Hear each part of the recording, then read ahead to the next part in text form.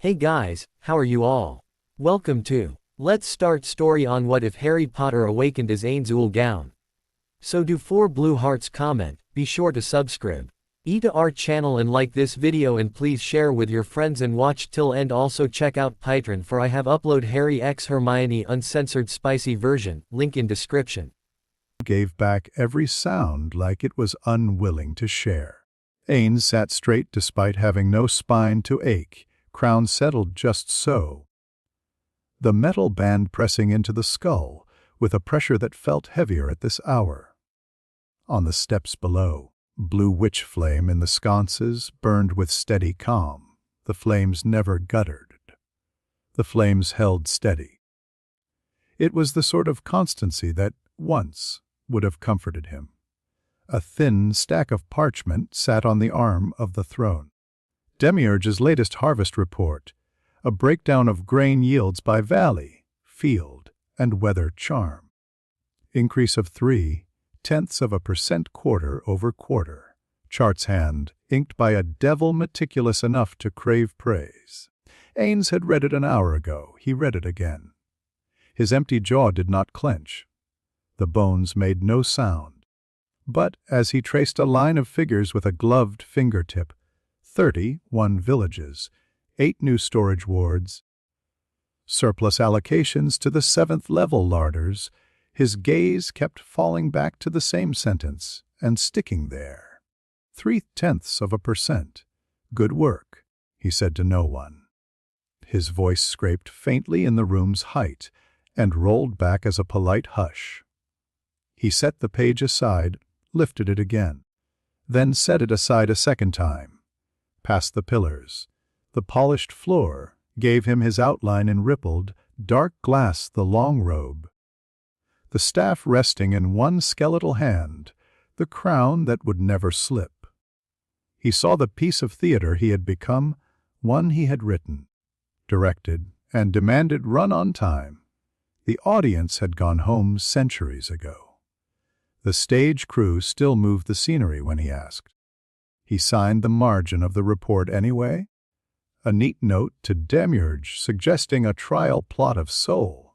Enriched fertilizer be rerouted to the poorer soil near the western edge of Carnassus. He knew Demiurge had already done it. He added the note, because the action was the shape he remembered doing, and sometimes putting his hands into an old shape produced the feeling the shape used to hold. It did not. He rose.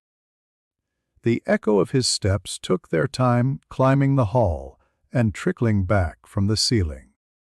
The throne room's doors opened at his approach, the great metal leaves pivoting without a groan.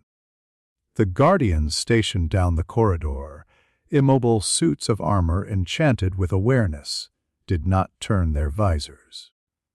Nazarick did not startle. It did not murmur or sleep.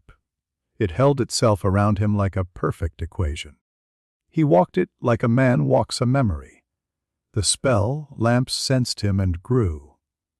The long carpet, embroidered with the guild's crest, drank the sound of his footsteps and gave him that soft, obedient quiet again. He had always liked order. On the second floor, he paused outside a door warded in an old hand. The plaque read in cheery, irreverent script peroncino. He lifted the latch. No one had dusted in here. He had ordered it so years ago, and the maids had obeyed with careful, unhappy faces. The air carried the paper. Dry smell of ink and leather.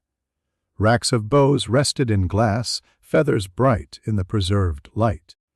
On a desk lay sketchbooks, edges curled, a bottle of dried paint sealed by time into a smooth, black coin. Ainz touched a book's corner. Dust came away on his glove. New bowstrings every season, he said under his breath, remembering. Or you'll forget the sound good tension makes. He left the room as it was fixed, held. The door shut without a click. Farther down another door, slick green plaque tabula smaragdina.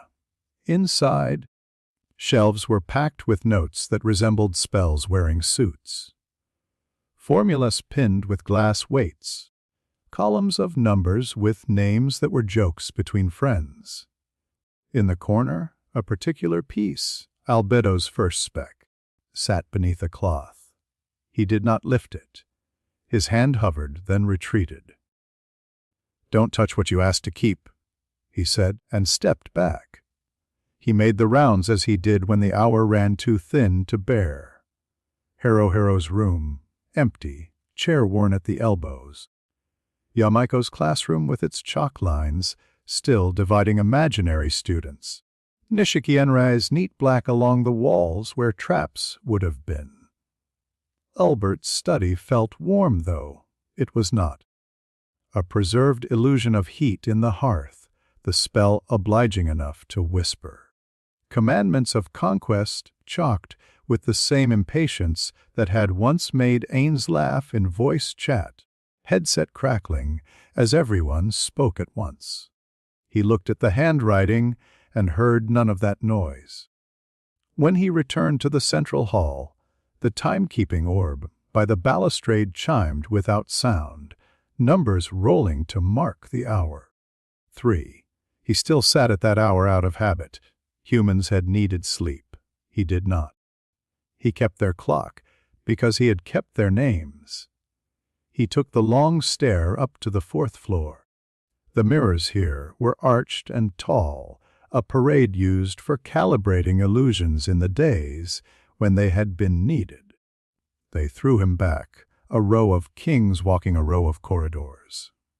In one he paused, checked the angle of his crown and adjusted it, not for looks, but because the band found the same notch on his skull every time. He stood still until his reflection's stillness felt like a separate person. "Brother," he said to it softly, "what would you have me do with all of this when it no longer answers back?" The mirror simply reflected. The room answered, narration toned down like a tomb. He lowered his hand. He watched himself lower it. It was the kind of moment that, in memories, sometimes chimed with the voice of "Touch Me." Ainz let the voice arrive because it made the air differently weighted. "You used to scold me for staying up this late." Imaginary Touch Me, taller than any glass could hold, bright even without light, stood where reflections could not survive, near the corner of his vision, like a friend you don't want to see leave yet. I did. You'd log off and be back the next day like the server never closed. We were young enough to mistake endurance for wisdom, Ainz said. We were young enough to try, the old voice replied. That counts. He let the exchange settle.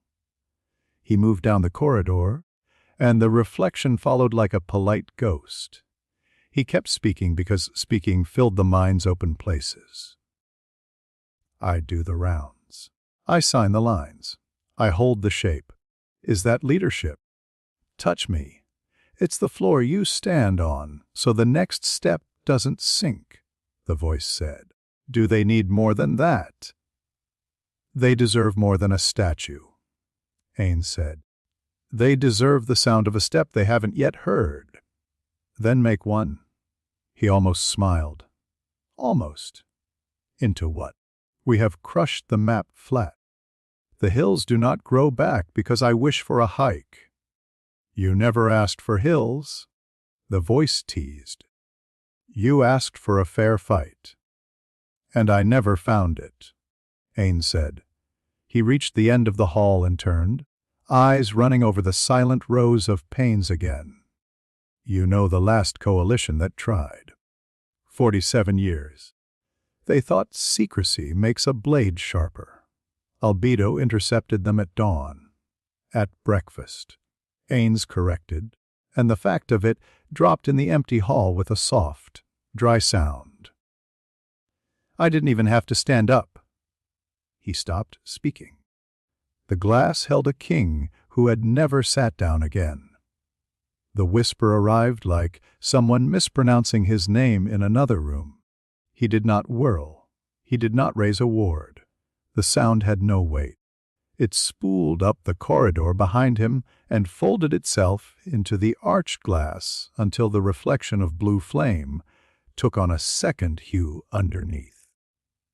Ainz watched the glass because the glass watched everything for him.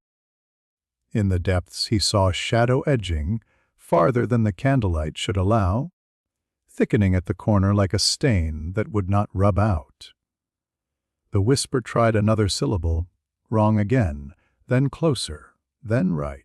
Ainz Ooal, he waited. The whisper got braver. It picked up cadence. Empty crown, full ledger. Full halls, empty noise. Your feet walk loops. Your hand signs loops. Your mind replays loops and calls it duty. May I guess again? He did not move. The correct response to an unknown is observation. The correct response to something that knew his name without permission was patience. The next glass over rippled. The shadow there did not behave. It moved with a confidence that made the glass seem soft.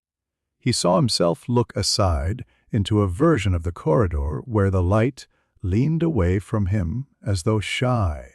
Between his reflection and the corridor's air, a third thing unfolded slim as a woman's wrist, old as a lament. It was not a person.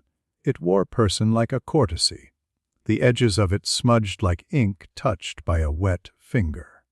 When it breathed, the panes fogged a little and then cleared in a rhythm out of time with his still chest. He spoke first, not because it was wise, but because it was his house. "You may guess," he said, "but my accountants will want your methods." The laugh came from 3 panes at once. "I do not count. I taste. And boredom has a taste, Lord of the Tome." "Then you have arrived at a full table," Ainz said. "Introduce yourself before you eat." Panes brightened, dimmed. A line of torchlight took an unexpected left and bisected the shadow's shape. She stepped out of the glass with the easy step of someone crossing a stream.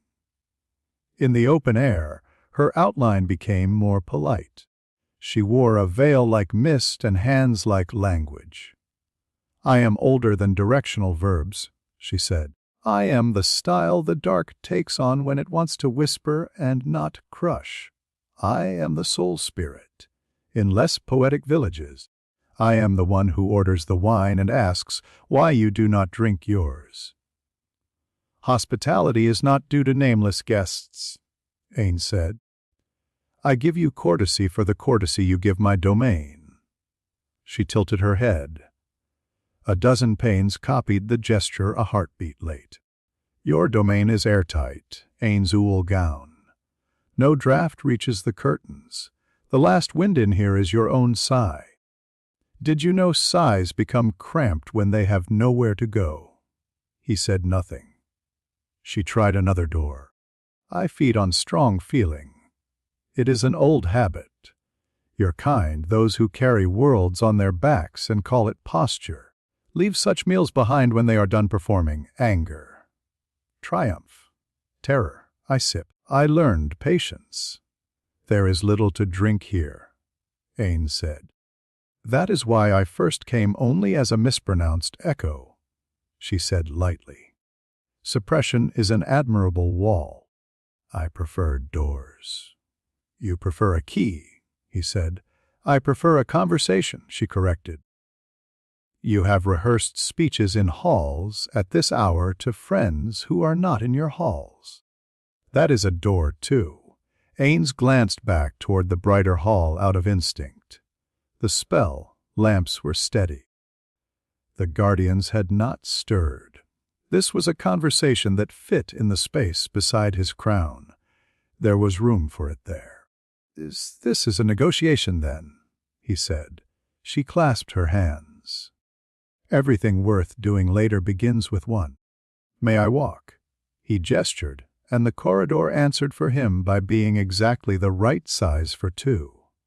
They moved past the panes. The soul spirit's reflection refused to keep perfect time with her body, lagging by a blink, and then racing to catch up. The trick would have irritated him once. Now it kept his eye interested, and that was not nothing. "What do you want?" he asked. "I want your attention," she said. "And then I want to trade?" "For what?" "For an absence," she said. "For a loan of your boredom. For a sabbatical." They walked in silence to the landing that overlooked the grand gallery. Far below, an armored patrol pivoted as one, 5 lances making an exact star before the squad descended the stairs. Ainz watched them with the affection one reserves for an equation that balances every time. "How do you trade in absences?" he said. "When absences cannot be placed on a table." "By placing the table elsewhere." She leaned a shoulder against the balustrade without leaning on it. "You have built a perfect machine and seated yourself at its center until the machine runs on the idea of you. The shape has held so long that you cannot remember if you are holding it or it is holding you. I can offer you a place where the shape does not know your name." "A trap," he said. "A place with doors and weather," she said instead.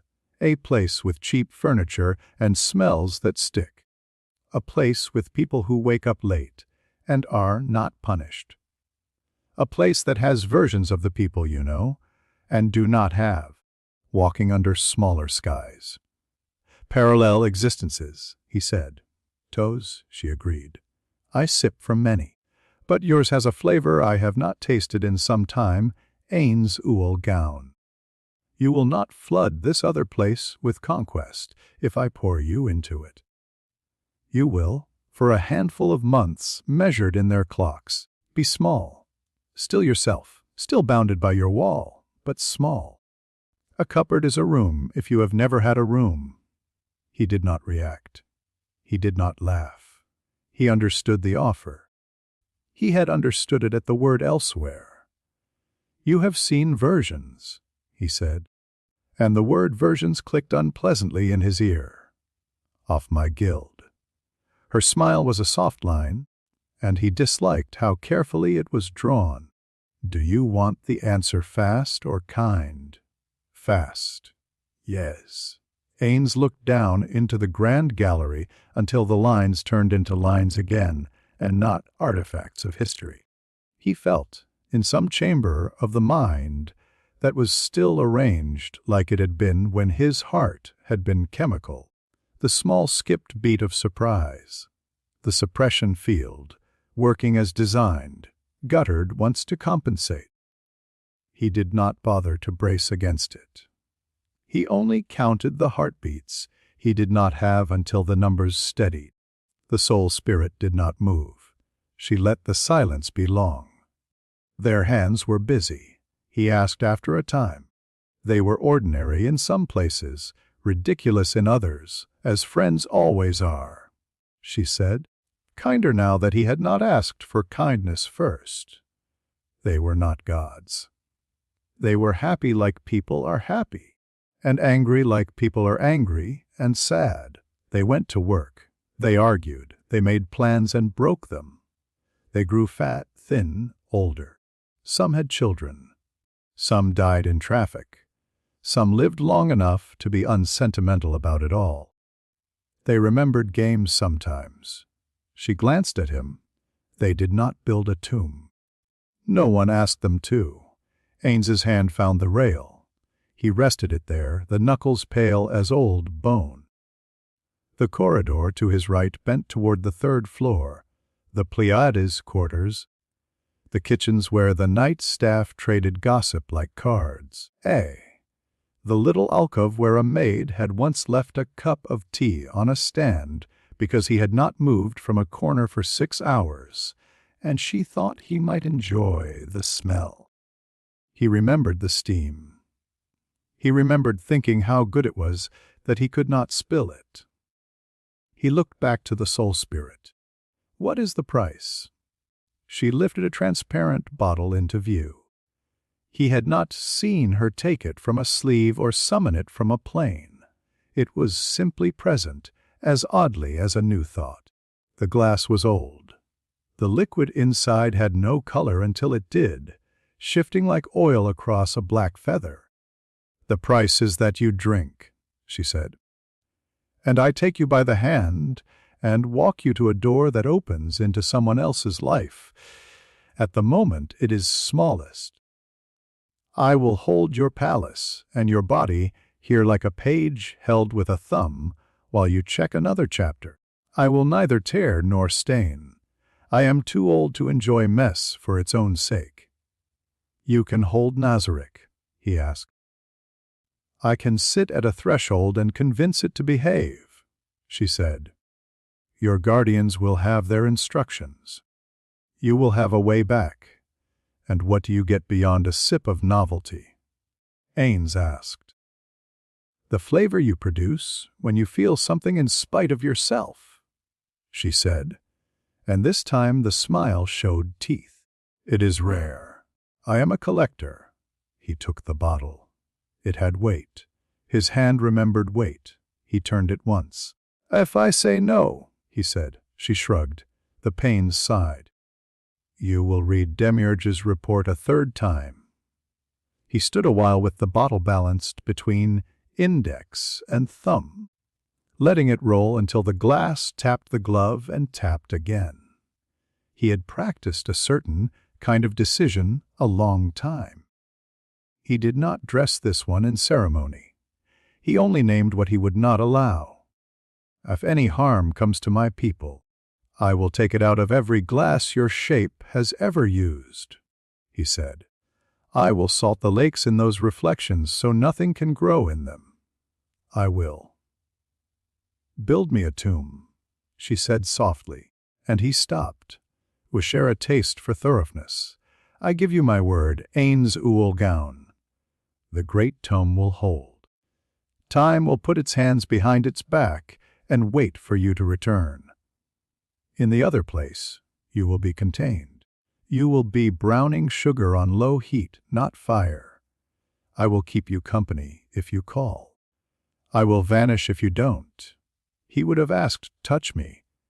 That was an old pattern, too. "You already know my answer," the imaginary voice said from the edge of his hearing. "I hate that," Ainz said without humor. "No. You hate that you have to keep walking without a map," the voice said. "You hate this more. Go." He closed his hand around the bottle. "Very well," he said to the soul spirit. "Wait for me in the throne room." She bowed with a courtier's grace that had survived empires. "I thought we might begin there." The climb back felt longer. Empty air at that hour does that to stairs. He passed the timekeeping orb, 3:10 now, and considered, as he always did when noticing the numbers, the human who had once kept him honest with reminders about shift starts and lunch breaks hero. Logging in with a sigh that you could hear through a keyboard. He could almost feel the old rhythm of a voice chat ticking along. A dozen lives pulsing in and out while the raid set up. In the throne room, the witch flame's blue had cooled half a shade. The soul spirit waited with both hands behind her back, like she was pretending not to touch the place. The throne looked like an answer to a question no one was asking at 3 in the morning.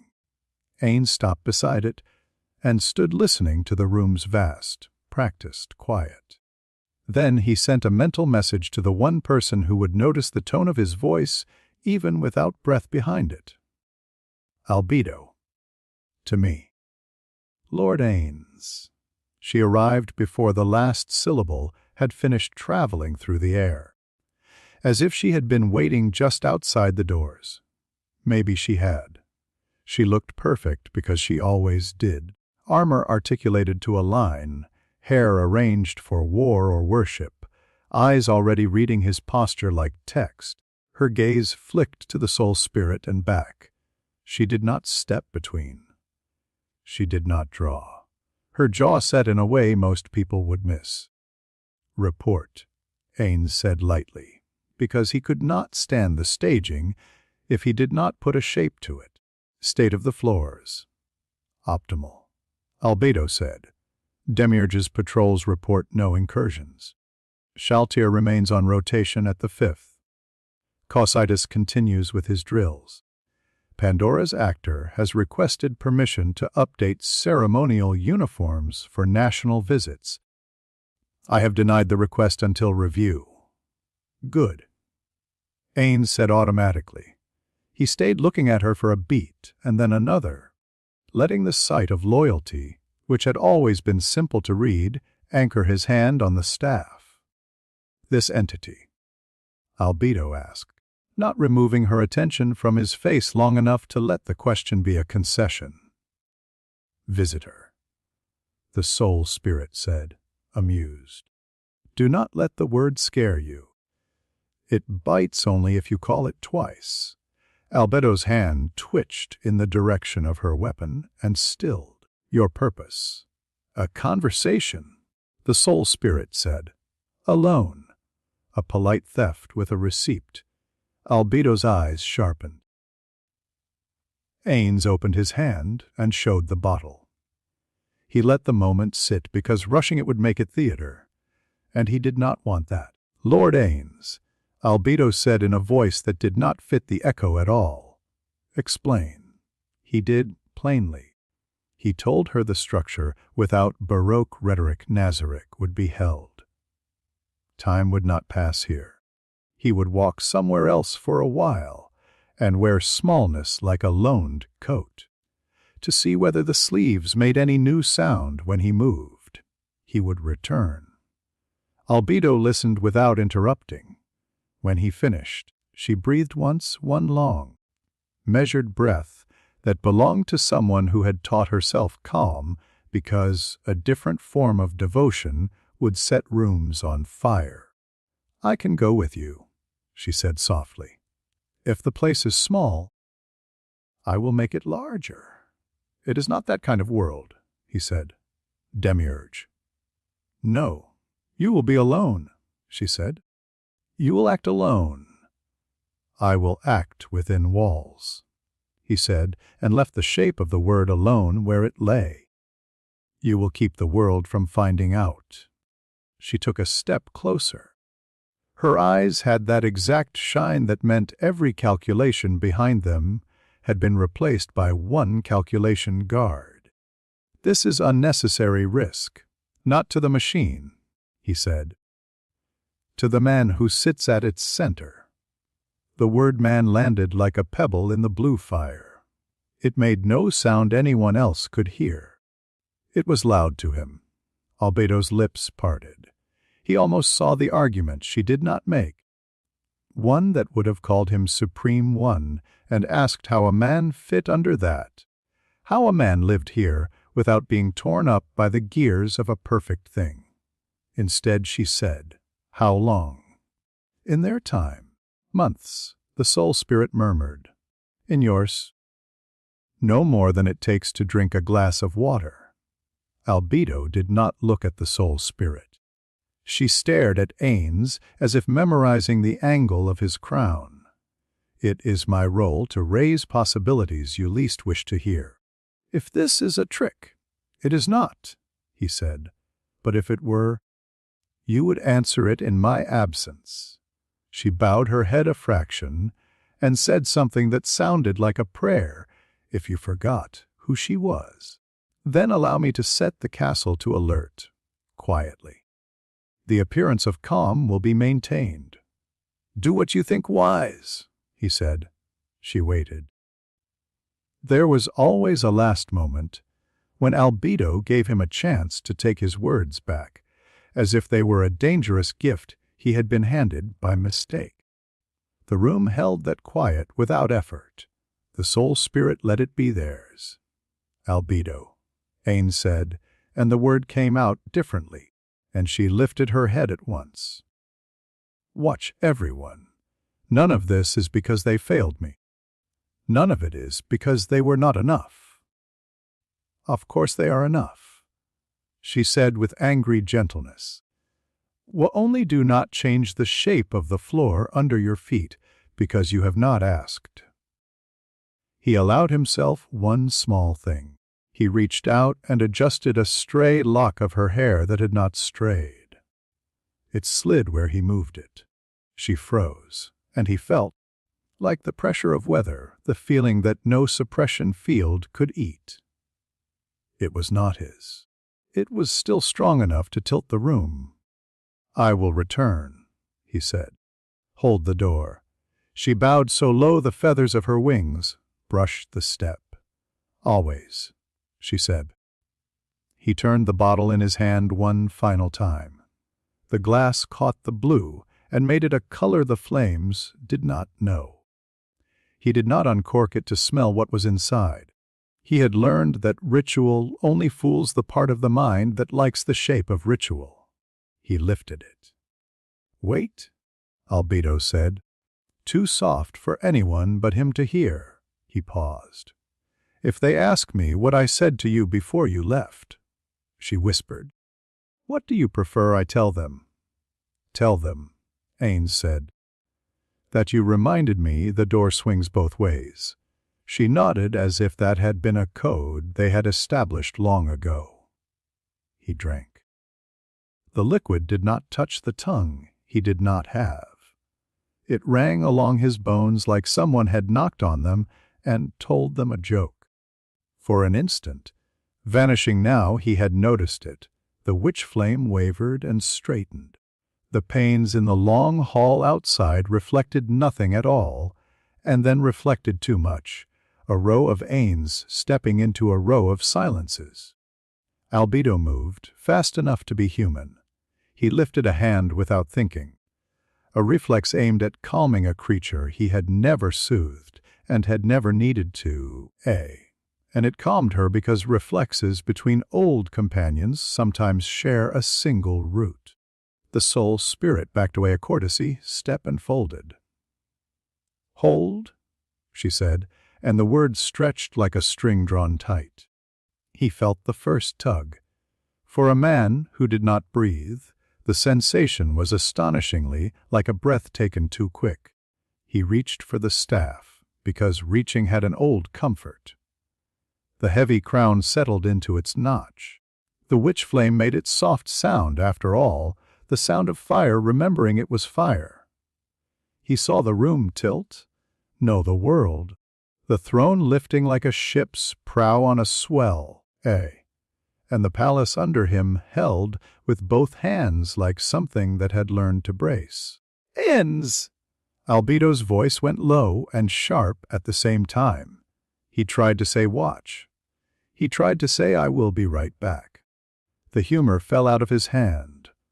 The floor stepped away. From the panes, every glass in the tome at once came a thin chorus like a thin whisper. It shaped itself into a door. He fell forward. He did not fall far, because falling is a human length. He had not been human for a long time, and the old mercy that breaks a long drop into a short one found him even now. He saw Albedo's shape crossing the distance with impossible speed. He saw the soul spirit turn away, hands behind her back again, a polite guest closing her eyes in a house not hers. His body collapsed onto the throne like a robe dropped over a chair. The hall's sound changed. It had the particular quality of a room that had just been asked to keep a secret. Footsteps, real ones now, hammered from the side doors. The Pleiades reached the threshold as Albedo reached the dais. Ainz watched none of it. His perspective had dropped through a seam he had not known the floor had, and for an instant his last sight of Nazarick was the exact angle of a crown settling without a head inside it. "Guard the Lord," someone shouted. "Do not touch him," Albedo snapped, and her voice cut the air clean. "Is he?" Silence. There was the beginning of panic that Tom had never practiced. There was the steadying of it, because Albedo had. He heard all of it as if he were standing in a hallway he had not visited yet, ear to a door. Then there was a cupboard smell, dust, wood, damp, rising like a hand before a face. The panes gave back only themselves. The throne room kept the secret it had been given, and Ainz went somewhere small. Chapter 2, The Smallest Prison. The first thing was weight, not the crown. Wooden low. A board across the ribs, another above the ankles, a third near the shoulder. When he tried to breathe, dust lifted off the plank above his face and fell back as a tired snow, sticking to his tongue. He coughed, and it hurt. The sound was small and real and went nowhere. A heartbeat trod along behind his ears, steady, a little quick, undecided about itself. He lay still and counted, 62.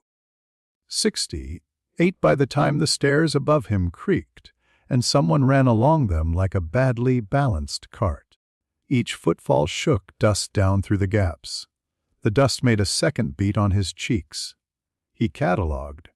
He noted space, 80 centimeters high at tallest point, dropping to knee above skull where the riser cut low.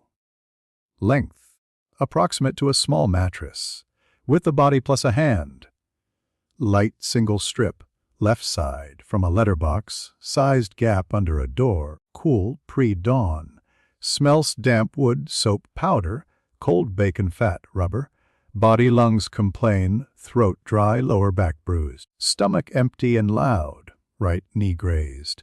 Left wrist abraded, hair long enough to tickle forehead. Up! Get up! A woman's voice fretted at the door as a bare block shuffled away. And be quick about it. He put a hand to the board above and pushed. The cupboard door stuck on a swollen hinge, gave, and the hall came in like a thin slice of England, beige carpet worn flat down the middle. A line of family photos running up the stairs, the smell of someone else's house, pretending it had never been lived in. He moved carefully. The body had rules again.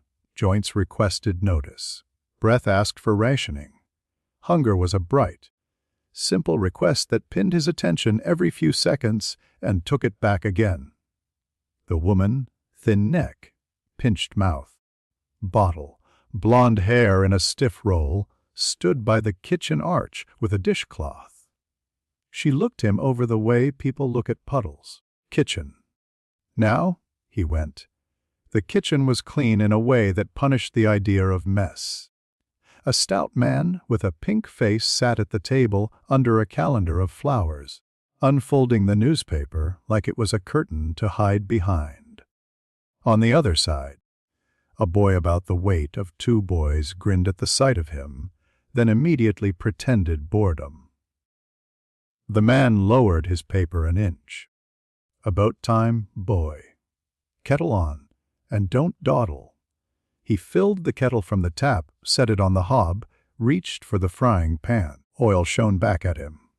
He put it on the heat and waited for the right sound. He noted Aunt Petunia, a piezo 1 die. Control expressed as cleanliness, jealousy lines around the mouth. Hatred brittle, not strategic, frequency high, intensity low, duration sustained. Uncle Vernon IV01, aggression in voice, bluster, prefers easy targets, eyes slide off problems he can't hit. Authority borrowed from routine. Dudley Dursley D01, repetitive, status maintained through volume and violence, coordination poor. Uses mother as force multiplier. He cracked eggs into a bowl, whisked with a fork, added salt. The bacon went into the pan. It spoke to him, a small, competent hiss. He took bread from the bag, laid it under the grill. The kettle clicked and began to mutter. Mind the rind, Uncle Vernon said, returning to the sports section with a satisfied grunt. Don't want any of that fatty rubbish. Yes, Uncle Vernon. He listened for the hitch a frightened child would burn into that sentence. He put it in. His voice obeyed. He plated 5 rashers of bacon for the boy. Dudley counted without moving his lips and smirked. For the man, 3 rashers, 2 eggs, black pudding, fried tomato. For the woman, a single egg, a quartered tomato. A frown at the grease he had not allowed to escape the pan. He placed 1 piece of burnt toast on a small plate and set it by the hob. "Tea," the woman said tightly. He poured. The man slurped.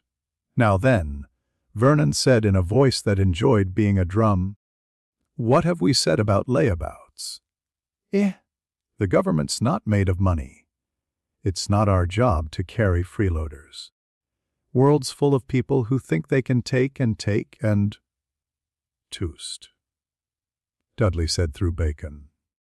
"And we're not that sort in this house." Vernon finished, pointing vaguely with his knife. "Hard work. That's what made this country." "Vernon," Petunia said. "Napkin?" The napkin had shifted 5 millimeters during the speech. He set it straight. "Look sharp," Vernon said. "You'll be doing the garden this morning. And the sitting room. And the hall. Petunia's got bridge this afternoon, and I will not have the neighbors thinking we live like. People with dust." Petunia said, "Eyes on the streakless hob." "Yes," said Vernon, pleased.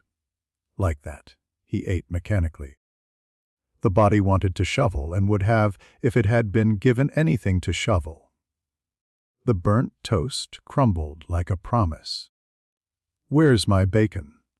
Dudley said loudly, though 5 rashers sat on his plate. "Right in front of you." "Diddy darling." Petunia cooed, already half out of her chair, with the impulse to add another for the sake of adding. Dudley glanced at the single piece of burnt toast, then at him. "Is Nick it mine?" "I haven't," he said, mild. "Don't you take that tone," Vernon said without looking up. He didn't ask which tone. He cleared plates as they emptied. Petunia wiped at the spotless counter next to his elbow, watching him as you watch a bee you want out of your kitchen without wanting to touch it. "Rubbish out," she said. "Then hoover the lounge. And mind the marks on the skirting. If I see 1 scratch, you'll frame it," he said quietly. She blinked. "What did you say?" "Nothing." Her mouth tightened with unfinished suspicion. "Don't mutter."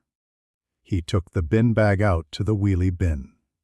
The front garden was a display of obedience. Trimmed square hedge. Lawn cut into stripes, gnome identical to the neighbor's gnome. The street woke neatly, cars starting, milk on a step, a door chime. The sky was a small, honest gray. He retrieved the hoover from the cupboard under the stairs, his cupboard, and set to work in the lounge.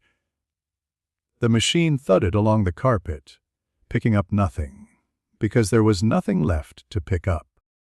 Petunia watched from the doorway, arms folded. He vacuumed under the coffee table, around the sofa, along the skirting board. When he finished, she uncrossed her arms and put her hand to the sugar bowl. She tipped it with a little gasp. Sugar ran like sand across the table and onto the carpet he had just hoovered. "Oh," she said in a voice that called itself helplessness. "Look what you've done." He looked at the sugar. He looked at her fingers on the bowl. He did not look at her face. "Sorry," he said, and fetched the hoover again. He compared as he worked, because comparison is a way of putting distance into a room. Petunia's jealousy petty, localized, a weed that grows back where it is pulled because the soil has nothing else to do. It polices crumbs. It checks the window for other women's curtains. It keeps power by making it smaller. Albedo's jealousy weather. It moves furniture you thought was nailed down. It has an axis. It is not petty. It is excessive. It chooses what to devour and what to spare and calls both love. Petty jealousy wants a cleaner table. A grand jealousy wants to rebuild the house to fit the thing it loves, and if the house burns on the way, calls that a necessary step. The Hoover droned. He emptied it, though there was nothing inside. By 10, Dudley had discovered boredom and wanted to play. Harry hunting. He announced to the house, delighted by the mean sound of it. Outside, the back garden offered a rectangle of scrubby grass bordered by a tired fence. Dudley's friend Piers stood by the swing in a sweatshirt 2 sizes too big. Dudley set the rules and changed them whenever he wanted to win. "You run," he told the smaller boy. "We catch." He ran. Running came back quickly. This body was short of breath and long on panic, but the feet still knew where to put themselves.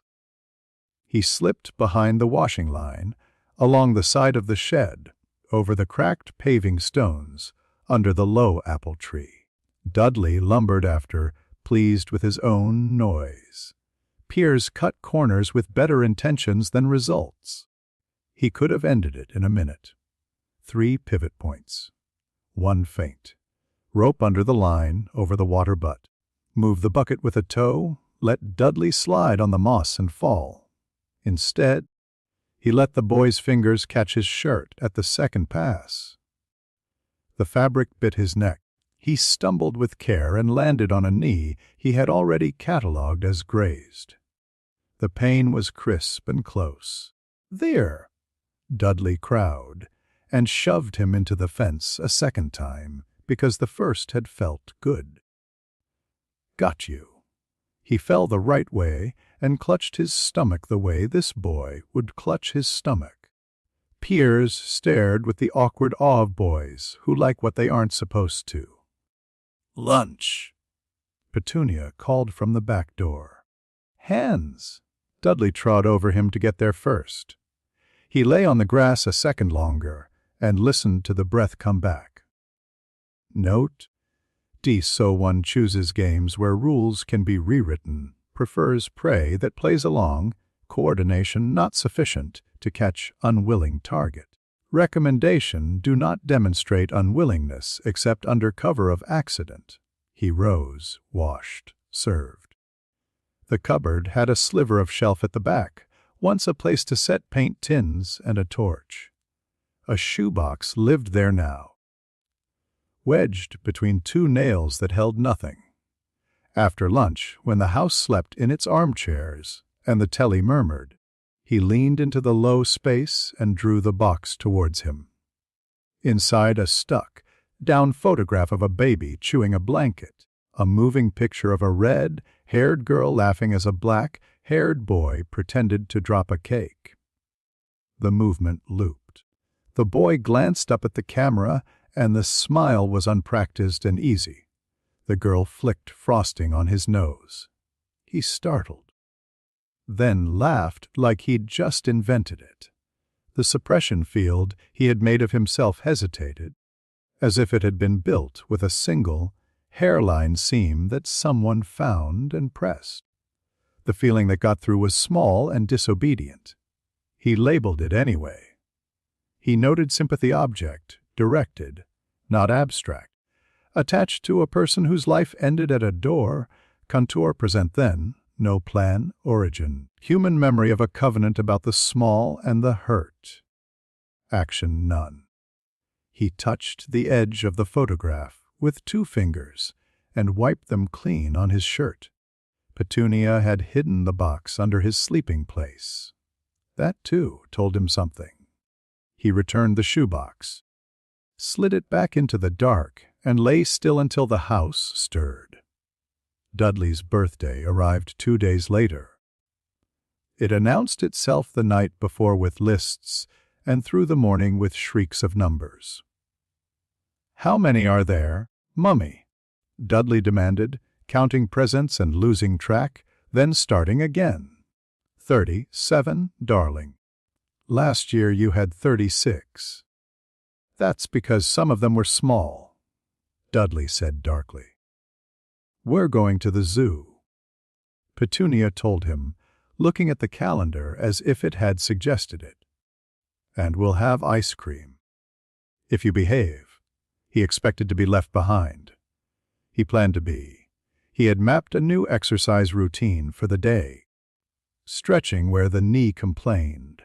Breath control in the smallest space, controlled exposure to hunger to test cognition. But the babysitter Mrs. Fig had gone and broken her leg, and Aunt Marge was out of the question, and Vernon didn't trust the boy. Alone in the house. "You're coming," Petunia said. "And you will not make a scene." He practiced being smaller on the way. The car smelled of new plastic.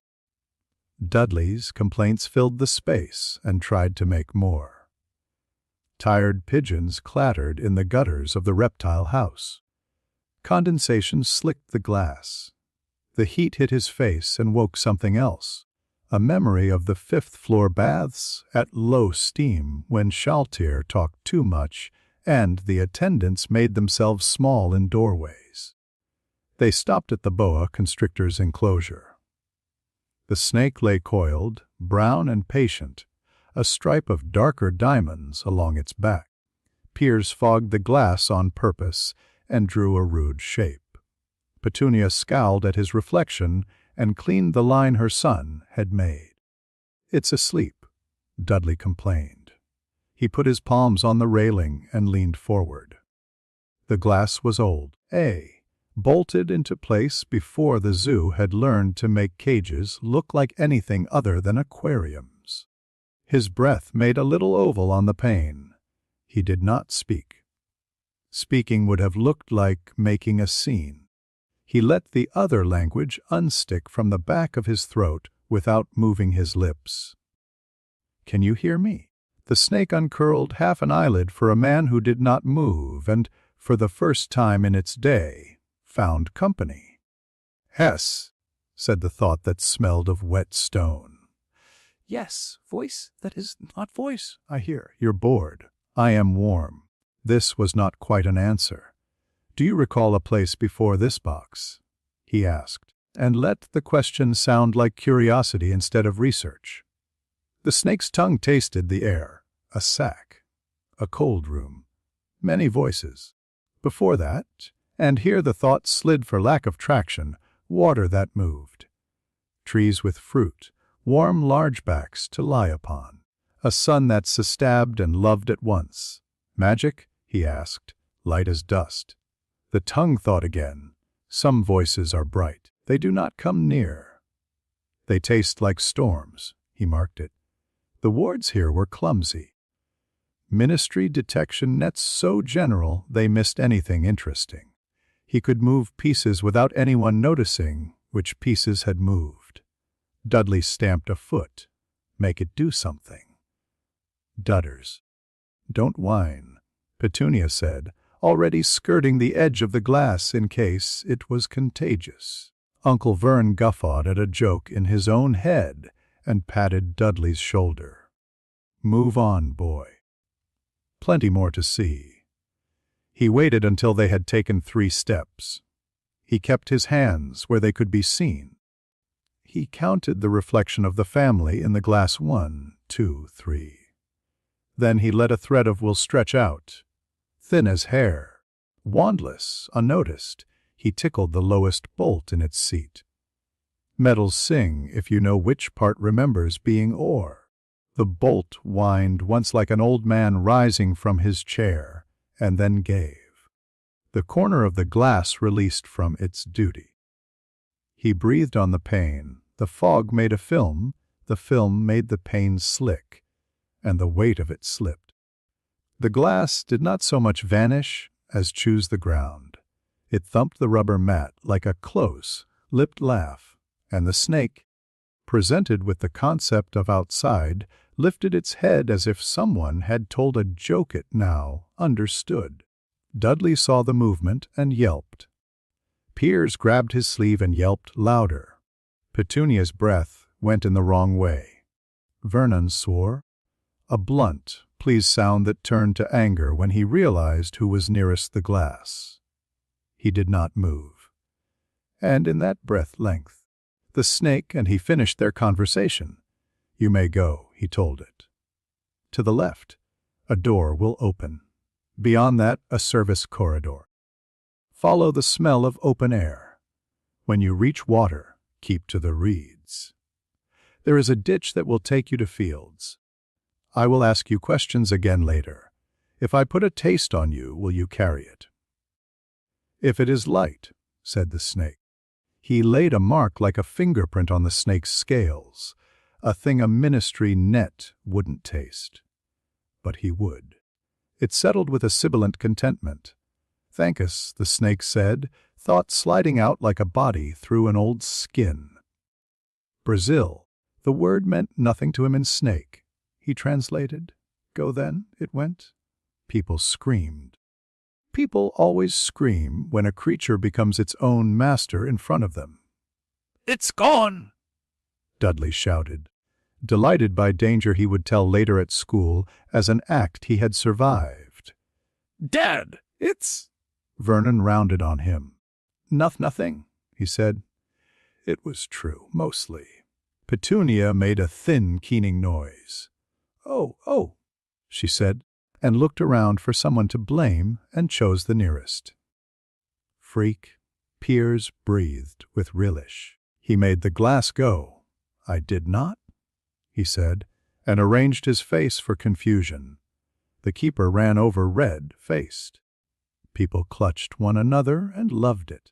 The snake slipped along the wet floor with no hurry and vanished under the staff door, exactly as planned. They hustled him out under hisses and glances. Vernon's hand fell hard on his shoulder as if he could keep cause and effect where he had put them simply by pressing down. In the car, the rant began and rode all the way home. "Disgrace?" Vern barked. "We bring you out of the goodness of our hearts, and you repay us by—" He ran out of words and filled the space with noise until they reached the drive. "Cupboard," Petunia said at the front door, voice tight with satisfaction that felt like tidying a drawer. "No meals." He went into the small space. The door snicked. The bolt slid. The house made of neatness and noise moved away from him and did not look back. The air in the cupboard had its own climate. Heat pooled near the ceiling. The smell of damp wood got louder. He lay on his back and measured the boards again with his eyes until the lines stopped moving. His stomach gnarled on itself and quietened. He did not sleep. He set to work. First breath. He counted the heartbeat until the count became a metronome. In on 4, out on 6. The body liked that. The head stopped buzzing like a fly behind glass. He tapped fingers against his thigh in a rhythm he'd used once, long ago, to measure spell delays. Second senses. The dark had layers. He peeled them. Threads hung from the underside of the stair. He could feel the air travel. When someone walked above, the vibrations were a code he could learn if he wished. A spider worked in the left corner. Its line sang when it moved and snapped when it misjudged. The world here was smaller, and detail padded around like a cat. He let it. Third the channels. Magic here was not tiered, it was stubborn, soft, inclined to be impressed by intention. He had already poked at it in the zoo. Now he did so safely, in dark, with no one to see if he misjudged and scraped a knuckle. He chose an object, a bent paperclip, near the baseboard by the door. He had placed it there earlier with his foot while sweeping, because work goes better when you know what you will lift. He pictured the paperclip, and not the idea of it. He held it in the mind by its exact weight and shape. He put the heartbeat behind it and the breath in front. Move. Nothing happened. The dust motes did more than the metal. He changed tactic. Do not command. Invite. This world liked manners. Come. The paperclip twitched, rolled a fraction, and stopped like a dog told to stay. He smiled in the dark. It was small and unnecessary and happened all by itself. He tried again. Less thought, more rhythm. The clip came another inch, scraping softly along the wood. Sweat prickled at his hairline for the first time in centuries and ran unnoticed into his ear. Outside, someone went to the loo. The pipe in the wall banged once. Distantly, the telly turned down as if cupped. The neighbors argued the way people argue when they've known exactly how for years. All of it layered around the small scrape of metal on wood, like it couldn't quite be bothered to pay attention. He called the paperclip once more. It bumped his knuckles. He picked it up and turned it between finger and thumb. The metal was cheap. It remembered being straight wire and looked forward to being rubbish. He set it down and reached for something smaller. A thread hanging from the underside of the stair. He made it move like a snake's tongue and let the success be ordinary. He slept at last with the beat of his heart in his ears and the new weight of a body wrapped around his breath. He dreamed not at all. Morning resumed exactly where it had stopped. "Up," Petunia called, thrilled to be able to say it. "On your feet," Vernon added, practicing sternness on a safe target. He rose. He measured the H and found it acceptable. Breakfast reproduced itself, 5 strips of bacon sliding into Dudley's mouth, burnt toast on a small plate. The lesson that people learn from food, who is allowed to be full and who is not. Vernon's rant found a new path. "Funny business," he declared. "No funny business today. I won't have it. Hear me, boy." "Yes, Uncle Vernon." Petunia aimed the hoover at the hallway as if it were a weapon. And the skirting. Mind it. He minded it. Dudley invented a game where he needed to throw cushions at him. He let them hit. Petunia saw and frowned in a way that said both that cushions were not for throwing, and that if a cushion must be thrown, it should not be thrown at furniture. At lunch, there was a piece of cheese the size of a coin on his plate. He ate it with consideration. He took his tray to the sink and washed it, and Petunia wiped the place it had been with unnecessary zeal. He thought about Nazarick when the house was loud. He did not move through the rooms in his head the way he used to when the halls were too quiet. He compared. Because comparing made the present easier to pick up.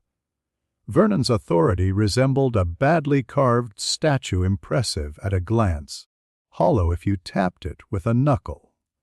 Cositus's authority had edges you could file knives on. It did not need to be loud to be complete. Dudley's appetite ate the word enough without chewing. Demiurge's appetite planned banquets, paid invoices a century in advance, and tracked the cow's health by smell.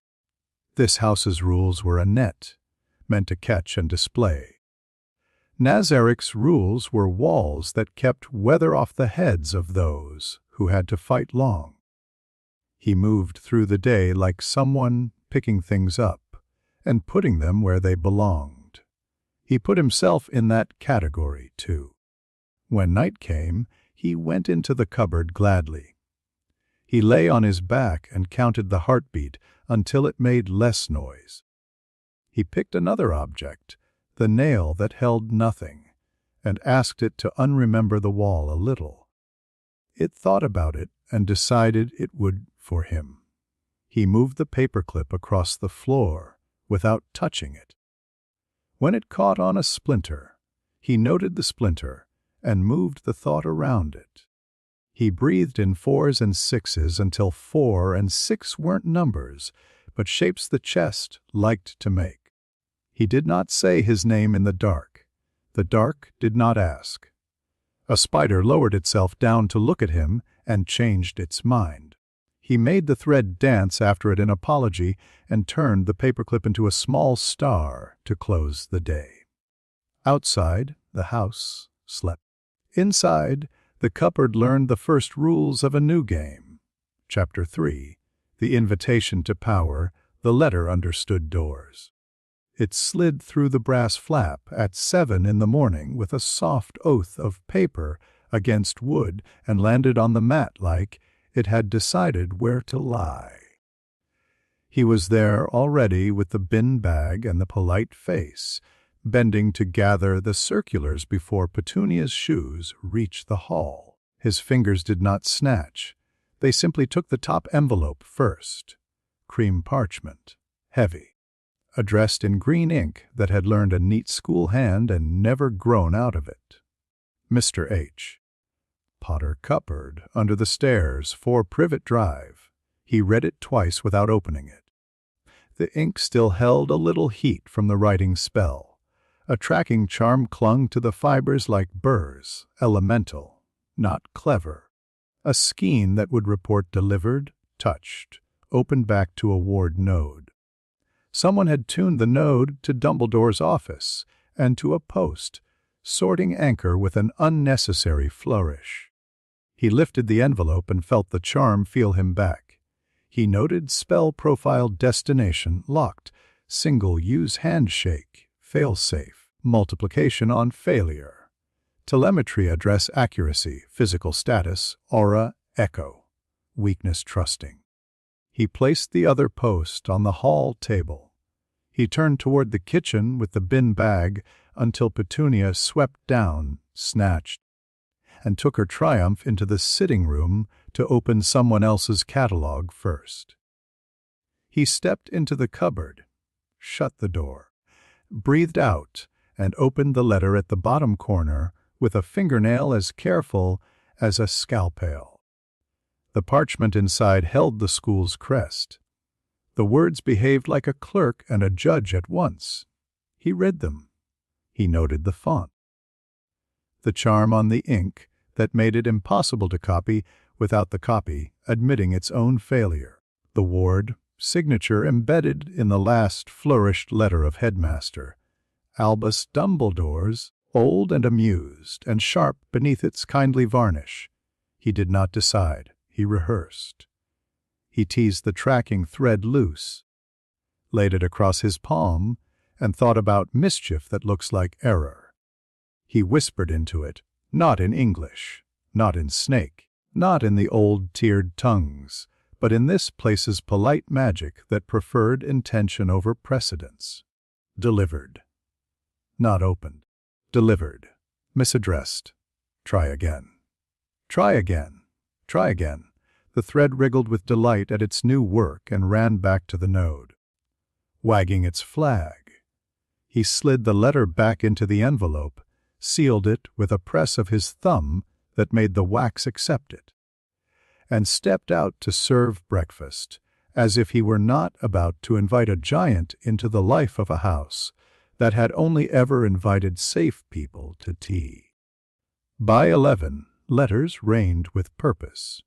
They folded themselves through the slot, nudged under the door, fluttered down the chimney like it had always been a chute built for owls. Petunia clutched her cloth and spat. Vernon, like the name could block weather. Vernon puffed up and tried to be dam, dike, and council at once. Not in this house, he said, purple rising like a thermometer after the doors were shut. He stuffed the envelopes back through the flap and held it shut with both hands. Another letter slid under the kitchen door, struck his slipper, and apologized with a papery cough. By noon he had a hammer out. Boards came from the shed, nails from a coffee tin, and Vernon set to the letterbox like a man besieged. He panted, swore, put his thumb in his mouth twice, and announced, when the last board went up, "There. That'll show them." Another letter sighed into the room, through the gap under the back door. The whisper he fed into Vernon's ear at tea was not a sentence. It was the scent of eyes on curtains. It was the idea of neighbors' laughter. It was a memory with no owner of a story about a man who had been made a fool of by the post and had to change his name. Vernon flinched, then laughed at himself, then flinched again. At 2 in the morning. Envelopes still pattered the carpet with the mild insistence of rain.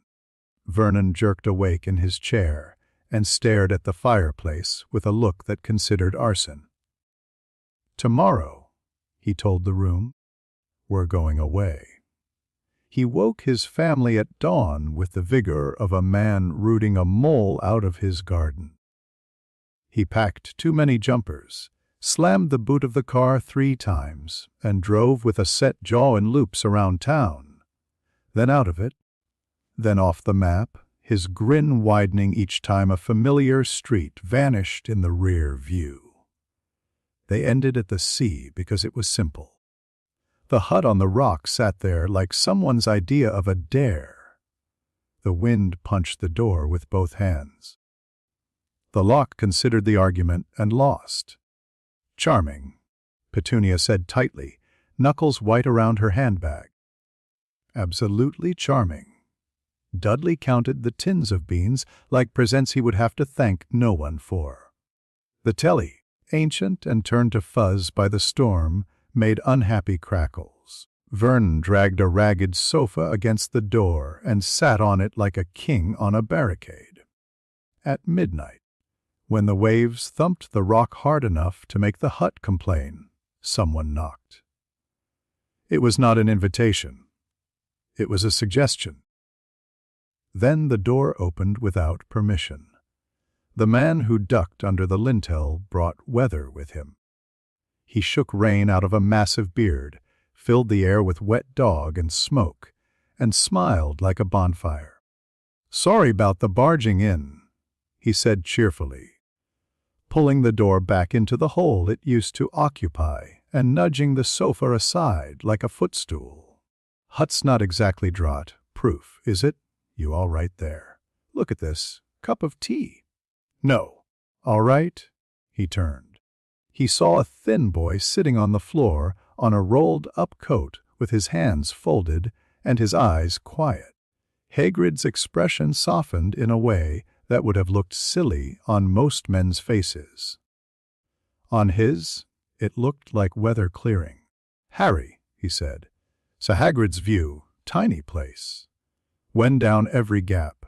Big man in a small hat scowling like I'd stolen his toast. Thin woman with a face like a pecking hen. Boy on the floor looking up like he'd never seen a friendly giant in his life. Got some at for yeah," he said, digging in his pockets. Took out a little parcel pink and squashed. "Baked it meself. Happy birthday, Harry." The boy took the cake with both hands, dead polite. Didn't tear in like other lads would. Eyes said he wanted to, hands said he knew better. "Thank you." "Who are you?" the fat one demanded, raising himself on the sofa like he could loom. "Rubius Hagrid, he said, letting the name do the work. "Keeper of keys and grounds at Hogwarts." The hen face made a noise like a kettle boiling over. The big one went white, then purple, then settled on a color Hagrid had only seen once before in a beetroot. "No, the man said. No. "There'll be none of that. We've had enough of—" He flapped a hand. "Funny business." The boy looked from one to the other like he was doing sums and didn't want anyone to see what he got. "Harry." Hagrid said, kneeling without thinking about the water soaked into his coat. "You're a wizard." The boy's mouth parted as if the air had surprised it. "Am I?" he said, quiet, as if the question was a stupid one that might be a trap. "A good un, I'd bet," Hagrid said proudly. The boy glanced at the hen-faced woman and the big man, then back at Hagrid. He looked scared and amazed in exactly the way Hagrid had been warned to expect. He also looked like he'd been hungry for a very long time and had learned to be neat about it. "May I ask how?" he said. Inside the boy's head, the voice Hagrid couldn't hear noted, tone mild, posture open, target earn trust, outcome, information. "What do you yet know about our world?" Hagrid asked, settling with a floorboard groan. "Little the boy said. "Strange things happen. They get blamed on me, right?" Hagrid said, glaring over his shoulder at the Dursleys. "Well, there's a whole world out there. Hidden. Wizards. Witches. Shops, proper shops. School. You're on the list," he rumbled with pride. "Hogwarts." The boy tilted his head, taking in words like items in a shop window. "Hidden from everyone." "Too right?" Hagrid said. "Ministry keeps an eye. Don't like us mixing too much. Not that Muggles believe half of it." "Muggles," the boy said, turning the word like he wanted to feel the weight before putting it on the shelf. "Non-magical folk." Hagrid said. "No offense. None taken," the boy said gently, and then, as if he were a boy with good manners, who'd been taught how to ask for seconds. "How do you hide so much?" Hagrid scratched behind his ear. "Charms. Wards. Lot of old magic. We've had centuries to get good at it." "Do you have a central authority?" the boy asked, like it was about tickets, not power. "People making rules." "Ministry of Magic," Hagrid said. "Lot of paper shufflers. Some good sorts. Lot of paperwork. And Hogwarts?" he asked. "Who decides what children learn?" "Headmaster," Hagrid said with reverence. "Dumbledore. Greatest wizard alive, if you ask me." The boy stored the reverence and did not echo it. "What does he want them to learn?" he said. "Exactly." Hagrid blinked. "Magic. Reading, writing, potions keeping out of trouble," he laughed. "As much as ye can. Mind. Do they teach ethics?" the boy asked mildly, "or just results?" Hagrid squinted, not suspicious. "Just trying to line up the word. Lot of good folk come out of Hogwarts," he said stoutly. "Lot of bad uns too, mind, but that's people. Can't teach the world into a shape and expect it to stay that way." The boy nodded, as if the answer had been a pebble put in the right pocket. "May I ask about my parents?" Silence rolled through the hut. Wind filled it. Petunia's mouth thinned to a knife. Vernon's hands tightened on the sofa arm. Hagrid looked at the boy and saw a face he'd seen before in photographs, with his mate's arms thrown round one another and a baby grabbing at his beard. He cleared his throat. "They were good people," he said. "Best I ever knew. Your mum, Lily, she was clever. Proper clever, not just books. Heart clever. Your dad, James, bit of a show-off, if I'm honest, but brave. Never met a bad turn he didn't try to make right. He swallowed. They died fighting him." "Him," the boy prompted softly. Hagrid's voice dropped. "You know who?" The boy's eyes did not widen. They stayed steady, as if the name had been a plank he'd tested before stepping on it. "What did he want?" "Power," Hagrid said simply. "Same as any of Thought some folk were better than others by blood. Thought he was best of all." "Amateur," the boy said, almost to himself. Vern looked like he'd bite a pipe in half if he had one. "What's that?" Hagrid asked. "Where I come from," the boy said, picking words with care. "People who split themselves into cults about blood and destiny often mistake fear for control. They mistake killing a village for conquering a country. It looks grand. It breaks when you put weight on it." Hagrid frowned. He broke a lot right enough. How did he organize his followers? The boy pressed, gently. Masks, oaths, favors. How did he pay them? What did he offer beyond fear? Promises? Hagrid said grimly. Lies. Weren't all cowards either. Some believed. Belief is cheaper than food. The boy murmured. Petunia made a disgusted sound. Enough, she snapped. We do not say his name in this house. We do not say any of this in this house. You don't say anything in this house, Hagrid said, soft as a growl. He turned back to the boy. Anyway, you're coming with me. We've things to get. School lists as long as my arm. Got business for Professor Dumbledore, too. He coughed, as if he wished he hadn't said the last part out loud. His hand went to his coat pocket, as if it lived there. Business, the boy said, curious. What kind? Hagrid looked like a man who had hidden a biscuit under his hat and had just remembered the dog in the room. Secret, he said firmly, and then ruined it by adding, Gringotts. Bank, Vernon said with sudden interest, as if the word might contain a way to keep money that was not his. Can't trust M. Foreigners. Safer place you'll not find, Hagrid said, bristling. Except Hogwarts.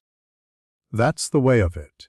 The boy watched the bristle and measured what part was pride, what part was old habit. What makes it safe?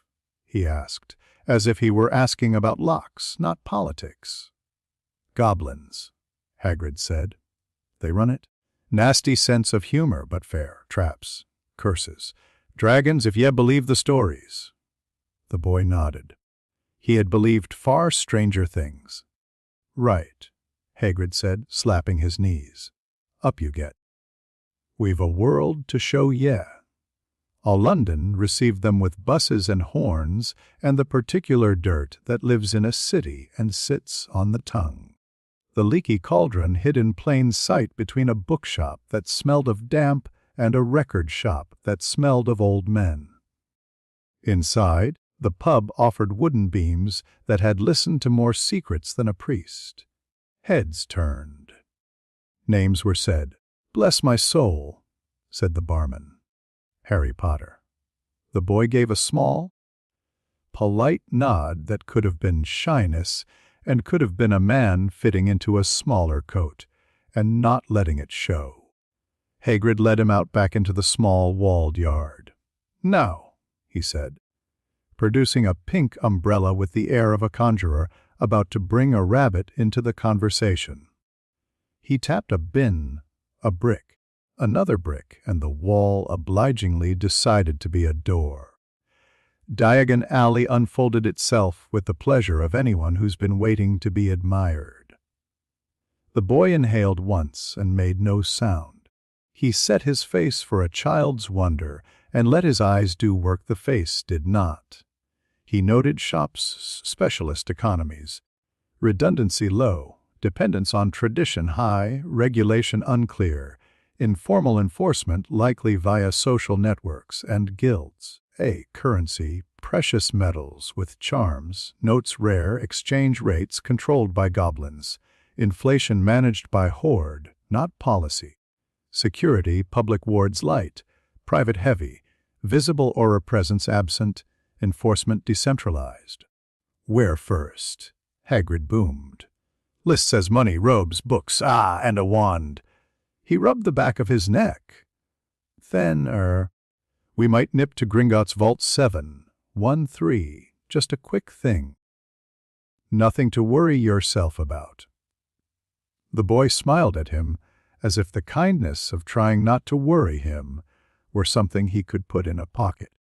Money first, he said. Gringotts sat like a tooth with a gold crown at the far turn. Goblins watched from high desks, fingers long, smiles thin. Hagrid strode to a counter and cleared his throat. "'Excuse me. We'd like to make a withdrawal from Vault 687. He lowered his voice. and Professor Dumbledore's business at 713. The goblin's eyes flicked to the boy, to Hagrid, to the key, to Hagrid's umbrella tucked a little too carefully under his arm. "Very good," he said, with no judgment that could be found later. "Follow me." They rattled down a narrow tunnel in a cart that had heard all the screams. The air got wetter and colder. The torches offered the bare minimum. Hagrid tried not to look nervous and succeeded at exactly the level a man does when you put him in a small metal box and hurl him into the earth. The boy sat steady and watched the walls. He sent a feeler out, light as a hand through tall grass.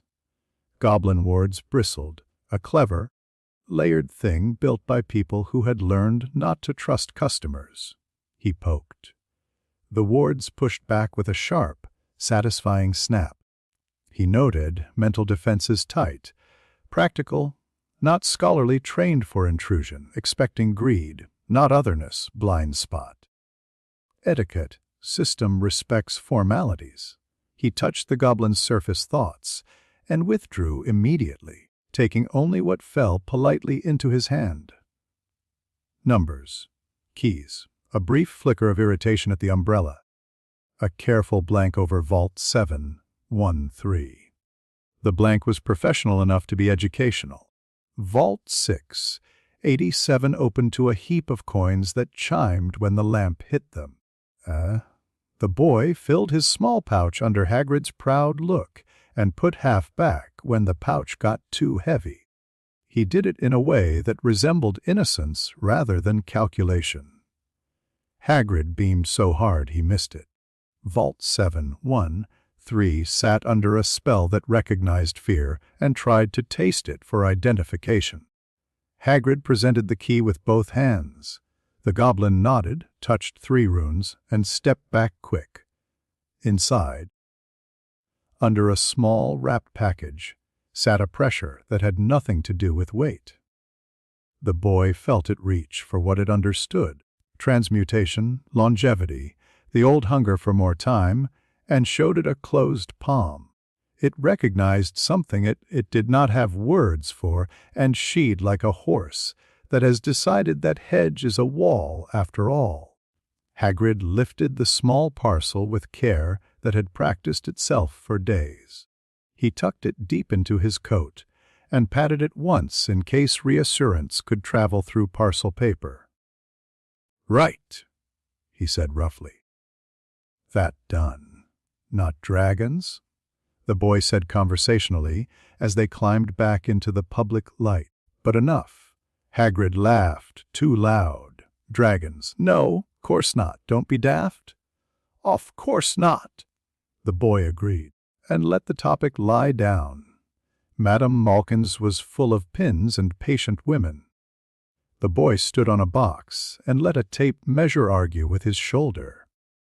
Another boy slid onto the next stool along, pale and pointed, hair arranged by someone who cared more about mirrors than weather. "Hello," the pale boy said at once. "Hogwarts?" "Yes," the boy said mild. "Father's buying my books," the pale boy said with the air of someone confident that sentences are presents. "He says Durmstrang's all very well, but one must be practical. I'm Draco Malfoy." "Harry," the boy said, and watched the way the name landed. It did all the work for him. He didn't have to lift a finger. Draco's smile sharpened. "Are you really? I mean," he tapped his own sleeve as if to tidy it. "Of course you are." "Do you like school?" Harry asked. "I've not been," Draco said, temporizing. "But I will be very good at it." He tipped his chin. "There are sorts one wants to avoid, of course. Wrong sort of people. Mud, I mean," he coughed. "People who don't understand their place." "Does your place come on your birth certificate?" Harry asked, polite as paper. "Or do you have to earn it after?" Draco blinked, then smiled like he'd been paid a compliment he didn't understand. Both, he decided. I'm new, Harry confided. You'll have to show me which rules people follow when anyone's looking. Draco laughed properly at that, delighted. That's the trick? I thought so, Harry said. And if one needed a favor, who pays for those here, cash or gratitude? Gratitude's for fools, Draco said airily. Cash is vulgar. Family names do nicely. Harry nodded. That sounds very secure. Unless the weather changes, Draco frowned faintly. Weather doesn't change for us. Lucky, Harry said, and when Madame Malkin stepped in to pin a hem, he let the boy leave with that pebble rolling around in his shoe. Flourish and blots wrote books into the air.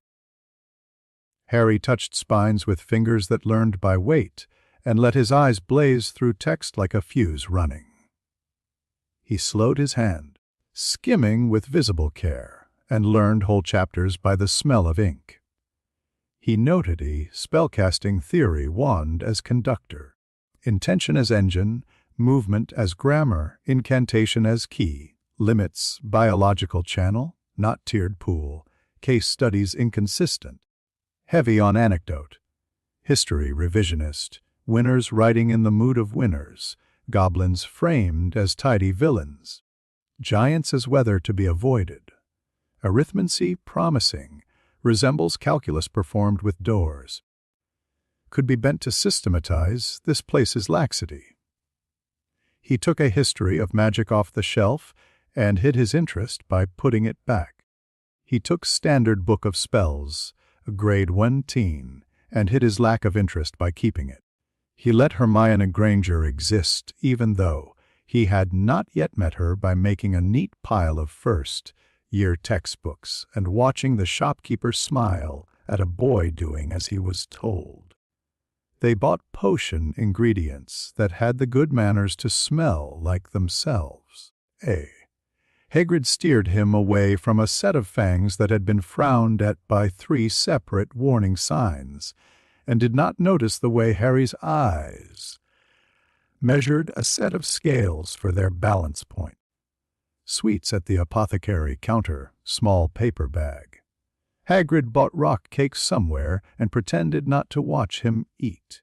Next, Hagrid said, checking the list twice as if lists behaved better under scrutiny.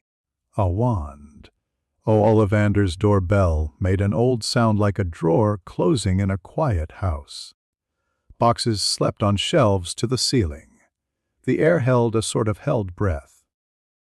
"Good afternoon," said a voice from nowhere, and then the man appeared from between stacks like a cat deciding to be seen.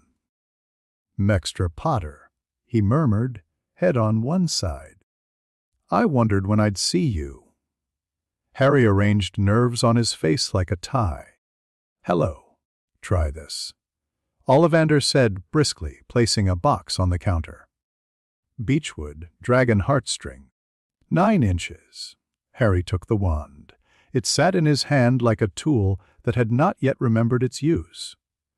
He gave it a draft scuffed dust across the floor. Ollivander took it back, lips pursed. No. A second. A third. Ash. Willow. Unicorn hair. Nothing bit. The shop enjoyed their failure with a calm patience. Harry waited. He listened. The boxes had their own conversation, whispered boasts and gossip. He let his hand drift past the counter's shadow. He did not choose. He let the wand choose him and asked, in the way this place liked, not to be lied to when it did. Ollivander's eyes lit. He lifted a box from a higher shelf than the rest. "Try this," he said almost to himself. Holly. Phoenix feather. 11 inches. Nice and supple. The wand gave when Harry's fingers closed. It did not submit. It grappled. He felt the feather's memory of flame prickle through the wood. A proud, bright thing that expected to be held by a clear intention, not by a system. It reached for him like a hand reaches for a hand in the dark, and then stopped, startled. He let what he was shine 1 degree past the polite. The wand saw an ocean where it had expected a lake. It flared in fear and then in fury. Light skated under his skin. The air in the shop thinned, easy, he said aloud, and he was not speaking to Hagrid. The phoenix feather slashed at him, the psychic equivalent of a bird's beak at a too bold finger. He did not retreat. He opened his hand a fraction, not enough to drop it, enough to show the wand that he was not closing a fist. He was offering a grip. They stood there, boy and stick. Old soul and proud fragment of a bird that had died a dozen times without learning how to give up. The battle took place at the small level people never notice when they walk past 2 strangers in a shop. A breath. Another. Then, the feather made a decision like a soldier pressing his back to someone else's, and agreeing to share a wall. Heat ran up the wood and into his palm, then into his arm, then into his shoulder. The hair on his forearms lifted, a single spark spiraled up and went out like a thought that had embarrassed itself. Ollivander exhaled. Hagrid exhaled louder. Harry lowered the wand as if it had always known his hand.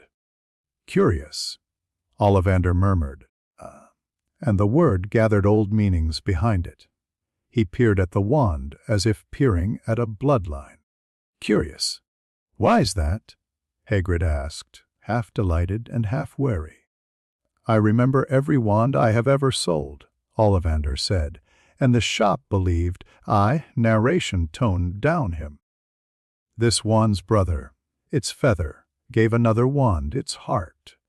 That wand was taken up by a wizard who went on to do great things. Terrible, he added softly. But great. Harry met Ollivander's eyes without showing the thing inside them that had bent to his once and been allowed to live. What's the name of the phoenix? He asked. Fawkes, Ollivander said, watching his face, and for a moment the air in the shop shifted, as if someone had opened a door at the far end of a long corridor. Curious.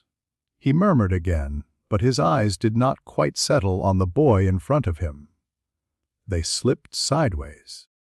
Found the shape of a shadow that stood where no customer had ever stood.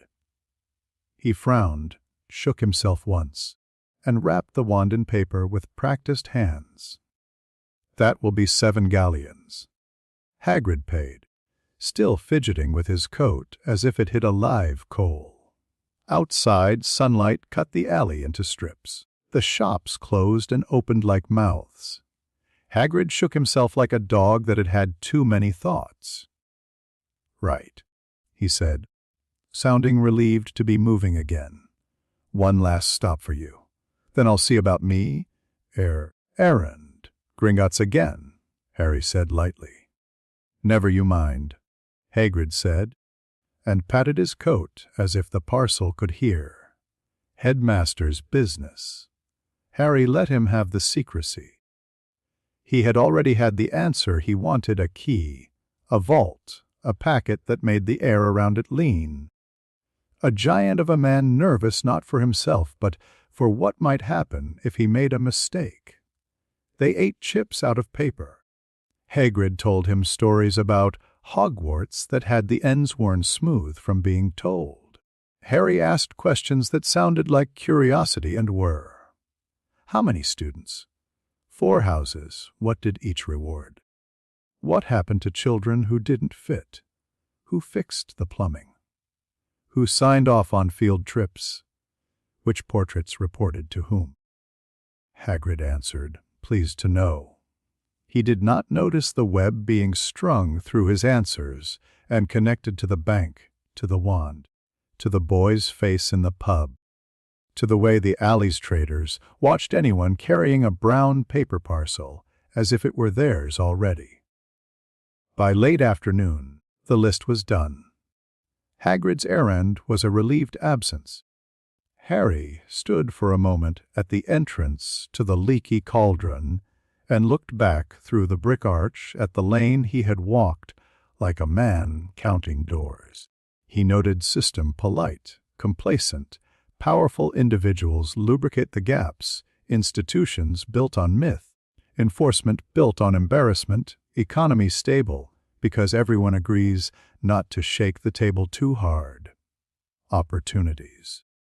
Information asymmetry, maths disguised as fate, wands as both throttle and shackle, goblins as honest enemies, headmaster as keystone. He arranged his face into a boy's happy fatigue and stepped back into the pub to wait for Hagrid. Small hands around a glass of pumpkin juice he would have renamed if given the choice. The barman gave him a wink. The witch at the end of the bar raised her glass. The old wizard asleep in the corner snored like an owl hitting its notes. Hagrid came back looking like a man who had finished something and wanted to talk about anything else. "Ready," he said. "Back to the hut, I suppose, though we'll get ye out of there soon enough. Term's not far off." "Ready," Harry said.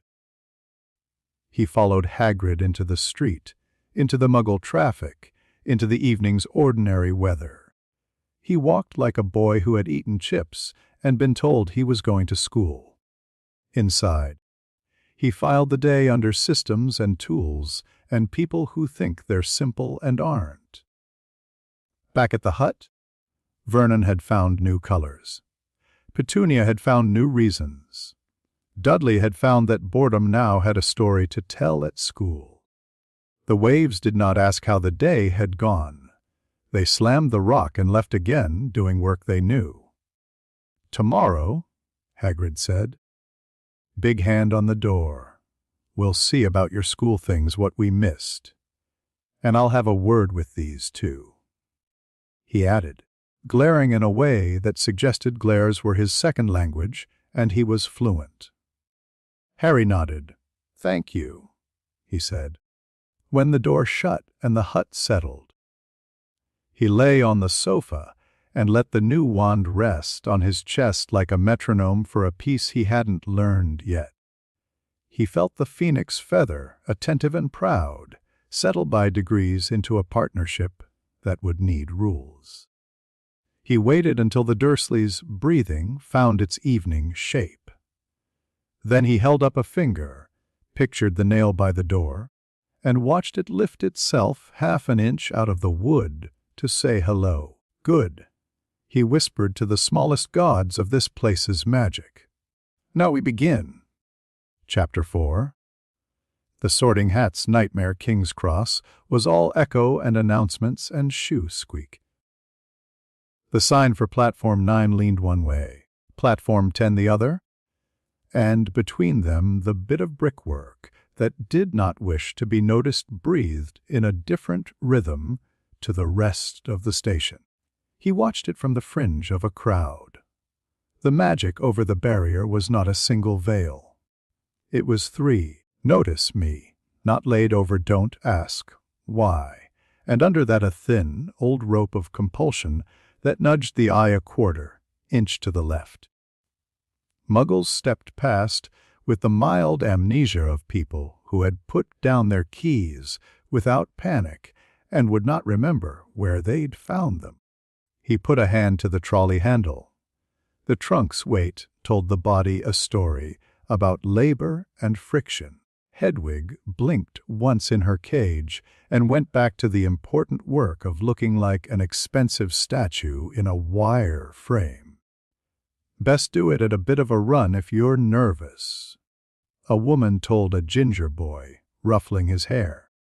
The boy nodded, as if he would rather die than be nervous in public, and jogged straight through a wall that had decided to be a gate.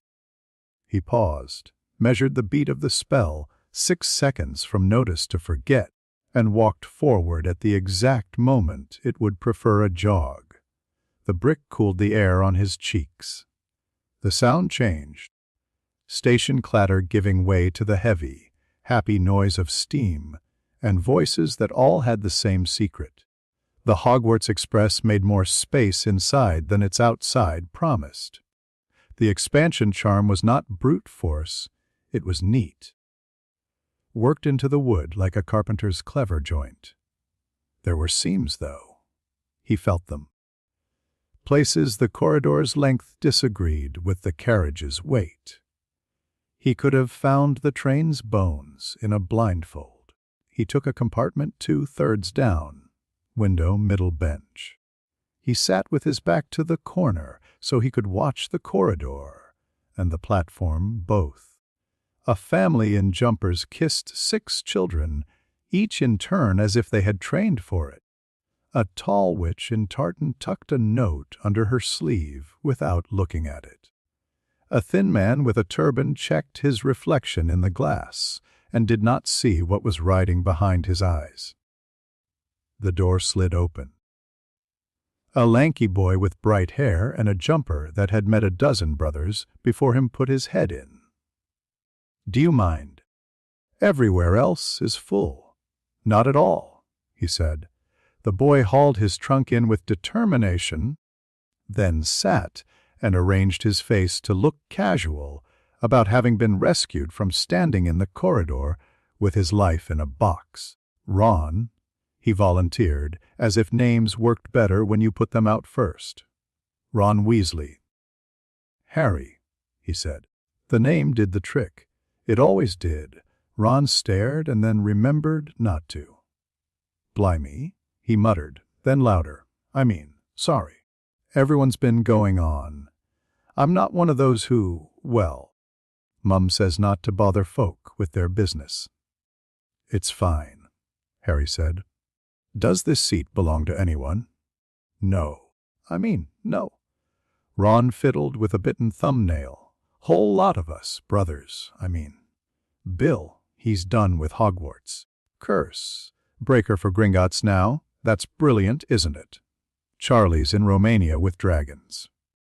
Proper dragons. Percy's a prefect. You can tell from the badge. He's got a badge for everything. Then the twins, Fred and George. They're Fred and George. Then me. Then Ginny, but she's a year behind. First Weasley girl in ages. Mum says lots. Harry filed them Bill. Competence, outward, facing Charlie. Physical courage, practical, Percy, authority, hunger. Rules as shield, twins. Creative, boundary testers, Ron, middle child, resource, framed, Ginny.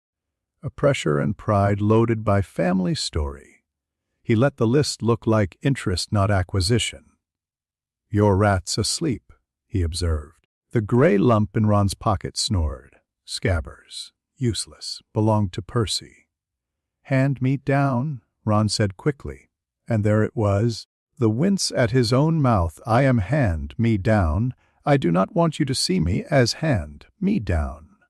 The jumpers, the patched elbow. The way his eyes kept darting at prices on the trolley later would underline the entry. "You've a lot of stories for a small animal," Harry said lightly. "That's something." Ron grinned despite himself. He got yellow once. Fred and George turned him well. "You'll see." The door slid again. A girl with large front teeth and hair that had decided to learn volume opened it in a rush of sentences. "Has anyone seen a toad?" "A boy named Neville's lost one." "I've looked everywhere honestly, and oh!" She focused on Harry's face, then disciplined her expression into a look meant for librarians. "Not yet," Harry said. "We'll keep an eye out." "Thank you." "I'm Hermione Granger," she said fast, as if handing over a card, then added, "I've done a bit of reading. There's Hogwarts, a history. Well, you know that, of course. But the thing about the ceiling in the Great Hall being enchanted. I wondered how they stabilized it with all the draughts from the windows. If it really is meant to reflect the sky perfectly, it must use some sort of updating charm. And, oh, sorry. I talk when I'm nervous. It's helpful, Harry said, and meant it. You've practiced spells?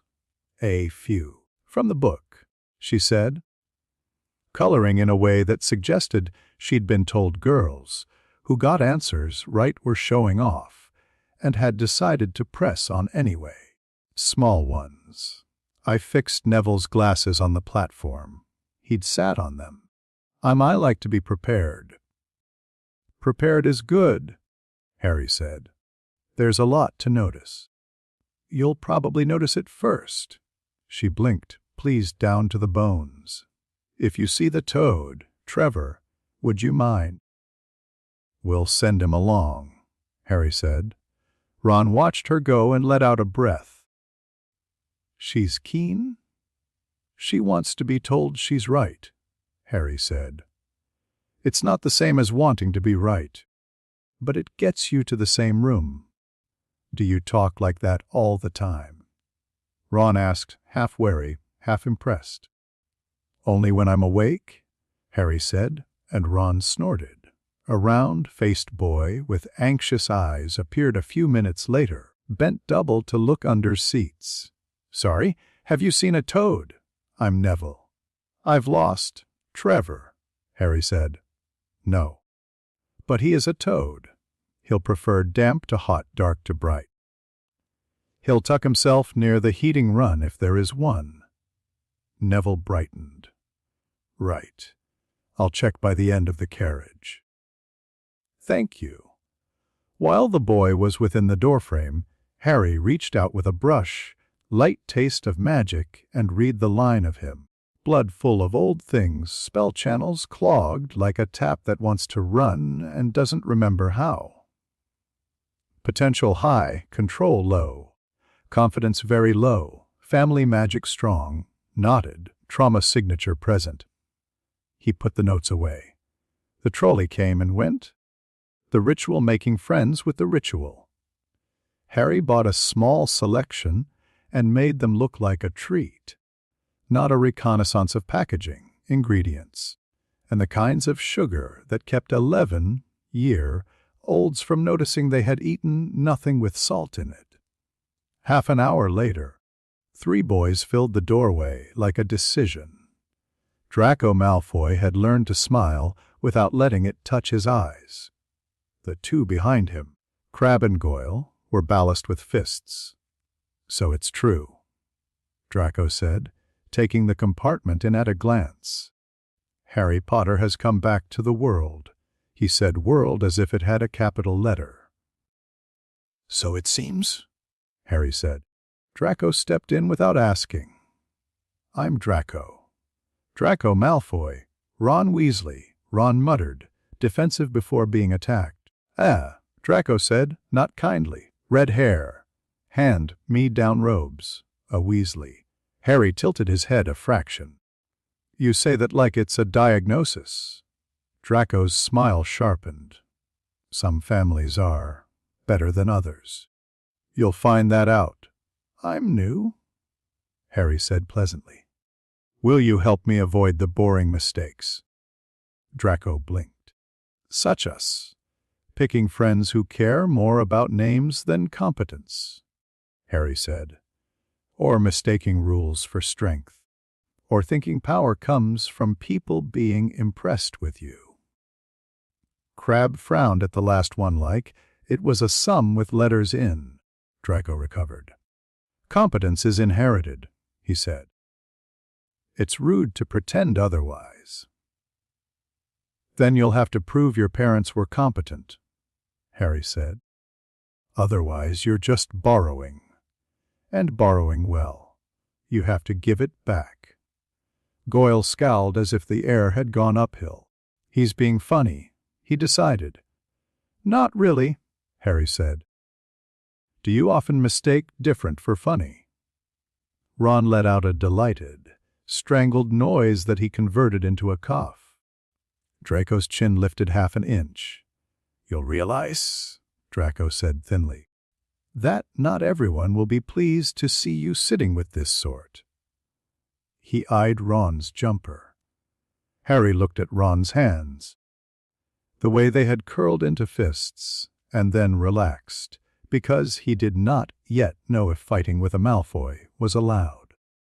He looked back at Draco. "I try not to sort people before meeting them," he said. "It makes the world smaller. I get bored." "Bored?" Draco repeated.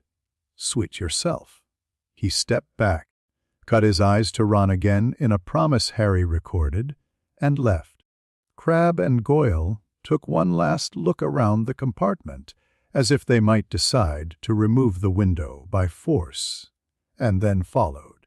"I hate him," Ron said with feeling. "You don't," Harry said calm. "You hate what he thinks he is." They often survive longer than they deserve because everyone wastes energy hating them. "You talk like Percy," Ron grumbled.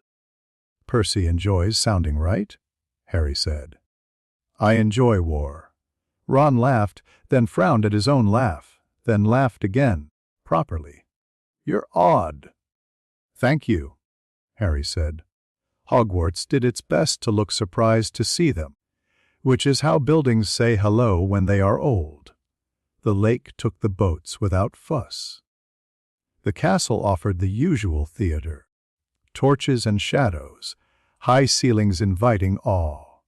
The first years gathered in a herd's shape in the antechamber.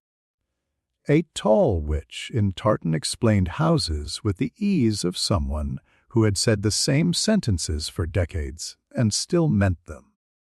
Harry watched the other children. A boy counting the minutes under his breath. A girl muttering spells to steady herself. A knot of friends who used volume as armor. He stood still and let the room build its first story about Harry Potter. The story would help him later. They were led into the great hall. Stars lay obediently across a sky that had come indoors. The long tables creaked a little, as if they had been expecting different backs to sit upon them. The Sorting Hat on its stool looked like a joke that had gone on too long and become a tradition. The rip opened. The song started. Harry listened, history set to a tune, houses justified with rhymes a bit too neat to be true. A name was called. A child went. Another. Another. The hat was brisk, as if trying not to think too hard about anyone in particular.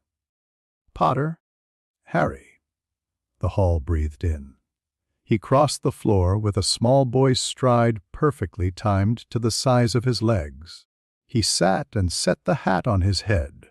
For an instant less than a blink, the brim widened like a mouth drawing breath. The hat? Oh no. Mind, open years and years, quick peaks, little tastes of boiling sugar and salt. Children are bright, messy rooms. They spill. They cry. They think first friend and don't let me be alone and I will show them.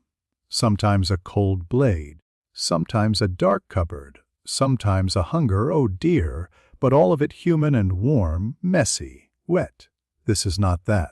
This is a dry riverbed where a sea used to be. This is a vault.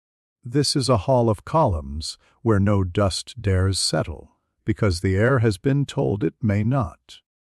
This is a number system built into a skeleton. Hello? Oh, I am small. Processing. The thought in front of me does not turn to look. It arranges me into a useful bin. It labels me tool that assigns. Children I know. Even villains are children here. This mind is a building that believes in right angles. He looks at people and sees resources, risks, returns. He sees loyalty and considers leverage. He thinks country and keeps his hand over board. Doors, chambers, down and down. He shows me rooms very quickly because he doesn't wish me to pause. Is that oh? He has a country inside him where the streets are clean and no one shouts because shouting has been reorganized out of the system. There were other countries. He went to them. He drew lines on a map and called the lines safety. He removed the hills because hills make people difficult to organize.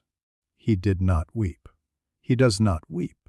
There are numbers for acceptable losses. There is a column I do not like named necessary.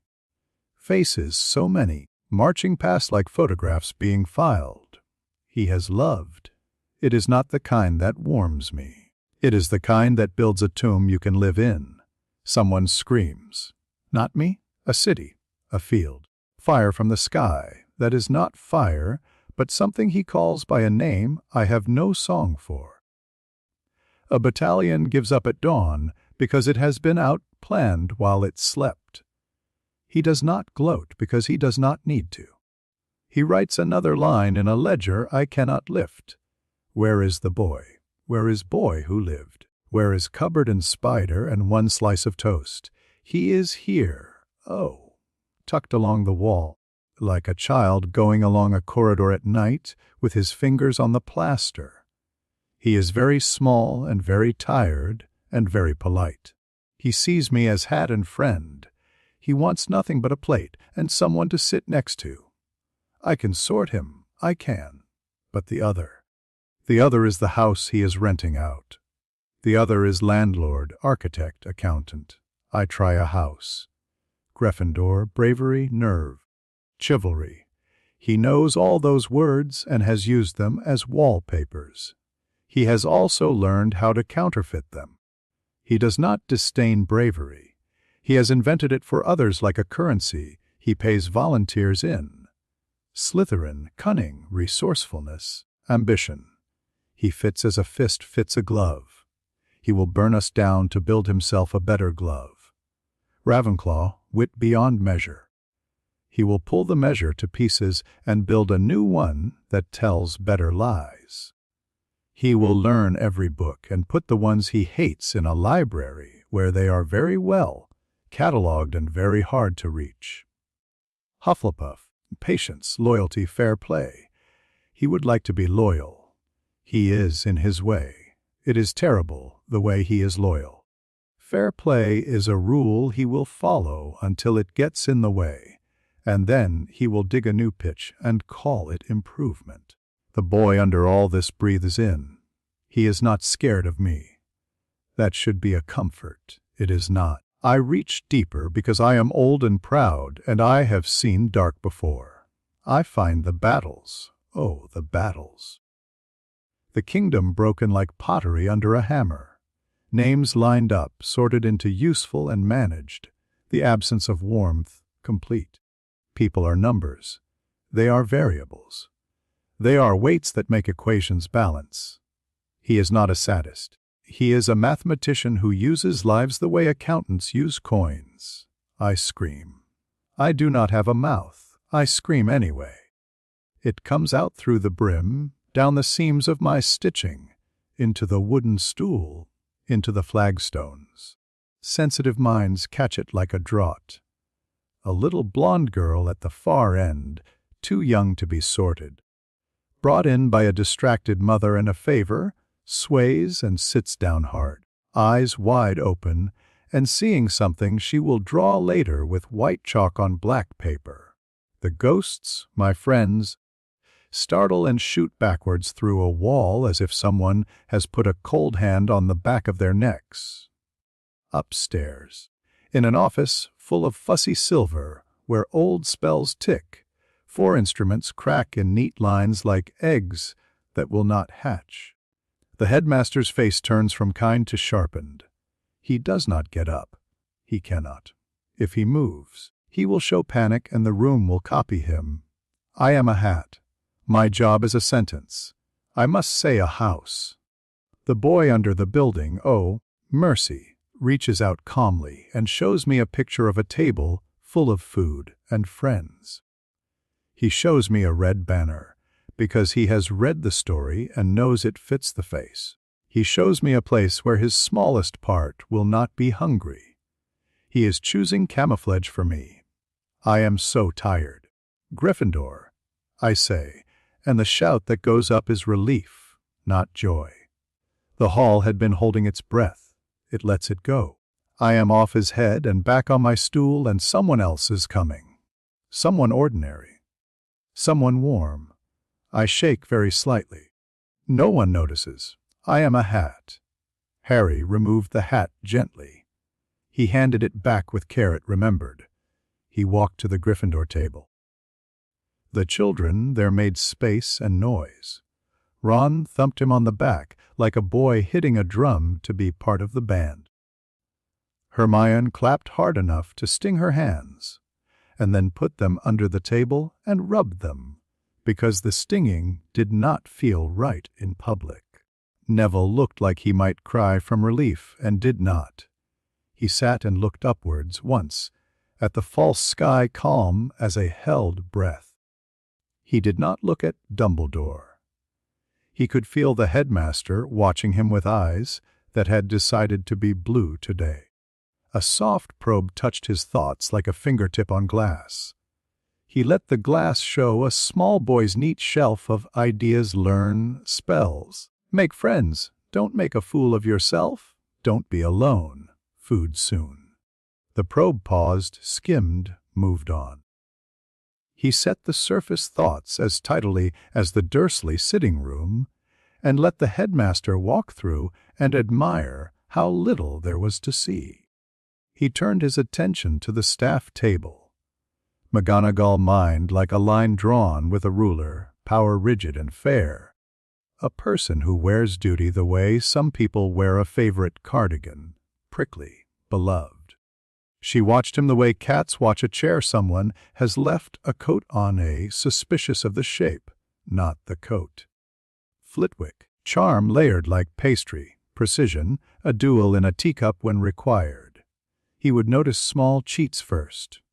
Sprout, soil under the nails, spells grown rather than cast, not to be underestimated. Her attention moved where children were, not where noise was. Snape a scowl that had practiced itself into a creed, bitterness distilled into focus, a dark mark under cloth. Bite, not bark. He looked at Harry and saw a problem to be solved with resentment. Quirrells. The stutter had a rhythm no nervous system would choose, the scent of something old and impatient coiled behind his skull. Wards around his head that did not fit their host. The thing riding him lifted its head when Harry's eyes touched it, and then recoiled, startled. He did not smile, he recorded. Host compromised, parasite arrogant, both cautious. Hagrid pride and worry mixing into fatherliness. His eyes softened when they passed over Harry and hardened when they passed over the Dursleys in his memory. Dumbledore, twinkling as policy, kindness used as a weapon only when it must be, mind like a room full of clocks, each telling a different time, all correct. The legitimacy touch came again and met the same neat shelf, and ran along it like a hand along a mantelpiece, and did not find the drawer hidden underneath. Food appeared. The children gasped in chorus. He put roast potatoes on his plate, cut them with absent skill, and ate with a mechanical neatness that made the girl sitting opposite go quiet. "You eat like you're counting," she said before she could stop herself. He looked up mildly. "Do I?" "Force of habit. Sorry," she said, flushing. "That was rude." "It's all right," he said, and made it sound like a boy forgiving another child, because that's what boys do when they like being liked. The hall's small wrongnesses added up, and people wrote them down without meaning to. He sat too straight for an exhausted 11-year-old. He scanned the room the way some children scan a new classroom, teacher, bully, window door, but there was no fear in it. He did not flinch when plates refilled. He did not turn when ghosts drifted back in. Cautious, he watched instead the way the headmaster's fingers moved on the table when someone made a joke and filed the motion as tells. From somewhere high and out of sight came the soft ping of something delicate failing. Dumbledore's eyes flicked up, only for a fraction. Only someone watching him would have seen. "What house did you want?" Hermione asked from the other side. unable not to speak thoughts that might settle otherwise into anxiety. "I wanted a bed and a door that shuts," he said. "The rest will do what it does." "That's very sensible," she said, which was her word for disappointing and reassuring at the same time. Ron leaned in. "You didn't want Slytherin, did you?" His voice dropped, delighted to be sharing a secret he'd been told was important. "They say—" "People say," Harry said. "People say a lot. You'll find half of it's just older boys having you on." Ron grinned. "George says lots." "I imagine," Harry said. Dessert came and went. Plates cleared themselves. Dumbledore rose to make the speech he always made, with the small edits that made it this year the Forbidden Forest forbidden. Mr. Filch looking murderous as sport, Quidditch dates promised like a summer. Harry listened to intonation, not information. The headmaster had practiced being harmless at the ends of sentences. He said "my dear children" and meant "my responsibility." He sat down to applause that went up like birds. The prefects led them away. In the corridor, whispers fell in behind him like a cloak that did not quite fit. "Did you see? The hat, Luna, Professor's room, Harry Potter." Up in the Gryffindor common room, the fire had been briefed. It pretended to be cozy. The room itself had been designed to teach children how to feel safe in groups. He admired the design and sat where he could see the staircases. "Welcome to Gryffindor," said Percy with a prefect's love of hearing his own brief. "No noise after 10. Bed by past. Passwords are changed regularly. See me if you forget. We're a family here. Families have politics." The twins, posted at the back like benevolent smugglers, exchanged a look and grins that said "our cousin's here, though he wasn't." Ron took a seat near Harry with the unconscious confidence of someone who'd added himself to a pack for the first time and found it took. Harry retired early because it was easier to leave while everyone else was still making noise, and because controlling first impressions often looked like shyness. In the dormitory, the beds tried to be bigger than small boys needed. The curtains wanted to be secrets. He sat on the coverlet and heard the heartbeat, getting used to sharing space with a roomful of breath. He looked at the wand on the bedside table. The phoenix feather lay patient and proud, awake enough to notice him noticing. He considered the hat's scream and the way the room had swallowed it. Then, private, he let one thought rise. Not for anyone but himself, he noted. This will do. Chapter 5. Playing House Hogwarts made morning into a ritual. Toast arrived in ranks, jam lined up in jars. Schedule pinned itself to the inside of the day with the bell. He played his part. Eat, nod, walk, while the rest of him mapped corridors and timings and the places where the staircases lied. He learned where Filch's keys dragged. He learned Mrs. Norris's favorite corner for judging first years. He learned how long McGonagall took to cross the entrance hall when she'd been stopped by 2 Slytherins and a form with the wrong ink. The classes came in order. Potions smelled of vinegar and old storms. Snape wrote instructions on the board with a hand that made letters into rules. The first years settled into the hush that comes over children when they hear glass consenting to be heated. "Potter," Snape said without looking up, "tell me the difference between monkshood and wolfsbane." "They're the same plant," Harry said, mild. "Aconitum. Different names." Snape's mouth made a line like a knife edge. "And where would you find a bezoar?" "In a goat," Harry said. "And, if someone wanted to live, inside my pocket, when I've prepared." A snort from the back. Hermione's hand hovering too late.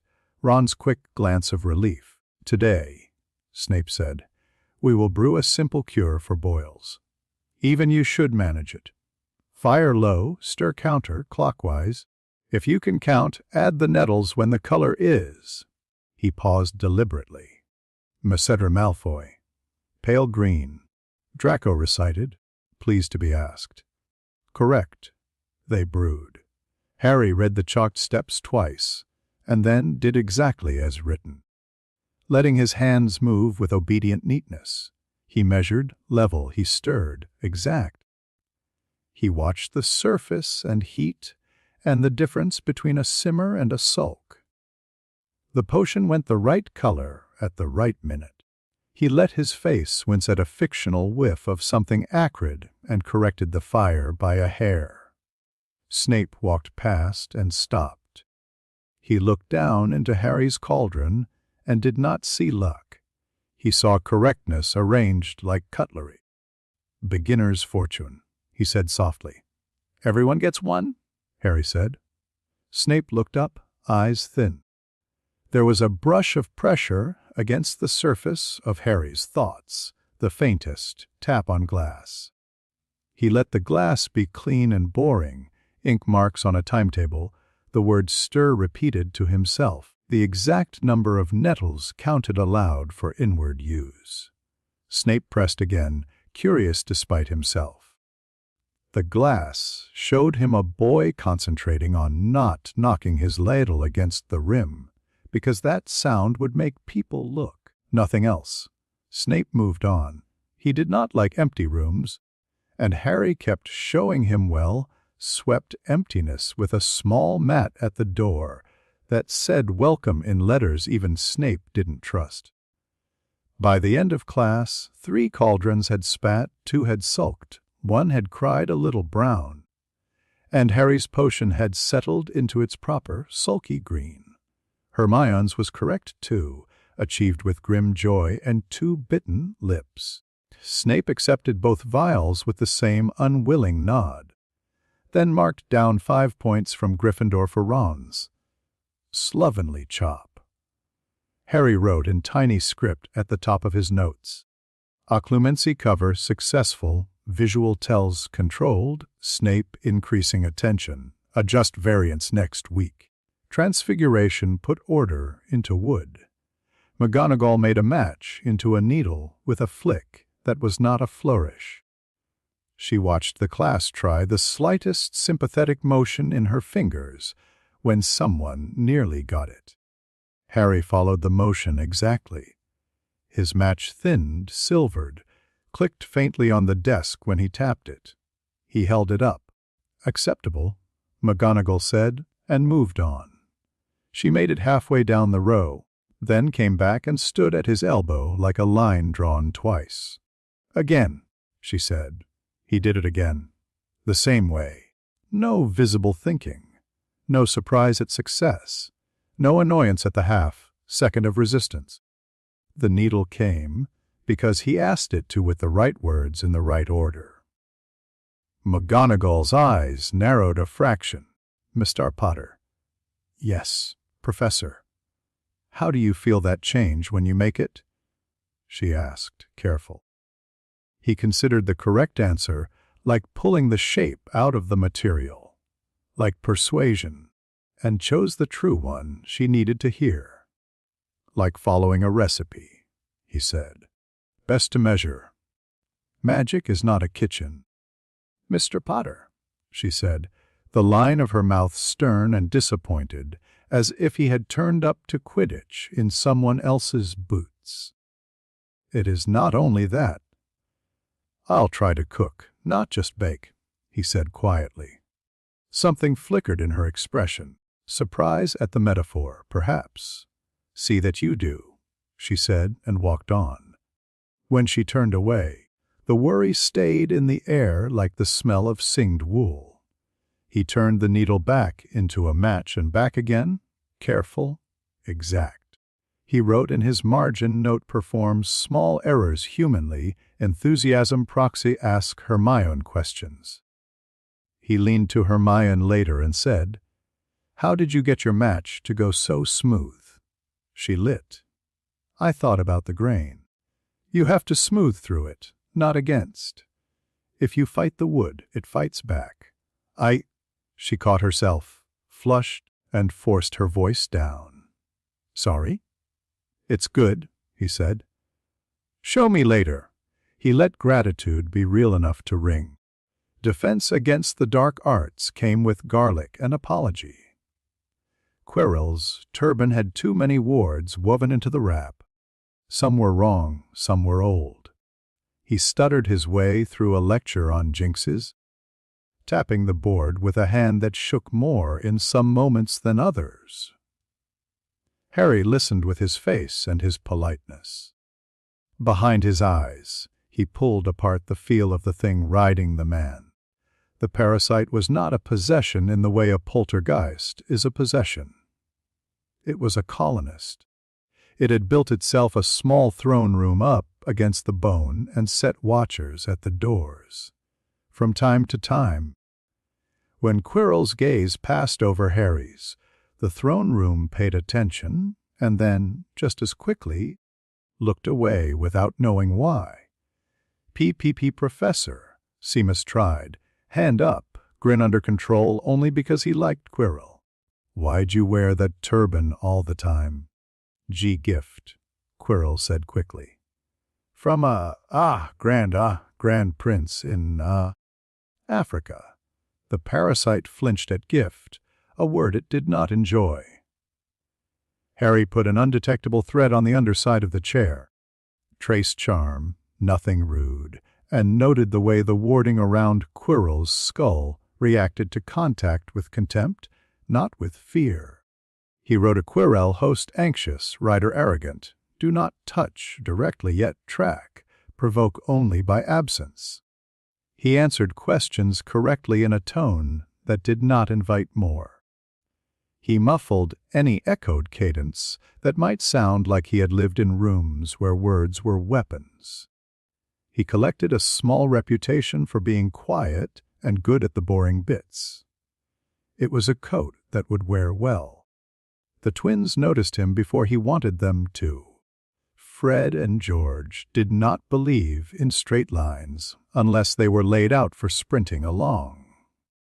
They watched him watch the castle, the way he paused at stair, heads just long enough to read the air. They tried him with a bucket balanced on a door, old prank, good for first years. He opened the door. The bucket tried to fall. The hinge whispered a complaint. He put 2 fingers up and caught the handle without looking, hooked it back on the nail, and went through, leaving the corridor exactly as it had been. They tried again with canary creams. He left the sweet on the plate and took the wrapper, reading the microtext charm with a smile that didn't reach his eyes. They watched him do that, and fell a little in love.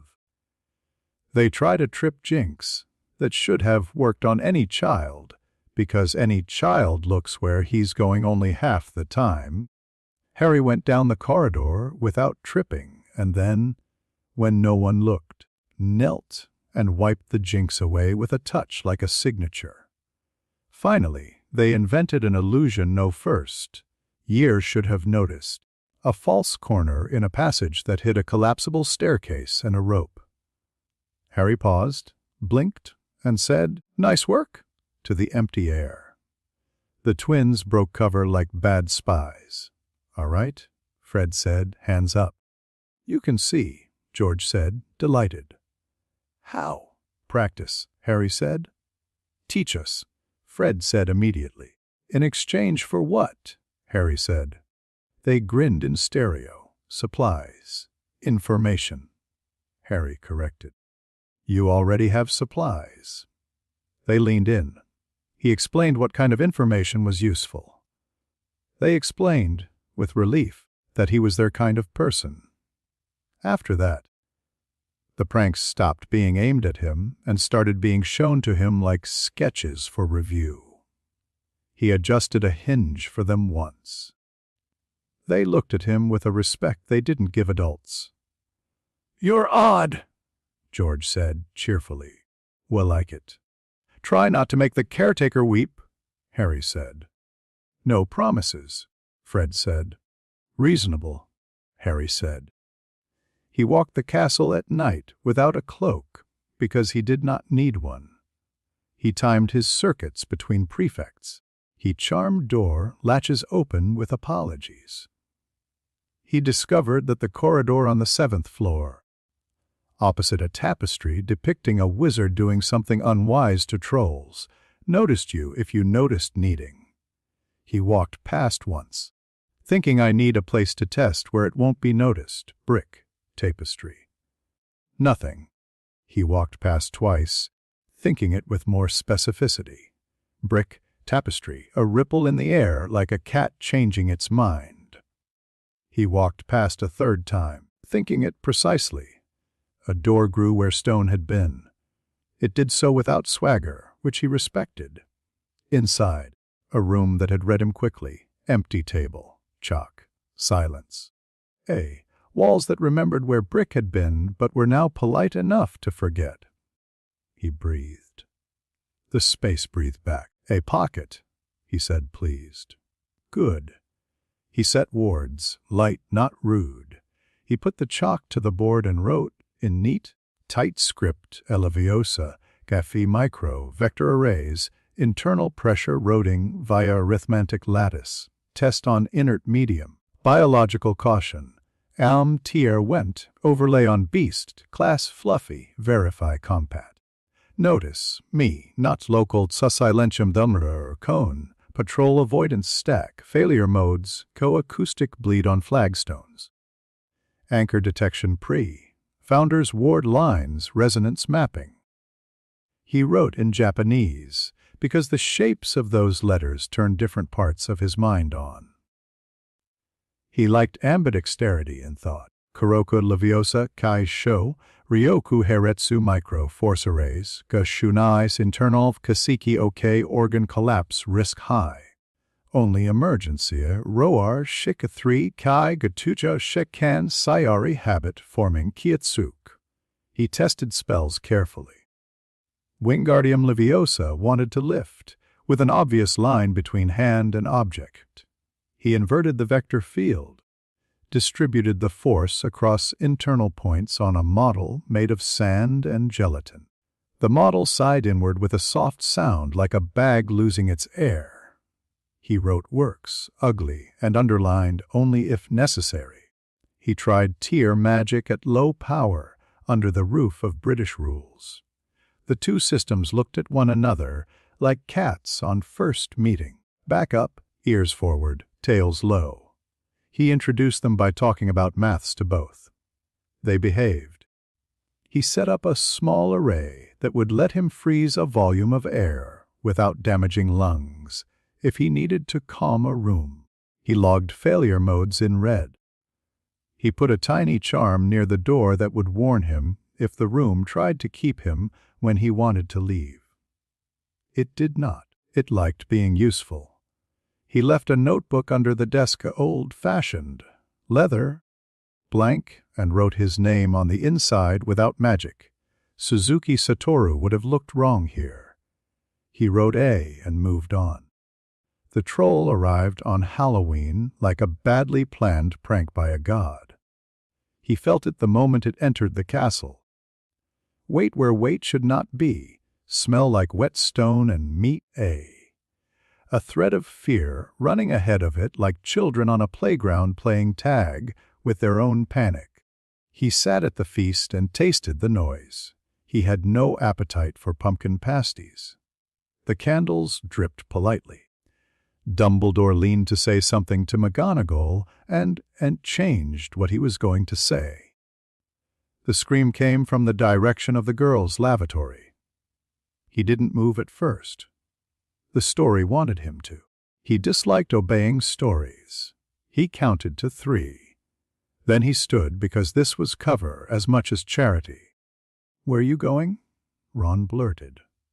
"To the loo," Harry said, and left. The corridor twisted its own echoes. Children ran the wrong way. He moved through them like a stone in a stream. The smell got louder. He slipped through a thin layer of smoke sasweasely and rounded the corner. The troll had chosen a door by accident and found itself king of a small, tiled country. It swung its club lazily. Unhappy with the acoustics, Hermione stood near the last cubicle, wand up, white as paper, lips moving too fast for any spell to hear. Ron lay half in, half out of a stall, a small line of blood at his hairline from where panic and porcelain had met. Harry stepped in.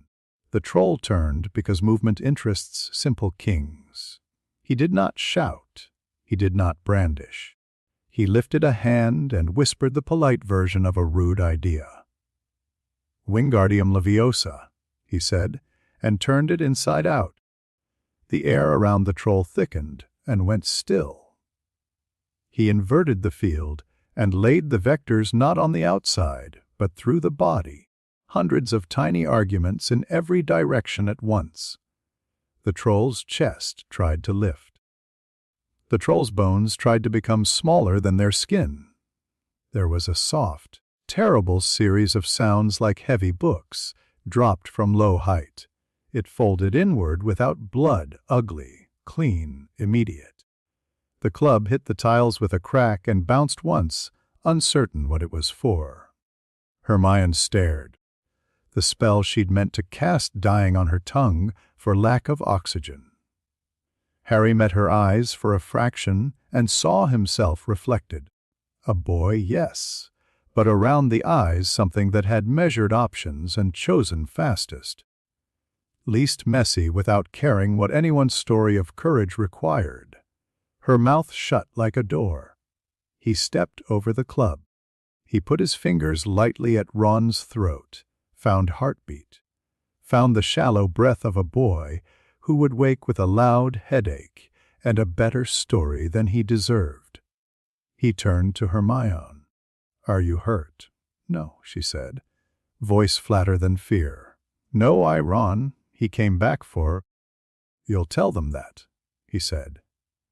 "And we will be foolish and lucky and ashamed." She swallowed. "Why ashamed?" "Because the world wants you to be when you're saved by someone you thought you didn't need," he said. "It makes teachers quiet." She looked at the troll again, then at his wand, then back at him. "What did you do?" "A levitation charm," he said, bland. "That wasn't. It was," he said. "You panicked. You missaw." Her eyes were good. She knew what she had seen. She also knew what adults wanted to hear when adults arrived with point totals in their hands. She nodded once, as if she had just put a heavy book back on a shelf because it didn't belong in her bag. Footsteps, teachers. McGonagall first. Then Snape, then Quirrell last, theatrical in shock. The smell of panic came off him from two sources, and Harry filed that away. "What?" McGonagall said, stopping dead. "Troll," Harry said. Ron hit his head. "Hermione, she was in here. I think we got lucky." Hermione took a breath that was mostly anger at herself and said, "It's my fault. I'd been crying and I didn't hear. Ron came to warn me." Snape's eyes slashed to Harry's hands, his wand, the line of his shirt. He found nothing but neatness. The blood at Ron's hairline spoke for itself. Quirrell made a noise like a badly tuned violin and pressed his hand to his chest in a way that would have convinced anyone who hadn't smelled old arrogance behind the gesture. McGonagall's mouth did 3 different things and settled on the one that looked like a teacher who had not lost anyone yet. 50 points will be taken from. She stopped and corrected herself with visible annoyance. 5. For foolishness.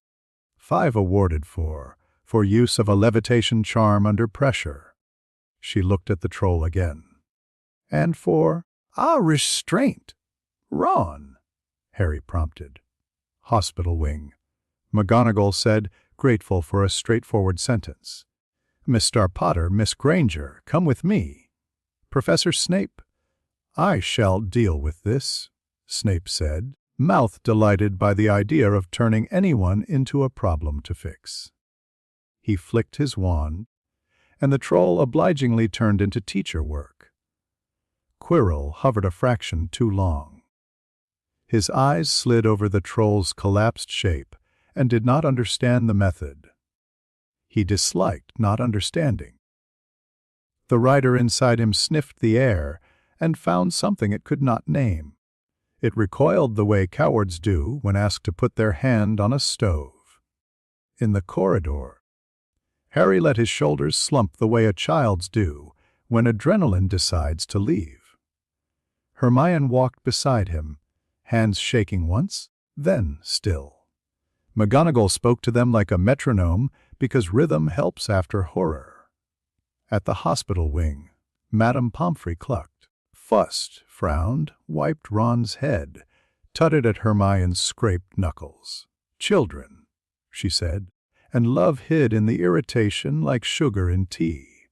Outside, in the quiet, Hermione said, "You're not," and stopped. "No," he said. "You're not ordinary," she corrected. "No," he agreed. "Neither are you," she huffed, annoyed to have been seen. "Thank you," she said, then added quickly, as if to tidy the thanks before it embarrassed her, "For everything. Don't make a habit of needing rescue," he said gently. "It becomes a job you give other people." She squared her shoulders. "I won't. Good," he said. "Go sleep." She went. He stood a moment longer, looking at the reflection of the corridor torches in the polished floor, and then turned away because staring at reflections is a habit that makes you miss doors. He called Hedwig to the astronomy tower on a clear night when the castle felt like it had run down and clicked before winding.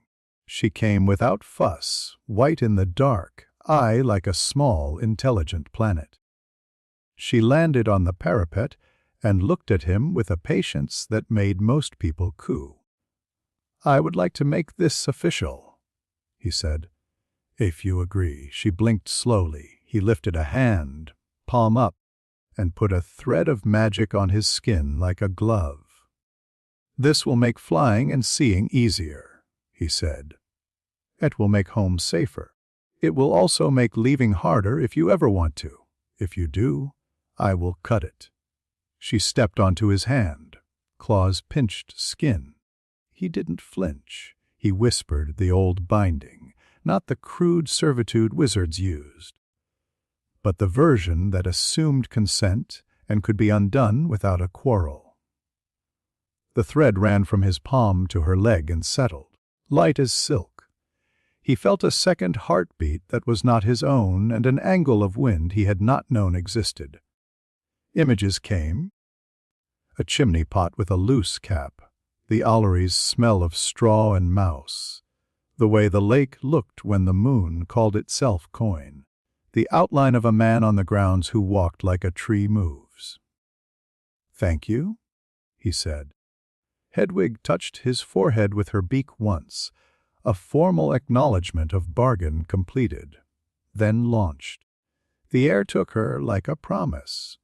Through her eyes for a second he saw the castle from above, lines like veins, heat like language, movement like meaning. He set the boundaries of the contract with care, no compulsion to act against herself, no pain for disobedience. Share sight when asked, call if danger, and felt her approval like the soft hoot she gave when she had found a particularly interesting vole. He watched until she became part of the night. Then he went back to the room and Roti familiar packed. Hedwig consent. Bilateral. Channel open. Range national with anchor relays post owls. Scry quality high. Cognitive overlap minor. Risk owl agency desired.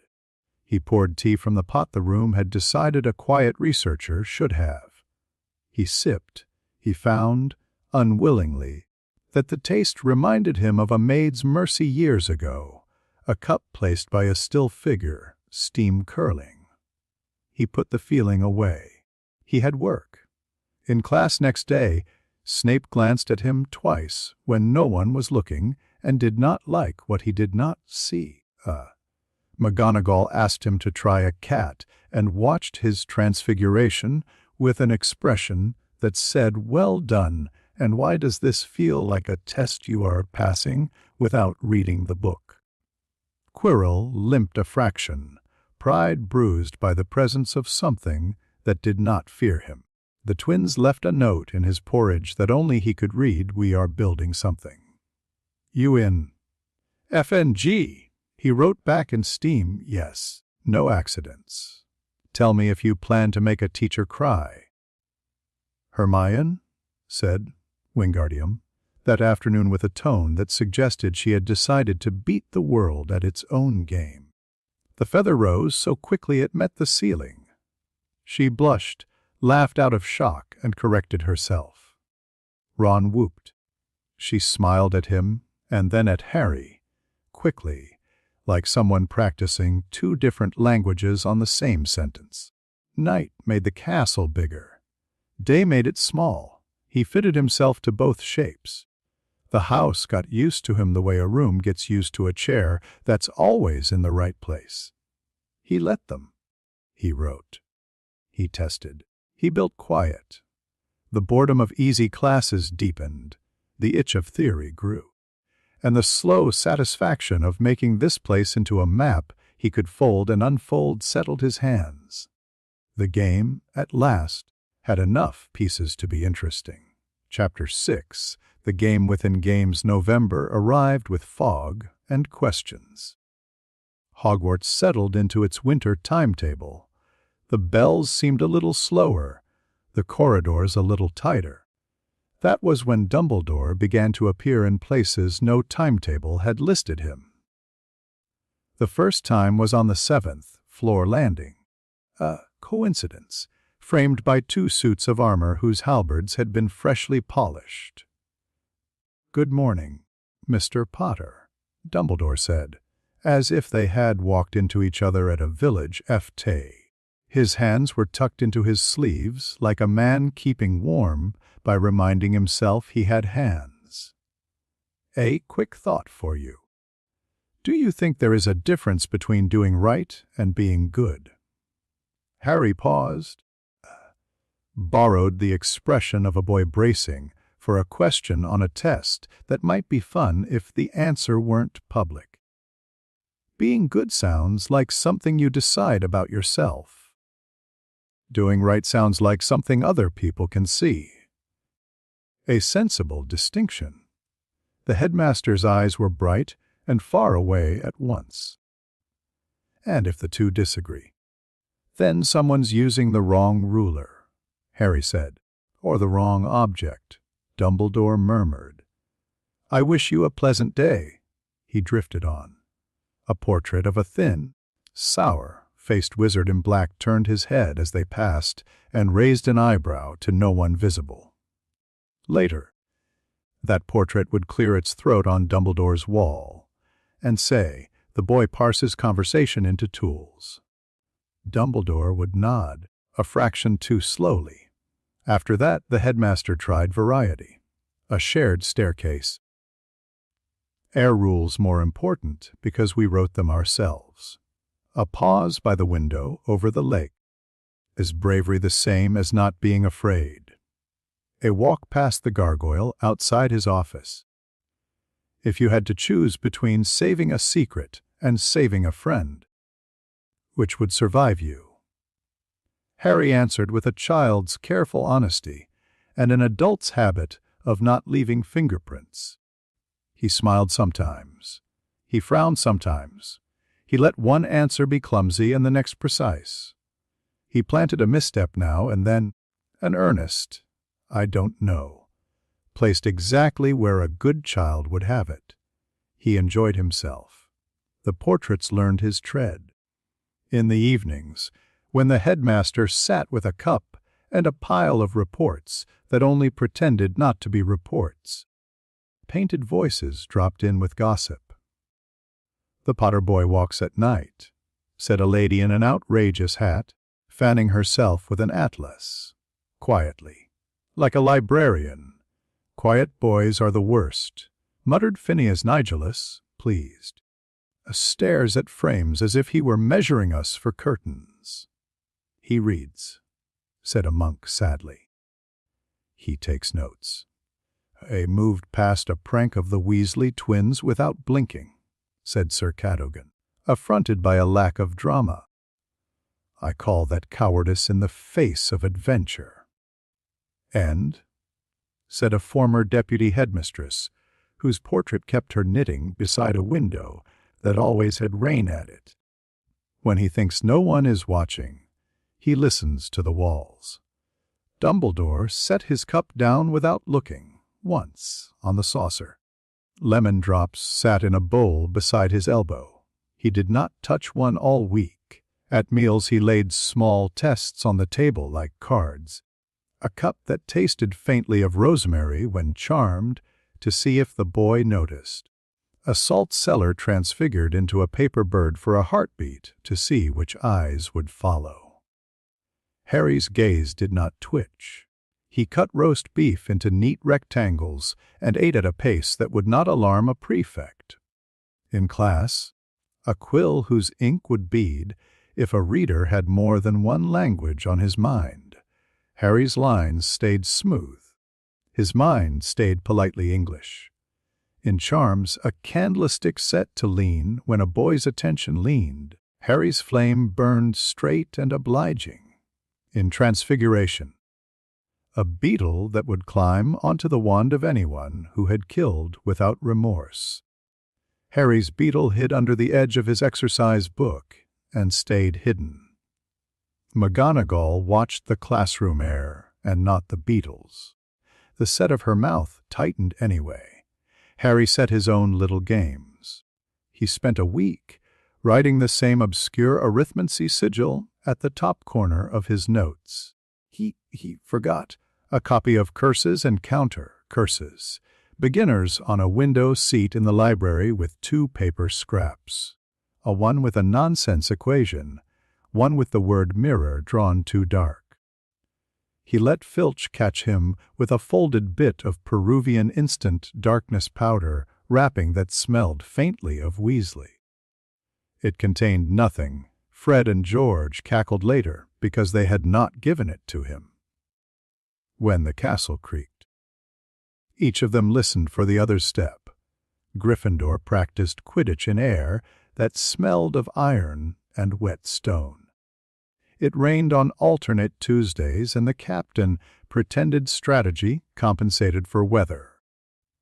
Harry stood with a broom in his hand and calculated wind patterns with the same faint boredom he brought to brushing his teeth. "What's your style, then?" Wood asked him, enthusiastic and stern. "You going to jink and faint, like a Wronski?" "I'll find the snitch," Harry said, tone mild, "and catch it." Wood blinked. "Right." "Yes, that's good." Up in the stands, a scatter of students leaned over scarves like flags. Fred and George waved as if they were saluting a crewman. Hermione sat with a book open and her eyes on the sky more often than the page. Ron sat with a bag of crisps and his heart in his mouth. Harry climbed on the broom, measured the flex of the handle under his weight, and rose without flourish. He did not love the air. He appreciated it. He made neat loops to check the pitch for irregularities. He flew at speeds that felt like numbers, not feelings. "Potter flies like a metronome," Seamus muttered, bewildered and impressed. "Shut up," hissed a third year, craning for the first glint of gold. He did not hunt so much as solve. The snitch's path was a function of its own rules. It disliked the edges. It liked the flare of light at the angles. It ran from shadows that behaved like hands. He built a likelihood map in his head with wind, sun, distraction, and the psychology of small, arrogant objects.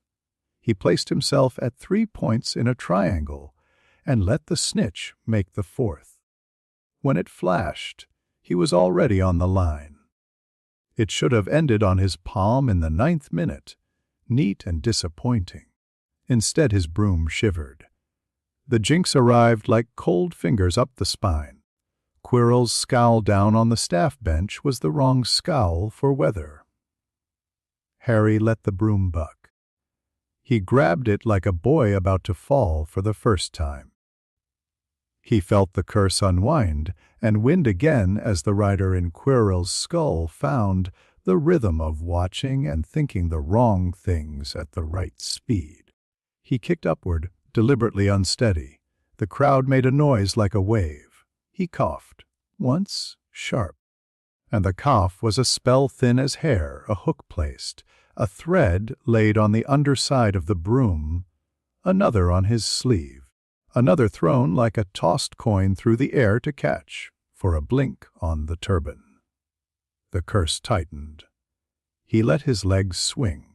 He made scripts in his head. Boy falls, headmaster sees, crowd screams, narrative established.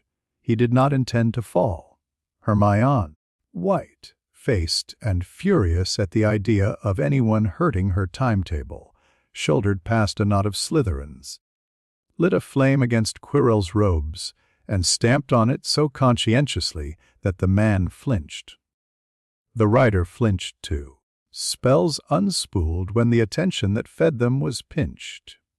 The broom settled 1 degree. Dumbledore did not look at Quirrell. He looked at the sky, then at his hands. His fingers moved without seeming to, and the air noticed that it was time to hold.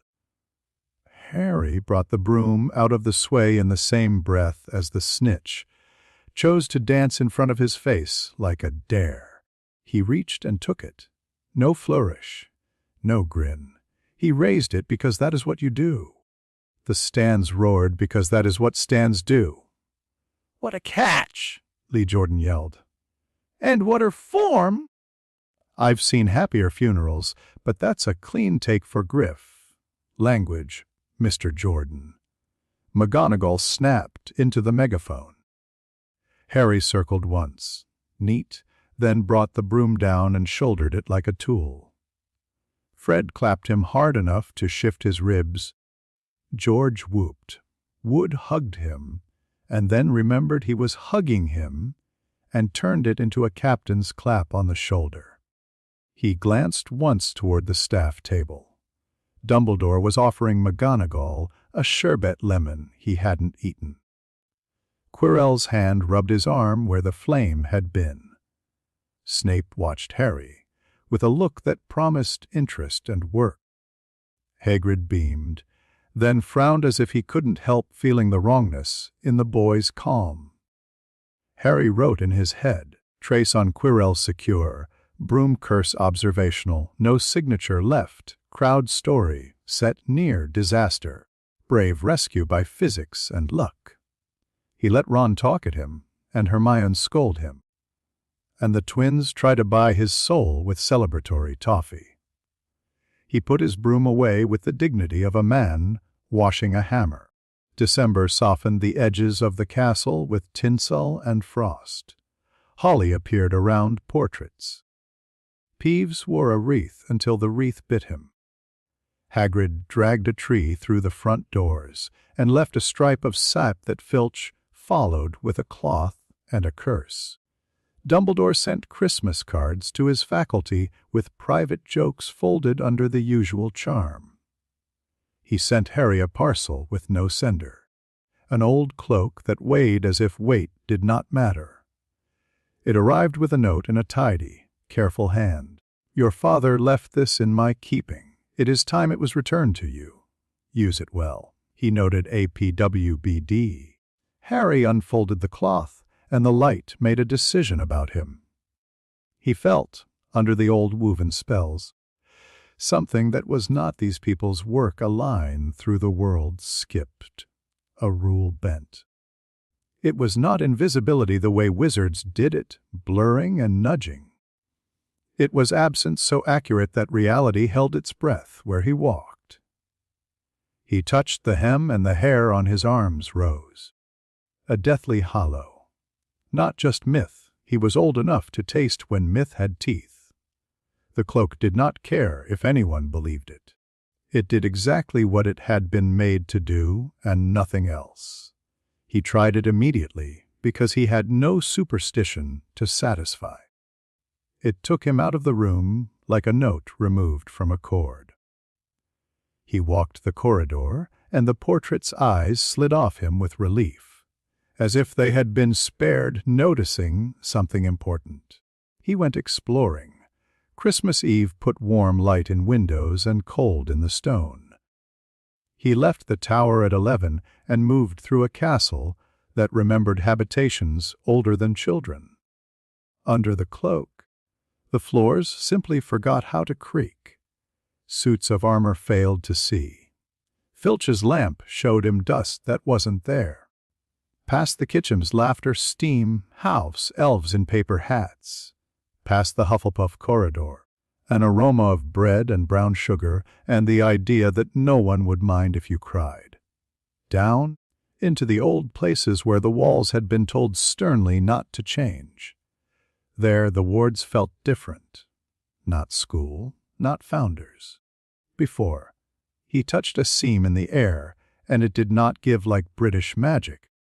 It recognized him as an operator and asked for identification like a machine would. He gave it none. It did not mind. It merely recorded the absence. Anchors, not charms. World items, if this place had the language to call them that. Ropes tied to bedrock, when magic was new and afraid of being blown away. He could not move them, and would not if he could. He catalogued the hum of each one under the lake that kept the water honest.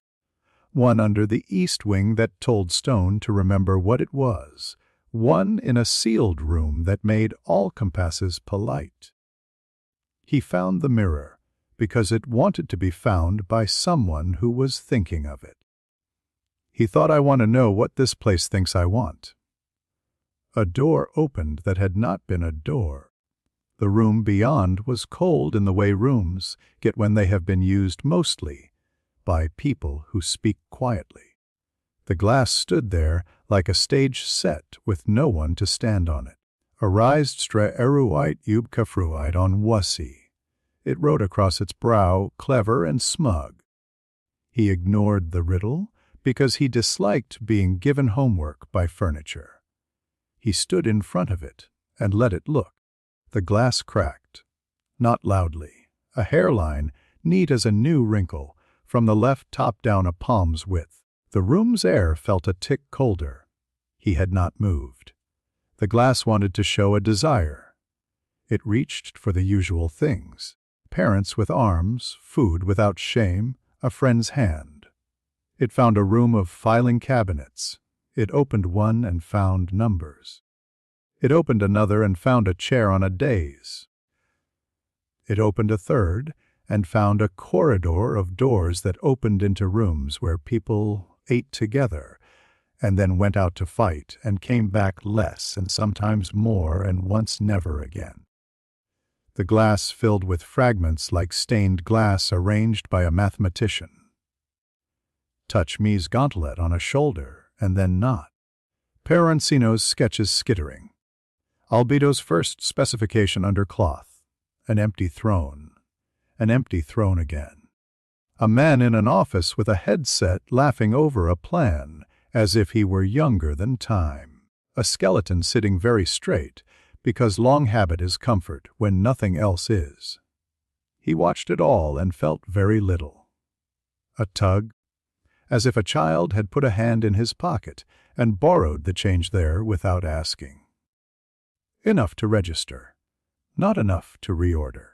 Up in the shadows, a man under a disillusionment charm tasted that cracking like a lime pip bitten by accident.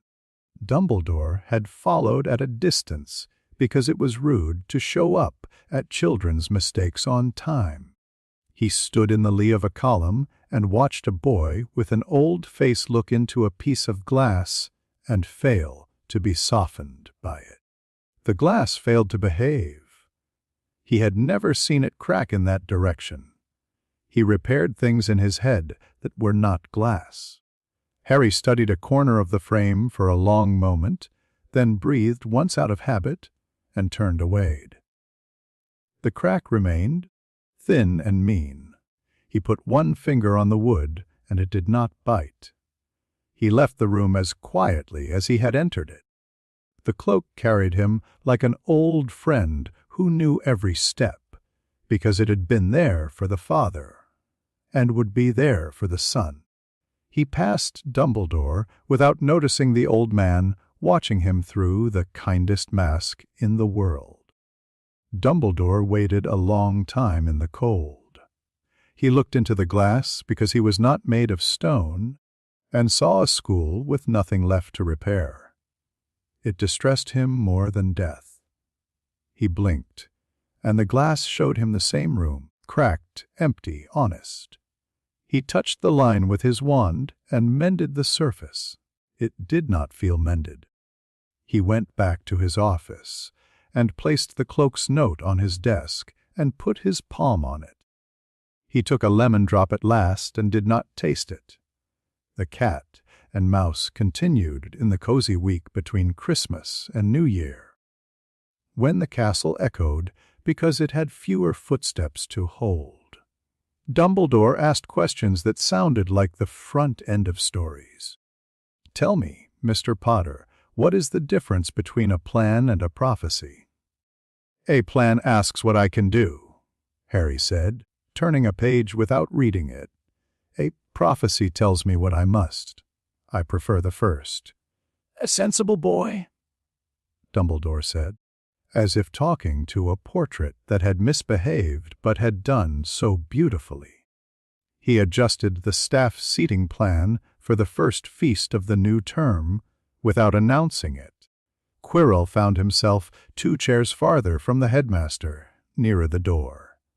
Snape did not look pleased or displeased by this. He adjusted as if he had practiced moving without revealing that he had moved. McGonagall stopped watching Harry eat and began to watch the way he didn't eat when something interested him. Harry, for his part, left a set of footprints in the snow that started halfway down a path and ended before a crossroads. He erased a scuff of chalk in a classroom so carefully that Flitwick wrote down Potter is very tidy, as if it were a problem to be solved. He mispronounced a charm near a listening portrait and corrected himself 2 days later in a different corridor where a different portrait had better ears. He sent Hedwig to Hagrid with a note that said only "Thank you, cloak" in small, square letters. Hagrid sniffed twice and told himself off for it. He sent back a tin of rock cakes that broke 2 of Ron's ideas about food and 1 of his teeth.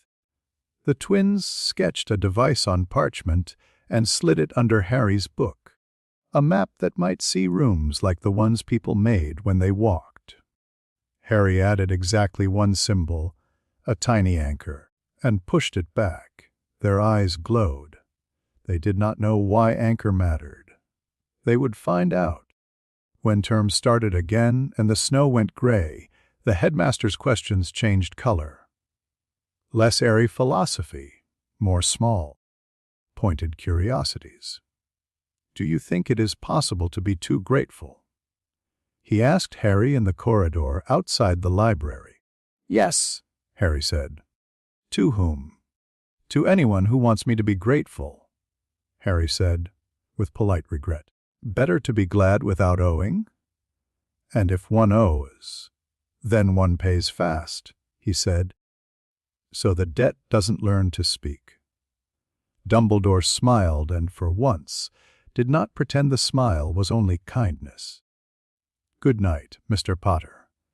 "Good night, Professor." They moved away from each other and continued their work. A week later, Dumbledore stood on the astronomy tower and watched the owls knit sky to earth with thread that sparkled when the air turned. He was not alone. McGonagall joined him without ceremony and leaned on the parapet as if it had been built for elbows. "You are worried," she said, not wasting his time. "I am attentive," he said. "Worry suggests I have forgotten how to enjoy curiosity." She followed his gaze down to the small figure on the lawns. A boy walking between patches of ice with the care of someone who never trusted floors, hands in pockets, head up. "What does he want?" she asked.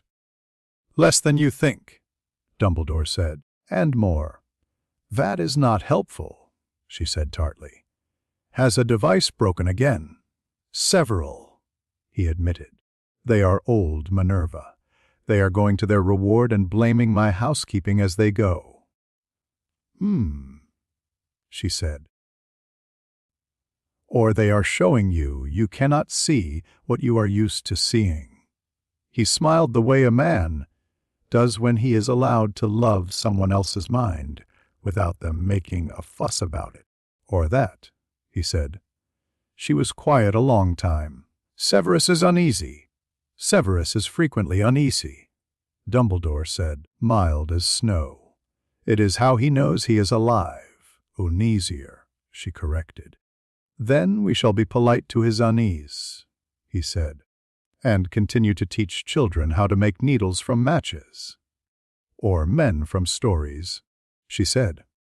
"That too."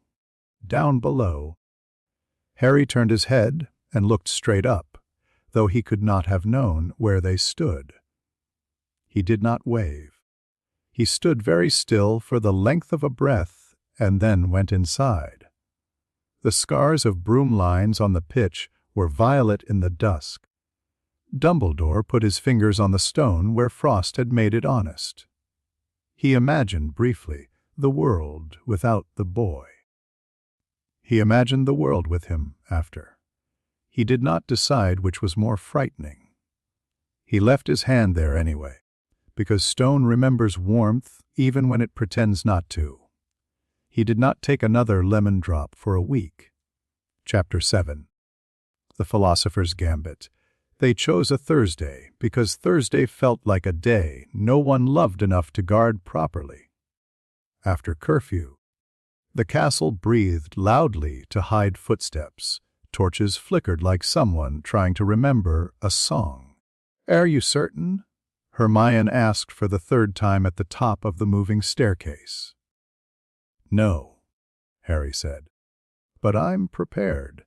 Ron gripped his wand the way nervous boys hold cutlery. "It's Fluffy I'm thinking of. 3 heads, 6 eyes. That's a lot of dog. Dogs sleep," Harry said. "It's their most advanced skill." They slid under the invisibility cloak. It took the shape of them and then pretended it hadn't. Harry led. He knew the patrol routes by now where Filch soaked. Where Mrs. Norris liked to place her disdain, how long it took the suits of armor to report a cough. At the 3rd-floor corridor, the lock yielded to Hermione's whispered Allo Amora. They slipped into the small, stale room with the trapdoor and the smell of old stone and warm fur. Fluffy woke, as if he'd been dreaming about being needed. 3 heads lifted, 3 sets of lips peeled back from teeth that looked very good at ending arguments. "Right," Ron said faintly. "New plan, we go home." Harry stepped into the dog's breath. Heat meat, a line of drool that had opinions about gravity.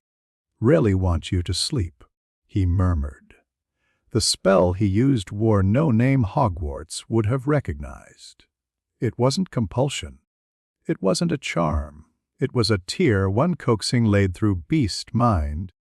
Calm vectorized through the pleasure centers the way you scratch a dog behind the ear when he has not yet decided whether your friend. 3 pairs of eyes softened. 3 heads swayed. The center head sighed like a bellows laid aside. The left head let a long string of drool find the floor and committed to dreams. The right head made a grumble about professionalism that tapered into a snore. Hermione stared. "What did you?" "Really wanted him to sleep," Harry said mildly. "Help me with the trapdoor." They shifted the paw off the ring and hauled the door up. Cold air rushed out of the dark, smelling of damp rope, plant something else that recorded footsteps where nothing had walked for a long time. Ron peered in. "Ladies first," he said bravely, then winced at himself. That was a joke. Harry jumped. The fall lasted long enough for him to count. Then something caught him soft, close, eager. He did not shout. He held his wand by the tip and let light sit in it rather than burst out. The devil's snare stroked his legs as if testing for ripeness. Hermione dropped onto him, then Ron onto both, and the plant obliged by clinging tighter, pleased with the arrangement. "Don't panic," Hermione said, panicking. "Panicking would help," Harry said. It likes stillness spoilt. He felt the weave age in the fibers, greed in the twists. He could have used fire. He could have used light. He chose time. "Excuse me," he told the plant thoughtfully. "You've had a good run." He pinched the seconds around the nearest coils and dragged them forward. To Ron and Hermione, it looked like the plant browned. To the plant, it felt like last year, then last decade. Then the bit after last decade, where all your choices make sense, but your body refuses to believe you. The devil's snare loosened with a papery sigh and became afraid of itself. It let them drop onto stone. Ron scrambled upright, white-faced. "What was that? That wasn't Lumos. Panic magic," Harry said. "It comes to you." Hermione gave him a look that said she recognized a lie made to be kind and was too busy to argue with it. This way. They found the key room at a jog. A cloud of winged metal filled the huge, high space. Keys with tails like dragonflies, painted by a bored god with a stack of tarnish. The broomsticks waited against the wall like embarrassed relatives. "Brilliant?" Ron breathed, despite everything. "Flying." Harry glanced up once, saw the bowing in the air where the Wardfields curved, and didn't bother with a broom. He lifted his wand, traced 3 precise sigils in the air, arithmancy hiding tear work the way mist hides a lake, and exhaled. The temperature didn't change. The air did. It clenched briefly in a moving circle, the way a hand might close on a jar. The keys inside that ring stopped mid-flight, their wings flickering futilely. "Arresto eris," Hermione said, incredulous, because she knew there wasn't a spell called that and also knew she'd just watched one work. "Something like that," Harry said, and stepped neatly through the frozen shoal to pluck the battered old key with the bent wing from where it now hung politely helpless. He released the ring. The keys broke away into happy confusion. He fitted the key to the far door.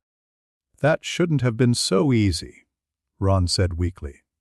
"It wasn't," Harry said, and opened the way. The chessboard waited, black and white stretching away, full-sized pieces dimly gleaming in torchlight. Ron came into his own here. For a moment the fear receded and calculation took its rightful seat. He looked at the layout, frowned, then squared his shoulders with a dignity he didn't use for much else. "We'll have to take the places of some pieces," he said. "I'll be a knight." Harry measured the distances. He moved onto a square. The stone under him hummed as if pleased to have its rules observed. He looked down the files, across the ranks, and saw a pattern.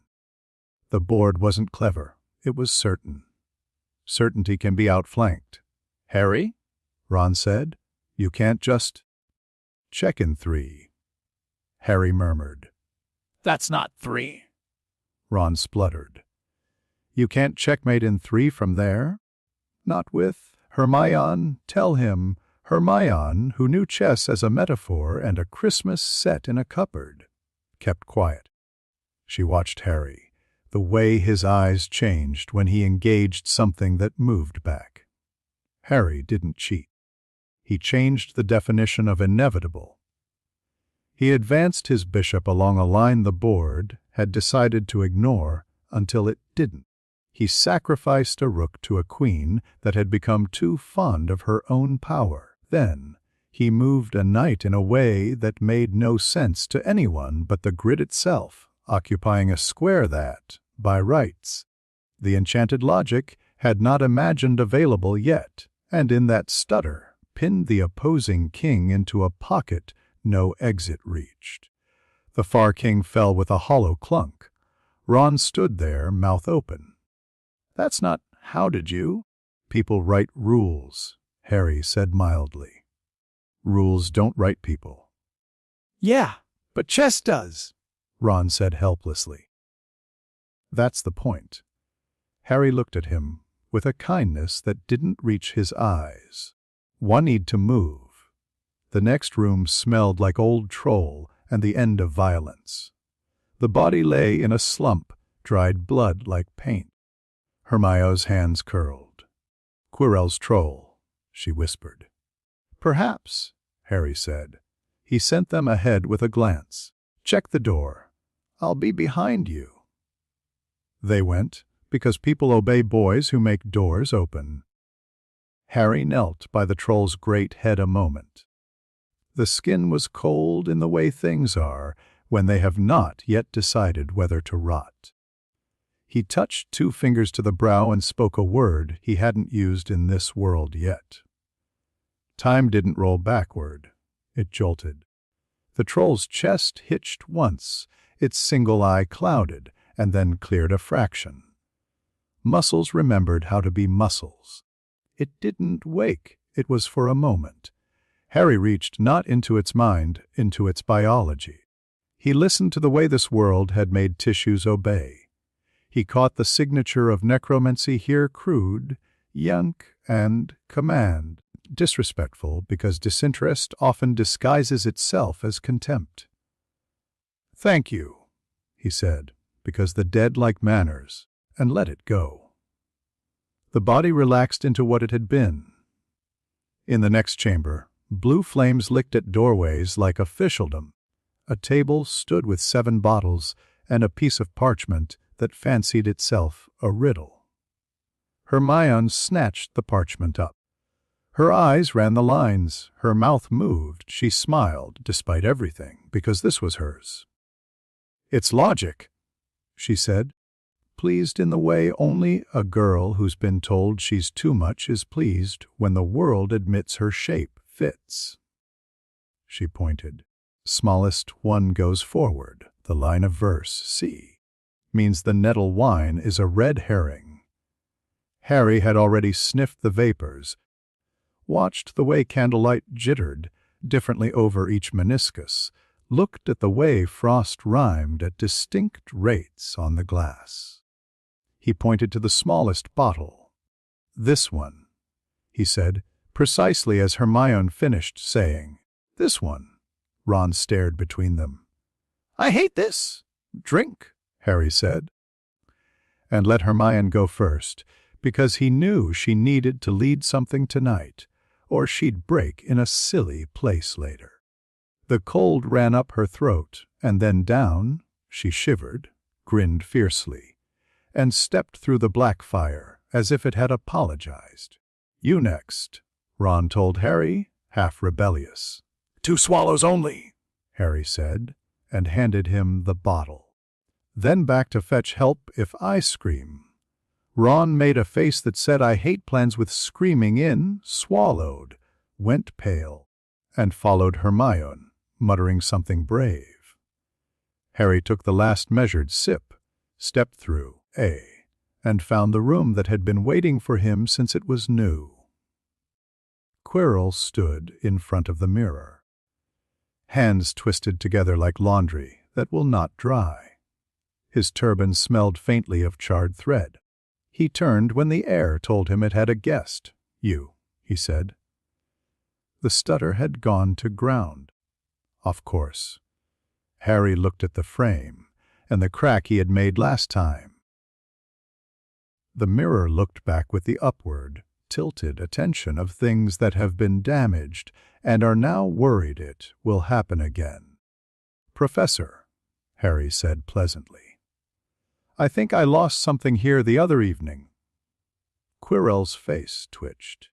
"I wondered who it was," he said too quickly. The rider inside him tasting the lie and allowing it because lies are useful if they keep the world in a shape you can name. "Don't bother with the boy," came the voice in the room that wasn't Quirrell's mouth. It was thinner than Harry had expected. Power wears bodies down into wire. "Turn around." Quirrell unwrapped the turban with unhappy care. The smell in the room shifted. The faint, medicinal rot of magic used to make something that didn't want to live live anyway. The face on the back of Quirrell's skull opened its eyes, red like a child's idea of evil, nose a collapse where arrogance had stayed too long. "You are the boy who lived," Voldemort said. "He meant you are the variable I did not account for and wanted to make it poetry." "I am a boy who is here," Harry said. "He meant I am not the variable. I am the spreadsheet." Voldemort smiled and let history gather in his mouth like a sermon. "Do you know what I am?" he asked. "Do you know what it takes to reach beyond the petty lines of mortality? Do you know how small the world is when you refuse to be ruled by the fear of an ending?" "Yes," Harry said. "You've split your soul into brittle bits and stored them improperly. It's inefficient and costs you integrity on every duplication. Also, your security model is amateur." Quirrell blinked. Voldemort paused. "Amateur. You favor Horcruxes," Harry said. "Fragmentary redundancy. Each piece degrades the whole. Anchors made of narrative rather than maths. You like the poetry of 7 because you think numbers do magic instead of magic doing numbers. You dare. You ought to have built a phylactery." Harry continued kind. "1 anchor. Perfect. Well defended. Ideally under a field of constant observation by something that cannot be bribed or distracted. You lack trust. You overcompensate by proliferating failure points. It's a management problem you've dramatized into theology." Voldemort's mouth did the slow open of a man discovering an unfamiliar room in his own house. "You speak like a clerk. I speak like someone who has kept things alive beyond their natural span," Harry said. "Your ritual at the graveyard, when you try it." See, Voldemort's eyes narrowed, and then relished the try as if the future had consented to be a memory. "You will layer intention incorrectly and waste more of yourself. The body you build will fit like a suit chosen for the wrong climate." Quirrell's fingers tightened on his sleeve, without permission. "Master, be quiet." Voldemort snapped, then smoothed, then remembered to be grand again. "You suppose, child, that there is a correct way to cheat death? There is only the way that works and the will to do it. There is power. There is fear. There is submission." Harry looked at him and felt nothing more than the mild irritation of poor method. "There is also competence," he said. "Try this when you anchor. Do not use objects that attract story. Use objects that repel it. Boring things. Small stones. A ledger no one loves." Voldemort laughed, high and delighted at having found someone to monologue at who also monologued back. "You would make a fine servant," he said. "I could use a boy like you." "I'm on holiday," Harry said. Behind the performance, he watched the glass. He stood where he had stood before, and it sighed at him again and gave up trying to shape him. The stone arrived without drama. It simply was in his pocket. It warmed the cloth like a coin. He did not look down. Quirrell's eyes flicked at the movement he didn't see but had felt. Voldemort felt it too. Parasites learn their host's blood, shifts even when they don't learn manners. "The stone," Voldemort said softly. "A clever trinket for men who cannot imagine more. You will give it to me." "No," Harry said. "You cannot hope to defeat me," Voldemort said, and liked the sentence the way actors like applause. "I don't need to," Harry said. "Take him," Voldemort hissed. And the air sharpened like a knife pulled out to show you it was there. A Quirrell moved fast, because men who have given themselves up to other men's plans learn to value the small theater of their own bodies obeying. He struck with a spell that had killed before. Harry let it wash past him like weather, because to flinch would be impolite. He stepped sideways and Quirrell was there, because the room had been built for him to be there. Harry put a tracking thread on the hem of Quirrell's robe, an unnecessary habit. Voldemort grew bored with form. He pushed. Possession is usually a matter of doors. You open, the other comes through. You slam. Sometimes the other jams the lock with a foot. Voldemort didn't find a door. He found a drop. For a heartbeat that took long enough to consider a life in, he fell through something else. No walls, no warmth, no windows. An architecture that had decided not to bother with windows because there was nothing out there worth seeing. He reached for a mind and found a system. He felt the pressure of ages that did not measure themselves in circles but in ledgers. He felt a country built inside a skull that had rules and punishments, and a place where love had once lived and had been placed, carefully, on a high shelf out of reach of breaking. He tried to grab hold of boy, and his hand closed on empire. He burned, not like fire, like a moth realizing the candle is a star. Quirrell screamed. Voldemort made a noise like a string snapping under pressure. The smell in the room changed. Ozone and old paper, and something else, burning that books don't have words for. Quirrell staggered forward, hands up, as if to push himself away from the boy he had just tried to enter.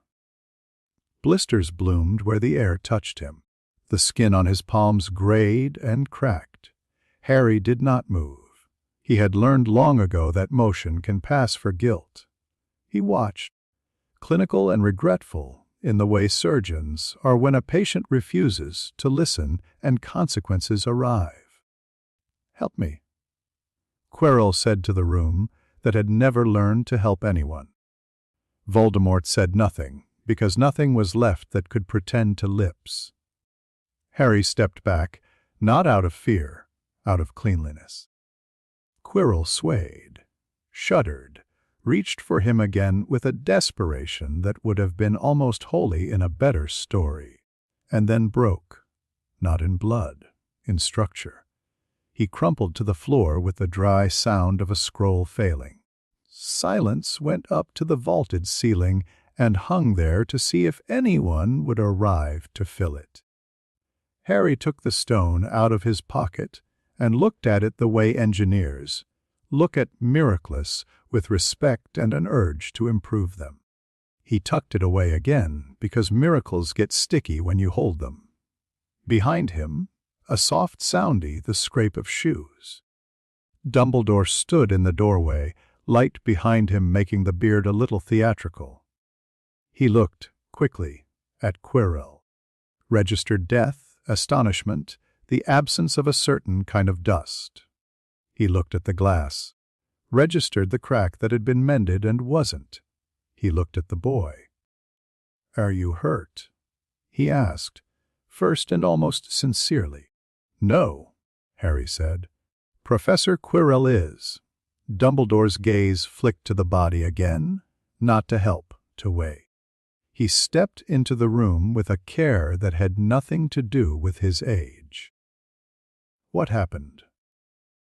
Harry presented a story without flourishes, the way good stories arrive when they don't need to be believed, only filed. He was here. The glass did something. He tried to curse me. The curse. He lifted a shoulder. Backfired. Again. Dumbledore said softly. Again, Harry agreed. He let the word be shaped like accident. Dumbledore's eyes ticked once to the pocket, where the stone warmed the cloth, and away again. The stone. "I think it's safer with you," Harry said. Which was one of those sentences that cannot be argued with unless you want to have a different kind of conversation. Dumbledore held out his hand. Harry placed the stone in it. The old man felt the weight, the warmth, the hum of 1,000 small possibilities, the way a cook felt a kitchen decide to be kind. He closed his fingers very gently around it, not as a man trapping a butterfly, but as a man deciding not to crush it. "I am disappointed," Dumbledore said, almost to himself. "In the protections?" Harry said.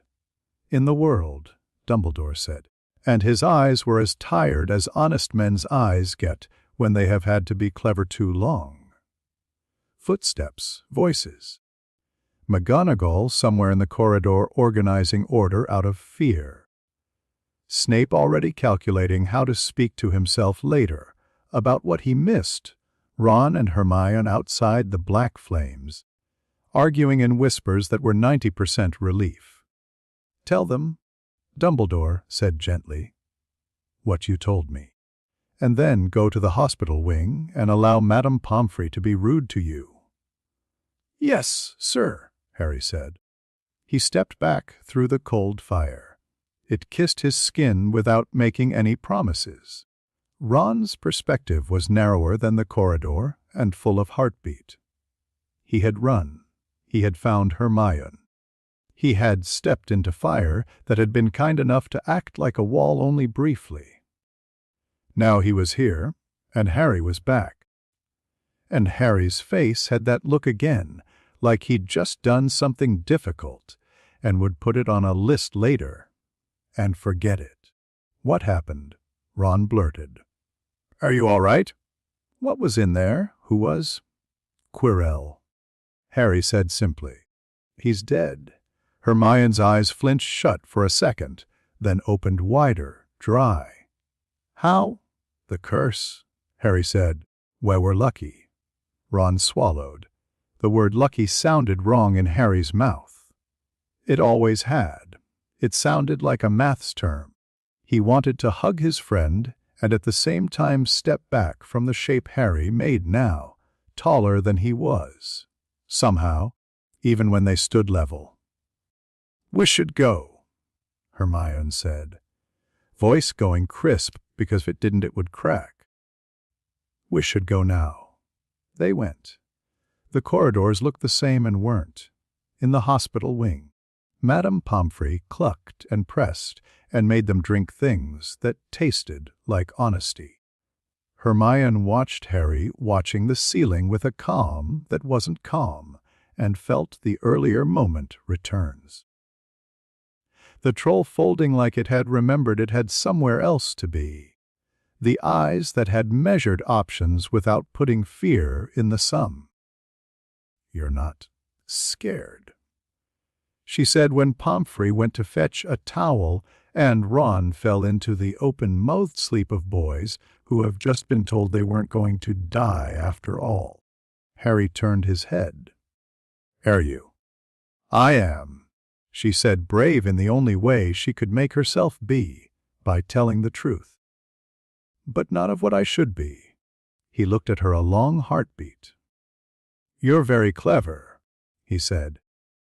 "That's not always a comfort," she said tightly. "You don't?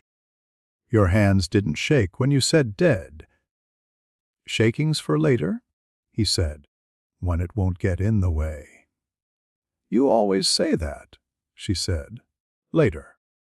When is later?" He made a face that was almost a smile and wasn't. "When I'm not needed." "You're 11, she whispered. He didn't answer. He stared at the ceiling. The pendant over the nearest bed ticked the way machines do when they have been asked to keep someone alive and have decided to try. Madame Pomfrey came back and scolded them into quiet. Hermione obeyed because rules were a structure she could lean on when the world proved itself to be larger than the books had warned her. Harry closed his eyes. He didn't sleep. Dumbledore stood in front of the glass after they had gone and addressed it as an equal. "You will be retired," he told it. "You have developed a taste for telling me the truth." He held the stone a moment longer, then put it in a pocket that wasn't there. He turned to Quirrell and bowed once, not for the man, but for the principle that servants are owed acknowledgment, even when you could not stand their masters. Then he set wards and arrangements and quiet. On his desk later, he took out 2 letters. One was for Nicholas Flamel. One was for himself. He wrote 1 sentence on the second, and then threw it away without magic, because some things should be done by hand. The sentence had been, "We are not ready." He did not like how much of himself in that "we" was really I. Harry sat up very straight in the hospital wing when the room was empty and turned the stones problem over in his head. Destruction is a kind of kindness if you do it before someone else does it badly. He would have a conversation he didn't want with a man he liked pretending to be harmless. He would say it should be broken. Dumbledore would say perhaps. They would both mean no for reasons that would make sense at the time. Ron snored. Hermione lay on her side, and did not snore because she was built to keep other people asleep. The windows let winter in the way thin glass does, with respect. Harry closed his eyes at last and saw, not fear, not triumph, but the glass his guildmate's hands, the empty throne, the stone turning to dust under his fingers in a room where no one ever looked closely enough to notice. He slept as if sleeping were a job he had accepted for the night and would decline in the morning. The game was not over. It had simply revealed that the board had been larger all along. Chapter 8. The implications of power privet drive wore summer like a uniform. Lawns at regulation length. Cars washed to a gloss that accused dust of laziness. The curtains at number 4 twitched on schedule. Inside, the routine had been rewritten. The basement, which had not existed as anything but a crawlspace full of old guilt, had a door now. Vernon did not remember when it had appeared, only that he mustn't store paint tins there. He had a vague feeling he'd been told directly by a sensible man from the council. Sensible men from the council were to be obeyed. Harry, thin, polite, never in the way, carried a tray of tea down to the basement without anyone noticing a child carrying a tray of tea down to a basement that had not existed last Easter.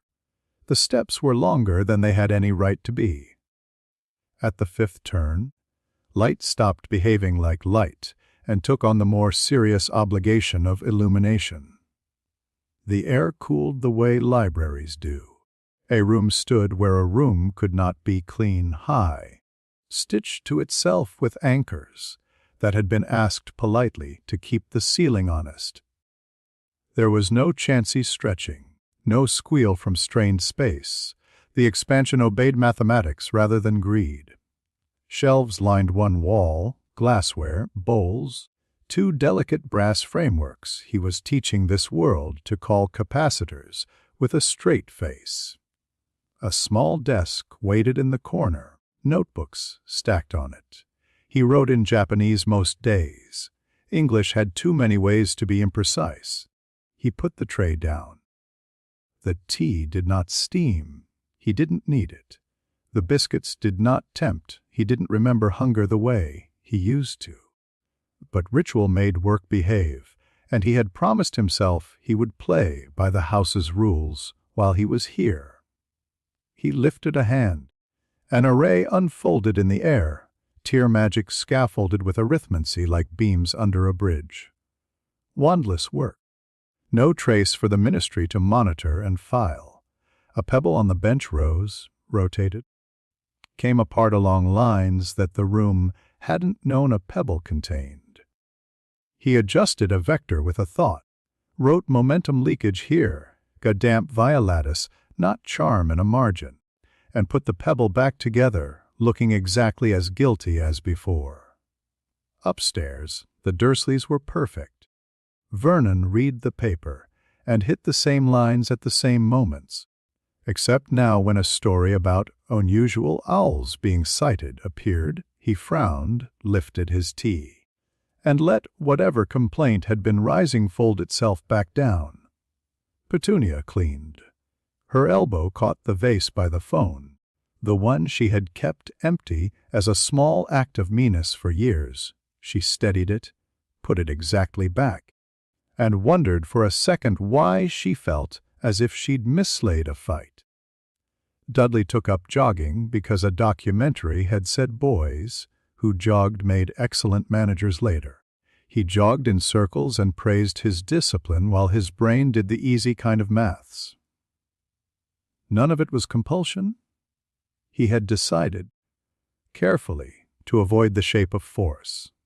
This was nudging, habit set a degree to the left, small satisfactions in obedience, a spiderweb of adjustments where resentment used to be. They were good guardians now in a way that made neighbors nod and miss the hostility that had been keeping them warm. A perfect family looks odd when you've grown used to a normal one.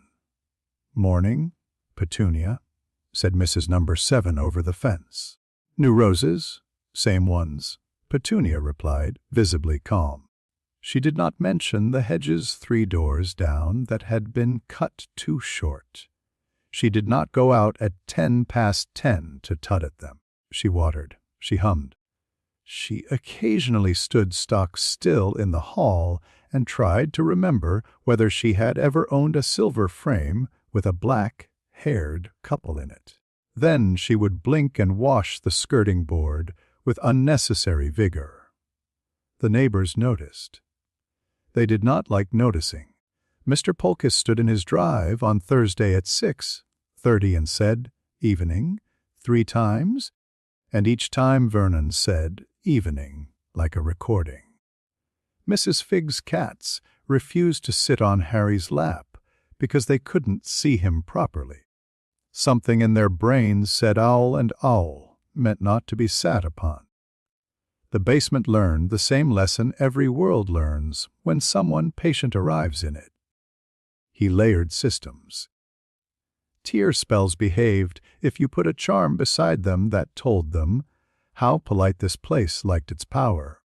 British wards stiffened if you anchored them not to a family name, but to the angle of the earth at dawn. He built a small cabinet for things he didn't want the house to ask questions about. He wrote Ministry Tracy, wand focus only, wandless safe, unregistered node detection nil, and underlined nil, because people who despised bureaucracy often forgot how to check if the bureaucracy was looking. At night, when the world put its face off, he stood at the top of the stairs and made tiny changes upstairs. The clock ran a fraction less fast. The locks became honest. The house learned not to creak at the wrong moments. Hedwig came and went through a mirage of an open window, because an open window in Privet Drive is a kind of crime. Dobby arrived like a dropped plate. It was late. The telly hummed a harmless program into the room to make it look used.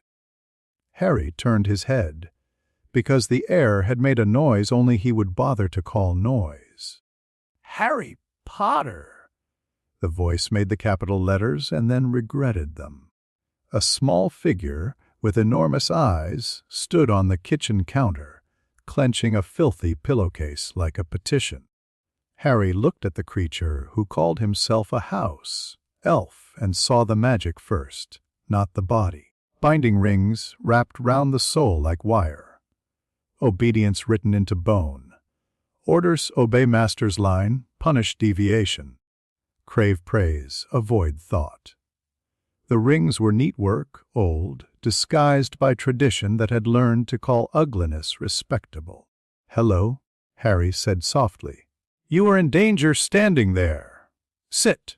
Dobby sat reflexively. His eyes widened. Harry Potter must not.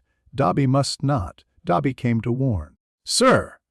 He hit himself in the head with his fist and then apologized to the fist. "Don't," Harry said. The word carried weight it hadn't been meant to. A Dobby's hand stopped midway and trembled like a leaf that would prefer to be a stone. Terrible things are being planned," Dobby whispered, "at Hogwarts." For Harry Potter, Dobby heard, Dobby listens. Dobby is not good, but Dobby loved. He hiccuped on his own grammar. Harry held up a hand. "Look at me. House, elves are made to look at." Dobby's eyes snapped up with the pain of compulsion. He stared, and in the stare, felt the thing behind the boy, the architecture without windows. Not cold, not hot. Order with nothing to warm it, but a memory that did not fade, because forgetting would be dangerous. He made a sound like a squeak caught and crushed into quiet. "You are wrong," he whispered. "You are not." "Correct," Harry said. "You are enslaved." Dobby shook. "Dobby is happy to serve." "You are trained to be happy to serve," Harry said. Two different facts. He tilted his head, considering the rings. "Who holds the leash?" Dobby's masters. His mouth wouldn't form the name. Enchantment doesn't like to let light in. Harry saw the gap and did not need it filled with a word. Malfoy tastes, Malfoy style. He sighed, almost gentle. "You should not be enslaved," he said, as if he were telling the weather something it ought to consider. Dobby's chest hitched. "There are no socks," he blurted, desperate and bewildered, and clinging to the only law he knew. "We'll try something else," Harry said. He lifted his hand. The rings around Dobby's soul were not metaphor. They were architecture. He reached. He did not break. He unfastened. One by one, catches opened. Knots unlearned how to be. The net collapsed into string, then thread, then nothing but a memory that hurt like a healed bone when it rains. Dobby made a noise Harry had never heard before. It wasn't gratitude. It wasn't relief. It was a panic that had lost its cage. "No," Dobby whispered, backing into the bread bin. "No, no, no. What have you done to Dobby?" He clutched his chest. "What is this?" "Freedom," Harry said. The word lay between them like a question mark made of glass. Dobby rocked, eyes huge, breath thin, hands scrabbling for an order to obey. Dobby is afraid. "You've been told what to be and what to want your entire life," Harry said. "Now you will have to decide." It is frightening. Dobby flattened himself to the cupboard door and peered at the boy and the thing behind the boy that had dismantled a prison by saying no the way other people say good morning. He could taste, not magic exactly, not power, the refusal to be told reality had only one shape. "You should go," Harry said softly. "You came to warn me, message received." Do not destroy my aunt's pudding." Dobby blinked. A plan he had pressed to his chest like a talisman lost all the weight it had been borrowing from expectation. He sagged. "Dobby must. Dobby cannot. Dobby will." The old grammar fought him. New grammar had not grown yet. He did the only thing that felt like agency. He knelt. "Don't," Harry said, frowning. "Stand up." Dobby stood slowly. Dobby will help, because if Dobby does not, the world will do what you want regardless. He swallowed the last word like poison. Dobby chooses fear. Harry's mouth tightened. "That is not a choice I like to be offered." "Dobby does not like it either," Dobby said fiercely. He glanced at the ceiling. "They will come." "Let them," Harry said. Dobby looked at him a long moment. "You will break this world," he said, "which is what people who live in cages call repair." "I will tidy it," Harry said. "Go, if you need a place. The owl knows how to find me." Dobby vanished with the sound of a rubber band, deciding it had served long enough. The kitchen remembered itself. The telly asked if anyone was still watching. Upstairs, a perfect family slept as if tomorrow had been told to behave. The train to Hogwarts in September wore rain. The carriages filled with damp wool and chatter, the smell of crisps and all droppings tried to call itself festive. Harry took a compartment with Ron and Hermione. Hedwig's cage tucked under the seat, because even the most elegant of owls accept injustice, if told it is for their own good. A man slept in the corner, shabby and tired, face younger than his scars. He held himself very still the way sleepers do when they have practiced not waking badly. "Who's he? D'you reckon?" Ron whispered, peering. "Professor Lupin," Hermione whispered back. "Defense, I think. He looks—" She hesitated. "He looks ill. He looks like he hasn't had a decent breakfast," Ron said firmly, producing a chocolate frog. "Could wait until he's awake, Ronald," Hermione hissed. Harry listened to the train and the rain and the important nothing that tells you when the weather has woken up angry. Beneath it, a thread of chill. Not temperature, the absence of a degree of human. Familiar as a fault in a bell. He waited. Down the corridor, laughter thinned. The sweet's trolley woman's steps grew cautious. In other compartments, older students shrugged and pulled robes tighter because cold happens. A first year began to cry because the light had developed a headache. A prefect tried to be sensible about blankets and strict about panic at the same time. "Why's it gone dark?" Ron said, voice going boyish with worry. The lamps flickered and then did not. The glass in the window whitened with frost from the outside in. Hermione's hand found Harry's sleeve. "Harry." The train shuddered to a stop. Not the smooth courtesy of a proper halt. A lurch, the carriage swayed. Somewhere someone laughed, and it came out wrong.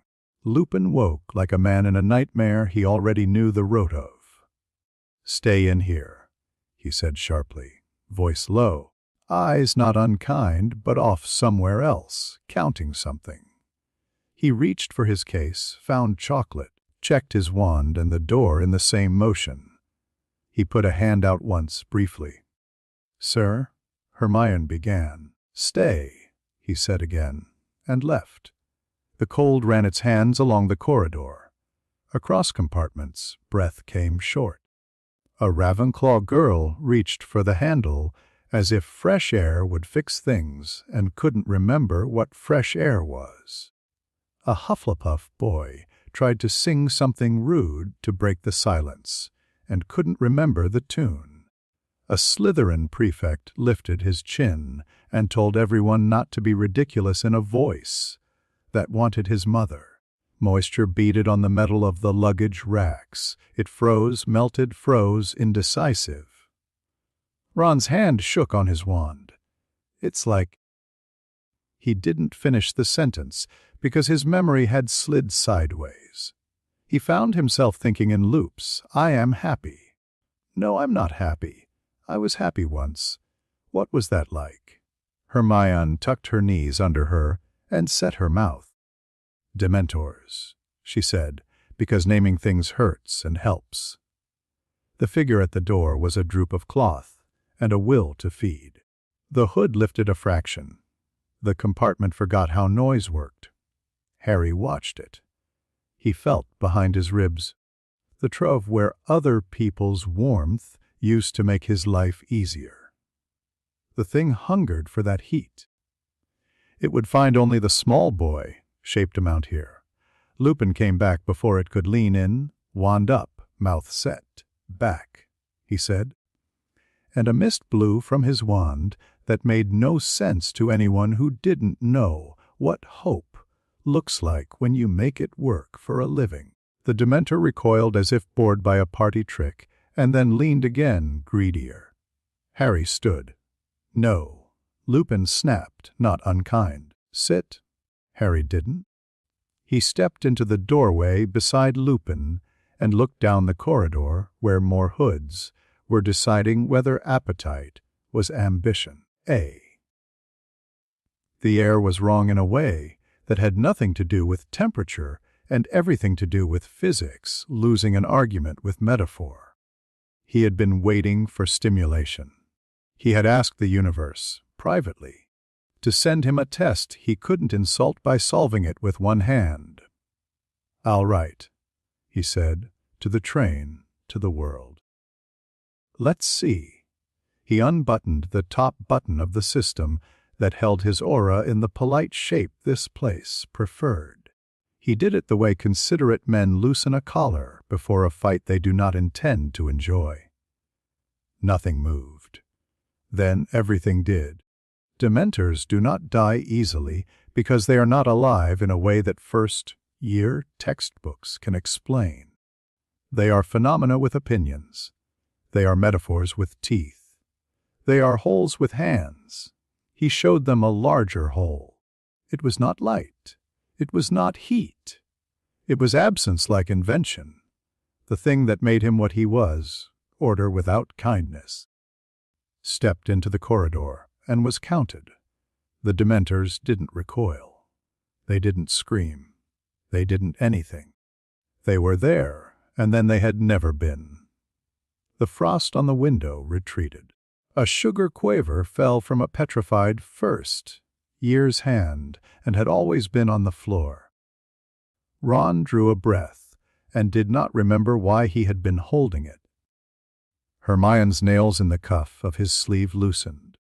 Lupin staggered, as if someone had pulled a rug out from under a memory he'd been avoiding stepping on.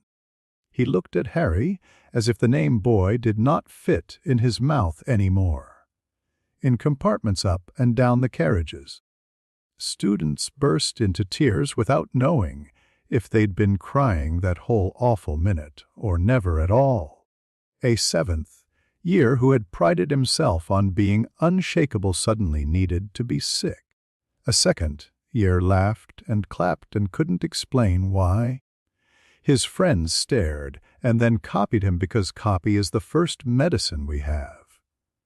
Robes lay on the floor of the corridor, limp as evidence. Inside each, nothing, not a trace, not a residue. The space where something had been carved its negative into air and refused to fill back in. Harry closed the button again. The world glanced away, grateful. "Chocolate," Lupin said. A voice rough like a man who had seen the sea for the first time and had not liked it. He thrust the bar into Harry's hand with a kind of desperation. "Eat." Harry broke off a piece and put it in his mouth, with the face of someone obediently swallowing out of politeness. It tasted of sugar and an old memory of warmth that hadn't been his for a very long time. Hermione's lip trembled once, then steadied. "What happened?" she whispered. "Door slammed?" Harry said. "No one's home." Ron gulped chocolate in bits that would have caused a normal man to die of sweetness. "That was, Harry. Did you do?" "It stopped," Harry said. "That's what matters. Outside—" The train juddered and began to move again. The lamps remembered their job. People talked for the sake of talking. Lupin stared down the corridor where emptiness had laid a neat, unsettling line across history. "I need to speak to the driver," he said. "Stay here." He left at a trot, as if running would not make the thing that had just happened chase him more efficiently. Hermione leaned in, voice small and furious. "You did something." He glanced at her honest, because lying to Hermione was like littering in a library. "Yes?" "Don't," she hissed. "Don't do it again. I don't like not remembering why I'm upset." "It was a test," he said. "On what?" Ron demanded. "Yes." "On them," he said. "They are unacceptable." You can't just decide that. Hermione said, which was as close as she could come to saying please. "Someone should have," he said. "It's untidy." She put her face in her hands briefly. "You're impossible." He touched her shoulder a moment. "I know." By Hogsmeade, the carriages moved like a procession in a story that had changed tone and wasn't going to admit it. Heads craned. The Whispers had already developed tracks to run on. Dementors, gone. Harry Potter. Chocolate. McGonagall met them at the gates with a face like a corridor that children do not run in. Inside. Quickly. "We're holding you in the hospital wing until the ministry stops flapping. Mr. Potter, stay close." "Am I in trouble?" he said. Voice meek as school porridge. "In trouble," she repeated, like the concept had slipped out of her hands and broken. "We don't even have the right words yet." The hospital wing made a large, efficient fuss. Chocolate appeared in bars and cups and bricks. Madame Pomfrey moved like a stern saint. Lupin sat down without being told to and stared at his hands. Every so often he blinked very hard, as if his eyes had been given something to forget and were deciding not to. An hour later the ministry arrived, with all the authority of men who have come to ensure that wrong things do not happen on their watch, and have found footprints at the scene of a wrong thing. 2 hours first, robes plain, wands visible. A woman with steady eyes and a man with the assured scowl of someone who wants to be the sort of person you confess to. Behind them, Cornelius Fudge, hat in hand, hat out again, hat on, hat off, weather vane of a smile. "Children," Fudge said, delighted to find he could use his uncle voice. "Is everyone all right?" "Terrible business. Terrible." His eyes flicked to Harry. Mr. Potter." "Minister," McGonagall said in a tone that meant stay in your lane. Quite," Fudge said, flustered and then soothed by his own importance. "Or Dawlish or Shacklebolt, if you'd be so good." He flapped his hand at the corridor, remembering he was in charge just in time to make sure someone else did the work. Shacklebolt's gaze was the only calm in the room. He looked at Harry without hurry. "We'll need to ask you some questions, Mr. Potter." "Routine." "Of course," Harry said, making his voice small and brave and fright, specifically quiet. He tucked his hands in to make his shoulders look smaller. They took him into the matron's side office.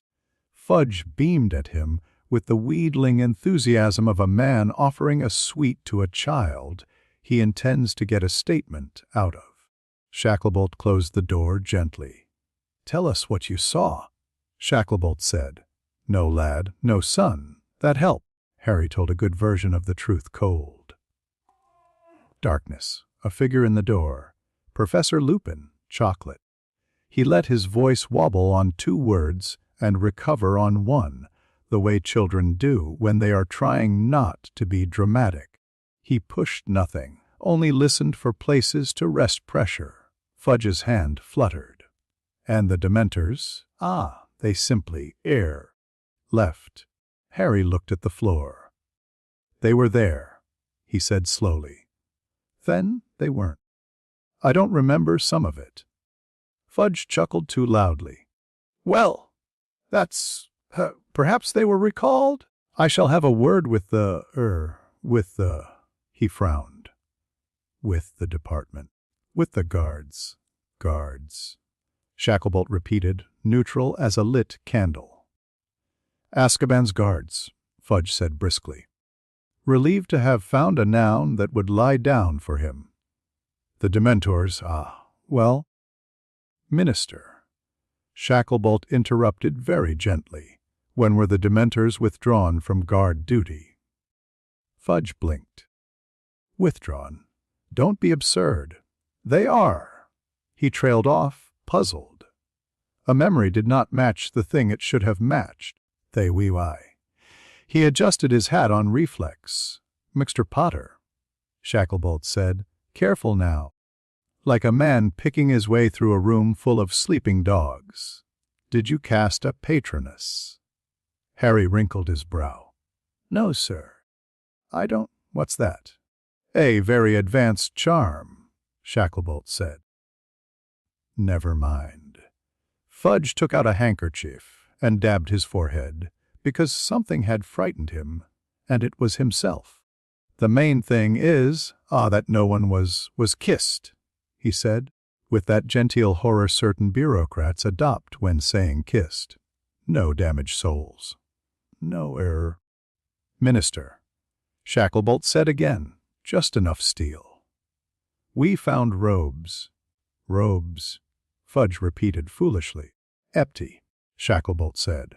Fudge laughed, and then stopped laughing as the sound failed to be appropriate. Well, that's... What are you implying? I haven't implied anything, Shacklebolt said. I'm telling you what we found. Robes. Frost. An absence. Harry watched both men. He set his face to brave boy in wrong room and let his eyes go glassy for exactly the length of a blink too long. Fudge flinched and smiled again in the same heartbeat and set his hand on the back of the chair as if comforting wood were a skill. You're very brave, Mr. Potter, Fudge told him, eager to put himself on the right side of a future newspaper article. Terribly brave. If there's anything you need, anything at all, sherbet lemon. No air? Anything at all. Something warm to drink would be nice, Harry said, small. We were very cold. Hot chocolate, Fudge announced to no one and everyone, and felt successful. Shacklebolt's eyes didn't leave Harry's face. Did you feel anything? He asked quietly, when they stopped. Anything odd? Harry raised his eyes, let a sheen of tears make his lashes stick, and whispered. Relief. He let it be plausible. He did not let it be true. They thanked him because adults thank children for their statements, sometimes to make it feel like they have returned the favor of having to ask in the first place. Fudge patted his shoulder clumsily and gave him a biscuit the size of a coin. Shacklebolt opened the door and stood aside as he passed. Not from deference, but to have a moment to measure the space Harry took up. Outside, the corridor remembered what noise is. Students babbled with that post, danger charmed children have where if they talk enough, no one will ask them the correct question. Hermione was waiting with arms folded. Ron was making the chocolate disappear in the old-fashioned way. Well, Hermione demanded. I asked for hot chocolate. Harry said. They're going to give the whole school some. Harry, she hissed. Let her, he said. Not now. McGonagall shepherded the lot of them into the great hall for a speech Dumbledore had not wanted to make and therefore made perfectly. You are safe, he said, and the sentence was both true and untrue in ways no one would be able to agree on afterwards. You will not be troubled again on the train, he continued, which was the closest he could come to saying we cannot hire metaphors as guards if they eat children without resigning on the spot. By morning, the first ripples had reached shore.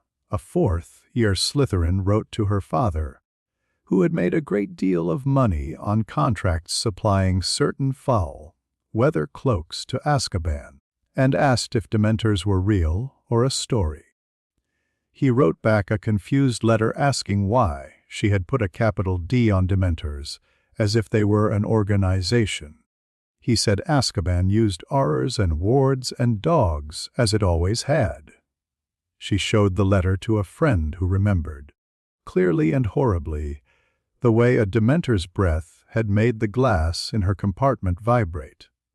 They argued gently, and then not. Madame Bones of the Department of Magical Law Enforcement stared at a blank section of a record that last week had said Dementor Oversight. Amelia Susan Bones, with the neat pride of a civil servant who has got something right for once. She poured tea into a cup that took it and forgot to be warm. Kingsley, she said to Shacklebolt without turning her head. Tell me again. He told her again.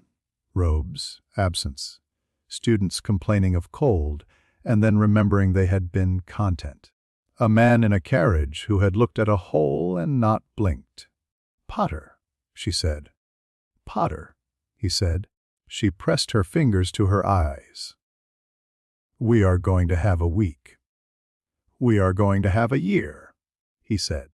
Fudge practiced a statement in the mirror where he explained, clearly and reassuringly, that there had been a minor disruption in security and that the ministry had handled it. He found that the word Dementor made his tongue clumsy.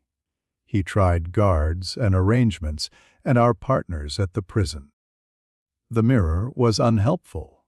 It tried to show him a version of himself who had never seen a Dementor and thought the idea dramatic.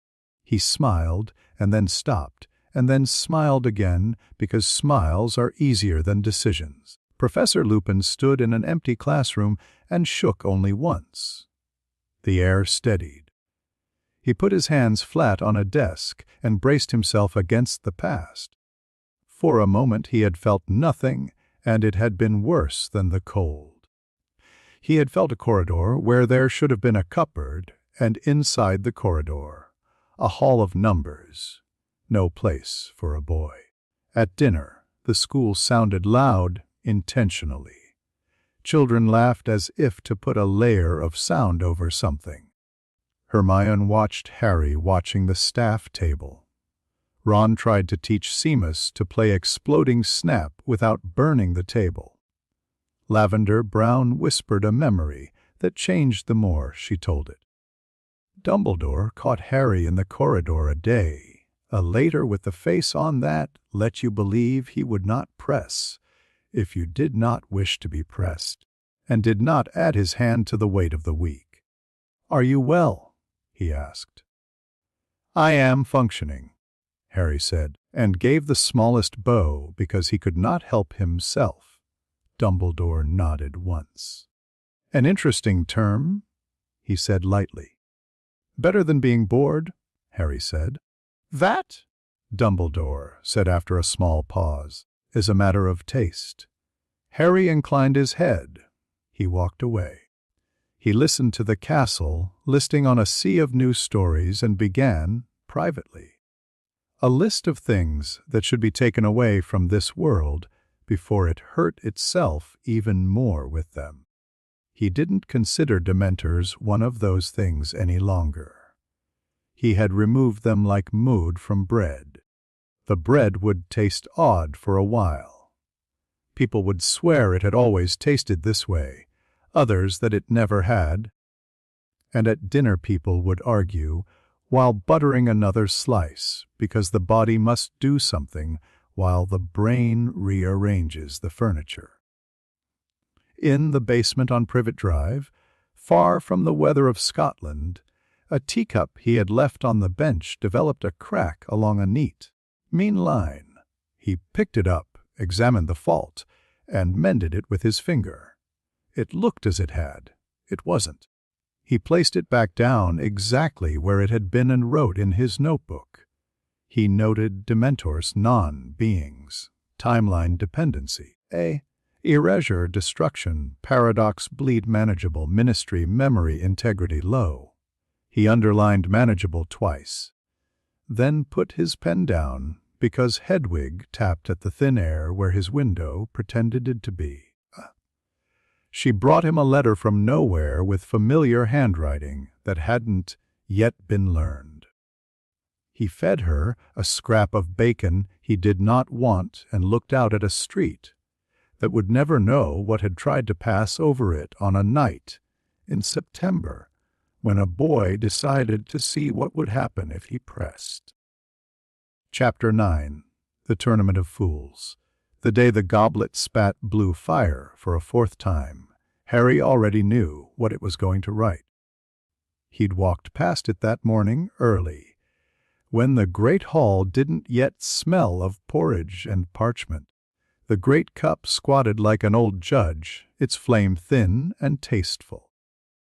There was a shimmer in the air around it that did not belong to Hogwarts. The confundus charm had been laid with a nice hand, no brute force, a lawyer's footnote, not a bandit's shout. It asked the goblet to read Hogwarts in the singular when invitations should have been plural. Clever like a boy who reads the back of the exam paper because the front was too obvious. He ran his fingers once over the edge of its aura and let it ignore him. If the world had prepared a game, it would be rude to cancel it before the cards were dealt. That night, Dumbledore called names into a hall that leaned forward with the weight of its own excitement. Fleur Delacour, the Bookspatton's girl with light on her that wasn't candlelight. Victor Crumb, self-contained, shoulders like a verdict.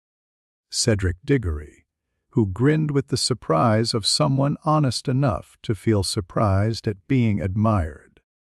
The flame flared again when the room had begun to relax around applause. Another scrap of singed parchment fluttered out and into Dumbledore's fingers. The old man looked at it, and 100 years made a small adjustment behind his eyes. "Harry Potter," he said, and the name fell into a silence that made space for itself. Harry stood, put a face like someone trying to be brave over a confusion he had borrowed, and walked to the front. Cedric clapped, because that's what decent boys do. Fleur glanced at him and then away as if she had opened a cupboard and found a draft.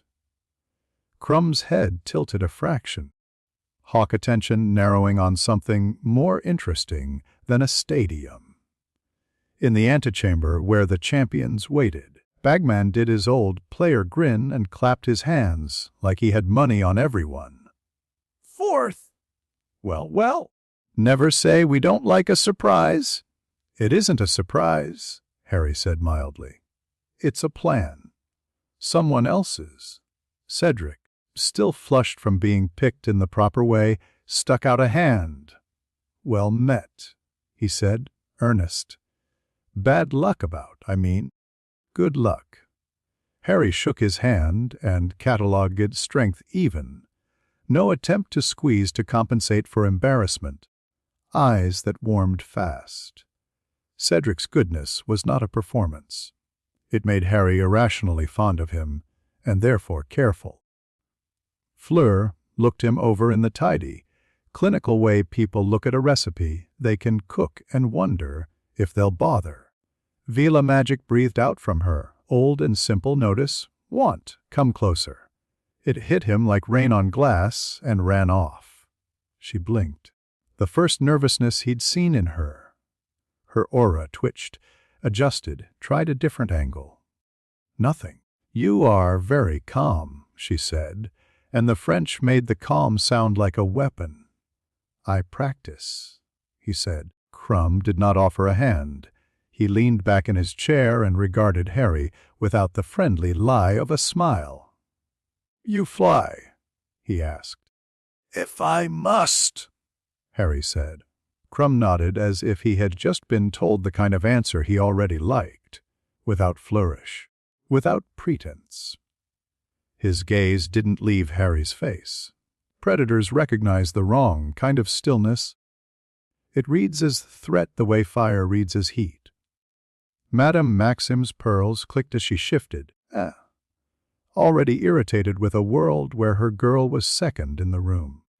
Karkaroff watched Dumbledore with the uneasy balance of a man who wants to like his host and cannot stop listening for footsteps at his back. Rules are rules, Bagman burbled. 4 champions, eh? Historic! Treywell, quad, no matter. First task due date in your letters tomorrow. No wands until then, no outside help, blah blah. You know the drill. Best of luck! Harry didn't need a letter. A week later, he would stand in a tent that smelled of scorched leather and old fear, and the man with dragons on his sleeves would say, Right? Sir, you draw from the bag, and the Hungarian horntail would introduce itself the way some mountains do, with smoke, and the courtesy of letting you see the teeth early. Preparation week turned Hogwarts into a gym with secret corners. Cedric measured. The way good Hufflepuffs do. What transfigurations will hold under heat? How many spells in succession before your wrist lies to you? Fleur practiced weather on water until it obeyed her like an expensive dress. Crumb didn't practice anything anyone could see. He sat in the stands when no one was around and listened to Wynn's grammar until he knew how to swear in it. Harry watched, because watching is the half of magic that most books forget to write down. He saw the way handlers moved around crates that did not wish to be called crates. He saw the curl of cordon rope that had scorch marks 2 feet up. He caught sight of Charlie Weasley, cheeks reddened by wind and dragon breath, kind eyes tucked under practical eyebrows, and filed him as competent, decent, soft spot, family. Hermione did her homework for him anyway and slid a stack of notes over breakfast as if she were passing butter. Just in case you need anything, properties of scales, counter, curses for heat distortion, history of Drake's vast dragons. There's a thesis from 1898 on lullaby patterns, but I don't trust the sources. Thank you, he said, and meant it.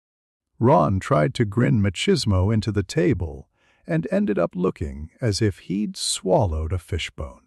We'll be right there, he blurted. In the stands. You do your usual. Sensible and terrifying. Only terrifying if you look too closely, Harry said. Yeah, Ron muttered. That's the problem. They drew lots in a tent where the canvas held onto the smell of fear, because fear's a good smell to keep if you want to be hired again. Harry's fingers closed on a small model horntail. It bit him because politeness is a thin skin over instinct.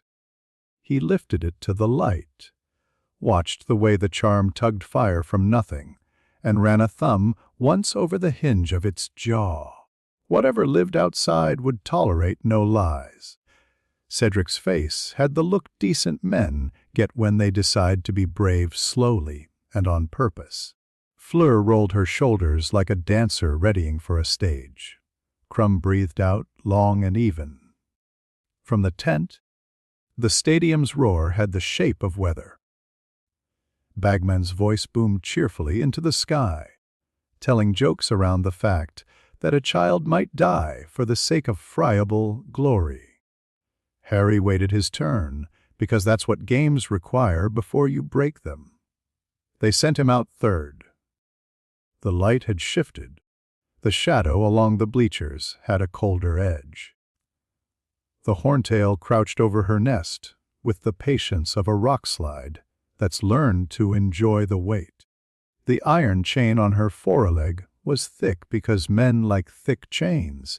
It reassured handlers more than it troubled dragons. He walked to the chalk line. The crowd made its noise. He let it pass over him. "Ready, Mr. Potter?" Bagman called, his grin only a little strained. Yes. He didn't lift his wand. He lifted his hand. Our charm species wasn't seduction. It wasn't control. It was a conversation starter written in a grammar beast's remember.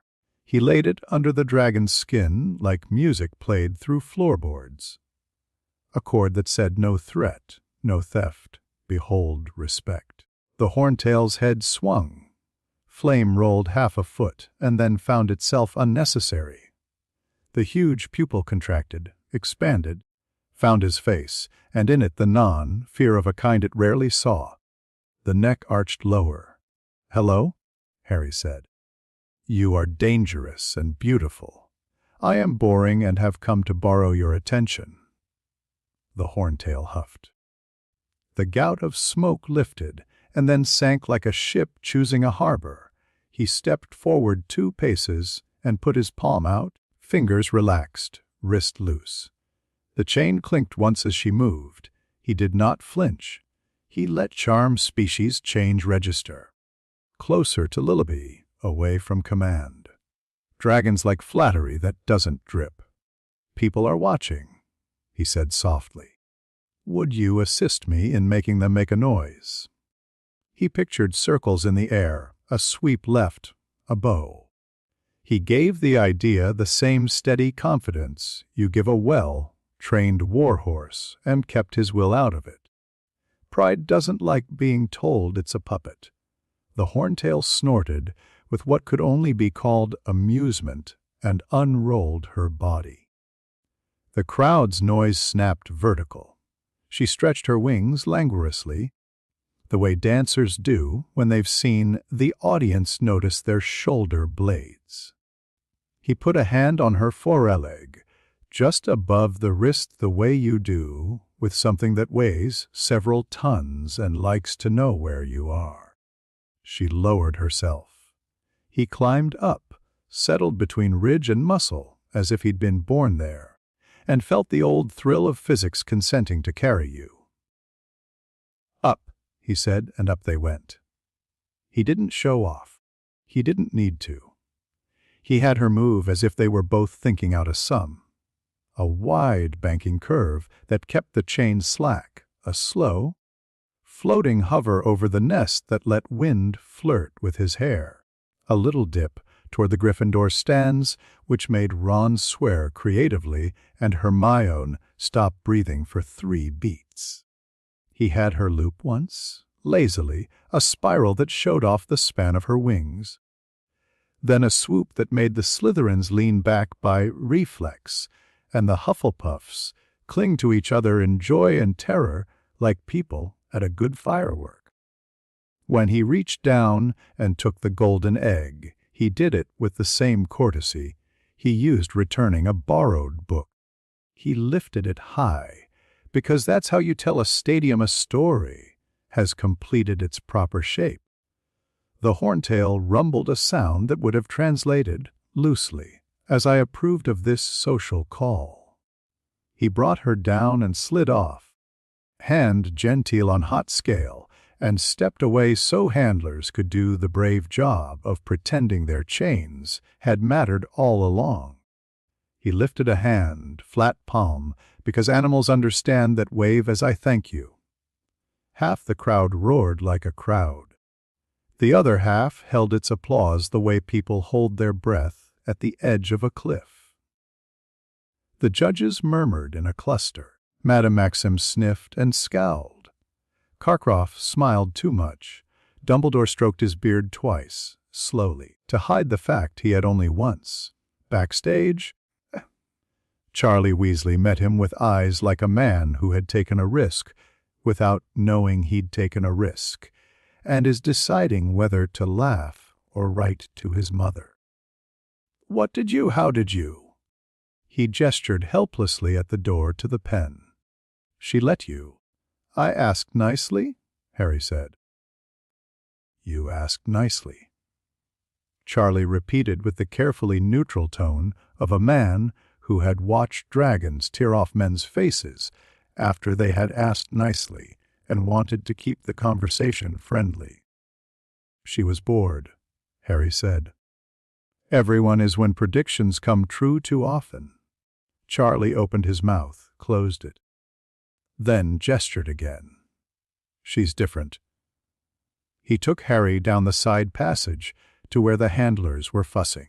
The horntail had settled on her haunches like a leopard in a pet shop window. Her eyes moved. Her body didn't. A handler crept in, placed a bucket of water within reach, retreated. The dragon drank without trying to set fire to the bucket or the handler. She's not pretending, Charlie murmured, surprised into reverence. She's just not angry. It won't last, Harry said. The world will remind her what she is. He touched the gate with his knuckles in a small salute, then went to accept a score that tried to translate admiration and dread into numbers and failed. The school reacted the way schools do, loudly, incorrectly, and with sincerity. Wrote it. Seamus told anyone who would listen, and the people who wouldn't. Like a ruddy? Don't say it. Hermione said automatically. Gentlemen, Seamus finished, aggrieved. He wrote it like a gentleman. Show off, said a Slytherin girl with awe hiding badly behind the word. Probably illegal. Everything is illegal if you haven't heard of it, Harry said, passing. She spluttered. He kept going. Cedric clapped him on the back and then pulled the hand away a fraction too far. Brilliant, he said, all generosity. You made it look, well, not easy. Right. Yours was clever, Harry said, and meant it. Cedric's transfigured rock into dog had been a neat play, showing the dragon a threat that wasn't Harry. Cedric grinned, chagrin and pride in balance. Fleur did not come near him. She watched from a doorway, arms folded, as if the sight of him hurt a muscle in her back, and she was waiting for it to loosen. Crumb passed him in the corridor and nodded once the way soldiers do when they've decided not to fight before breakfast. By December, the castle glittered, and the rumor that Victor Crumb was going to ask someone from Ravenclaw to the Yule Ball had caused Ravenclaw to develop angles. Harry invited Luna Lovegood because she sat on the edge of rooms the way people do who can see the angles and don't mind being misunderstood by them. He found her in the library, looking at an atlas with an expression of gentle sorrow. Miss Lovegood, he said, and her eyes slid up as if she had been expecting a friend to tap the page and explain how the sea got there. Would you come with me to the ball? She considered his face as if it were a line she could read if she tilted the book the right way. Yes, she said.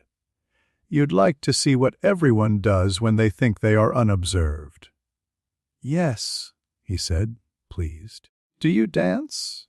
Mechanically. That will do, she said, and smoothed the edge of a page, as if it were offended by a wrinkle. We will have to tell the Nargles not to come near you. They will run away and get their feelings hurt. He sat opposite her. Nargles are real. Oh, yes, she said, completely serious. They live in the gaps between people. When they think about each other at the same time. They make your hair float. They slip inside pockets when you've decided to be tidy. They won't stay if you're around. Though, why? She tilted her head like a bird. You don't make gaps, she said. You make edges. He thought about that and found himself grinning. Fair. On the night, they went down together. Luna wore silver that had found the moon and refused to put it back. He wore black that sat perfectly on him because it had decided to. The hall had been transformed into the idea of a winter it could control. Ice obedient. Trees polite. The band had the anxious cheer of men trying to keep a room from noticing politics. Hermione came in on Victor's arm. She had tamed her hair with an argument it had agreed to. Ron watched her as if he had swallowed a knife, with the handle still on it. Fleur collected attention the way honeysuckle collects bees, and used none of it. Cedric arrived with Cho Chang and could not stop himself smiling at her, because he'd been given permission to enjoy himself. Harry danced exactly enough. Luna followed his steps with the serene ease of someone who hears rhythm, even when it's broken. Between songs, he let conversations find him.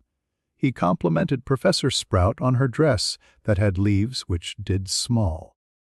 Intelligent things when you looked away. He listened to McGonagall tell him, with relief disguised as scolding, that dancing was not an exam. He stood with Hermione and Victor for one song, watching the rest of the room try to decide if it should be jealous. Hermione rolled her eyes at him once when Ron and Padma walked by, Ron doing his best to march and dance at the same time. Harry raised a brow. Shall I twist this? She shook her head. Not tonight. He left the drama where it belonged, just enough to keep people busy, and not enough to break anything they would need tomorrow. Karkaroff found him near a table of drinks that steamed unnecessarily. The man's smile had more teeth in it than his mouth should accommodate. Mr. Potter, he purred. A pleasure to see you so. He waved a hand, grown. Harry let his own smile be small. Headmaster. Karkaroff leaned in the way men do when they're about to do something oily and call it friendship. Tell me, he murmured, does Dumbledore set your training? Or are you, self-guided? I am an independent learner, Harry said. Good, Karkaroff said quickly. I teach my boys to be independent too. A lie. One should know one's own mind, especially in difficult times. Marks can be a problem. He looked at Harry's arm as if the sleeve would confess something. For some of us, Harry glanced at the bit of skin Karkaroff couldn't stop thinking about. An ugly spell, he said, tone mild. It ties loyalty to the wrong thing. Karkaroff choked on his drink. You know, I've seen worse, Harry said. Does yours itch in cold weather? Karkaroff swallowed. Sometimes. You should moisture us, Harry said gravely. Coconut oil. Or death. He took a sip of punch. Death works best. Karkaroff stared at him and then laughed, startled by his own honesty. He caught himself, remembered who he was supposed to be, and made his face charming again. You are, he started, and then wisely left the sentence incomplete. Across the room, Luna touched his wrist.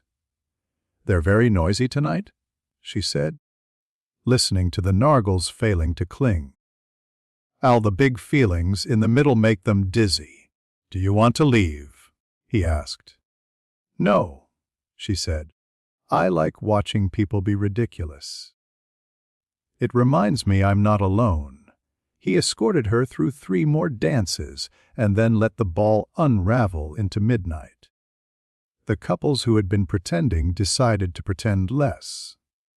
two friends said something unkind and would apologize tomorrow. Ron and Hermione didn't argue at all, which was worse for both of them. He took Luna back to Ravenclaw, and she kissed his cheek in absent gratitude, as if she were thanking a library for being open late. "Good night," she said. "Don't invite the Nargles in. They'll find a gap anyway." He watched her go and wrote on the inside of his head, "Nargles to social residues. Luna tell high-fidelity observer, protect." The lake in February had that specific cold that puts ideas about death into your socks. Hogwarts made children run down to it anyway, because tradition is a habit that can't see its toes. Under the surface, the merpeople were older than anyone topside liked to remember. They called themselves by a name water makes in stone. They watched the humans lay lines and rules and flares of magic that would tell them when to start clapping. They disliked the way ropes feel when they are anchored to nothing but human confidence. The elders gathered in a ring below the weed line. Their hair moved with patience. Their eyes had no silliness in them. "They will come," said the eldest, the one whose fin had a notch in it from when the lake had been larger. "They always come," said a younger one with scars on her knuckles from teaching aggressive eels their manners. "Guard the sleepers," the eldest said, meaning the hostages hung in their awkward choreography, breath masked, minds buffered. Children pretending to be art. They felt the other three champions first the way you feel small weather. Fleur's magic came down like perfume spilt, then diluted by the lake until it was only a suggestion. Cedric dropped neat, careful, respectful. He looked around the way decent boys do and made sure no one was hurting. Crumb arrived as if gravity owed him an apology. Then the lake flinched. Older things know when something that is not their world has put a finger in it. He did not swim down. He walked along the lake bed. The water moved aside because it couldn't agree where to sit around him. He took each step like a man in a cathedral who has been told to enjoy himself and chooses to be reverent instead. The merpeople felt their teeth ache. They do not have words like machine. What they knew was rule. He carried rules around him like a skin. The water could not crawl into the space his rules made. It tried.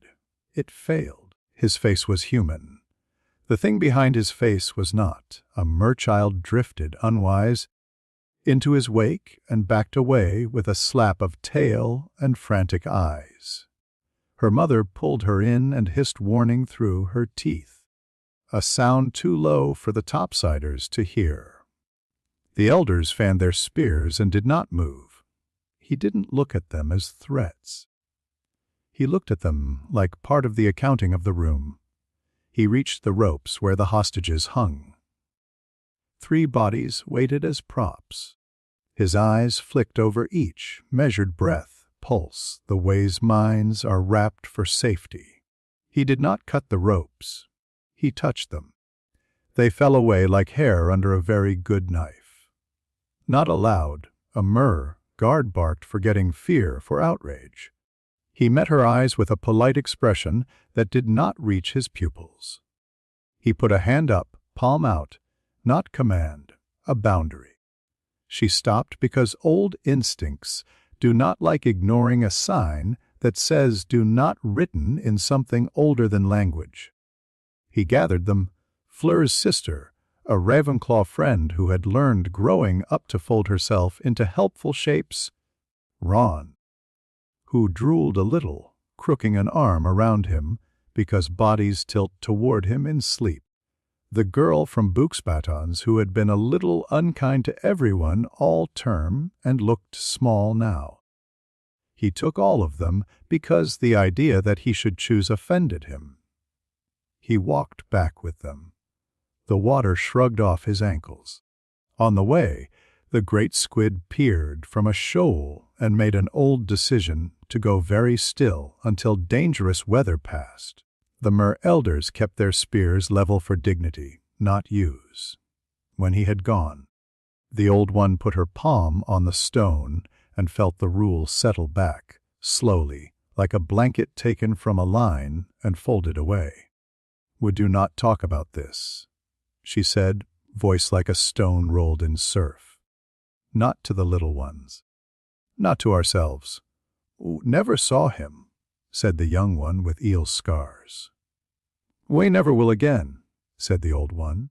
Hopeful and not, they all touched their throats where song lives. Above, he strode out of the lake carrying 4 children because he was not interested in coin counting.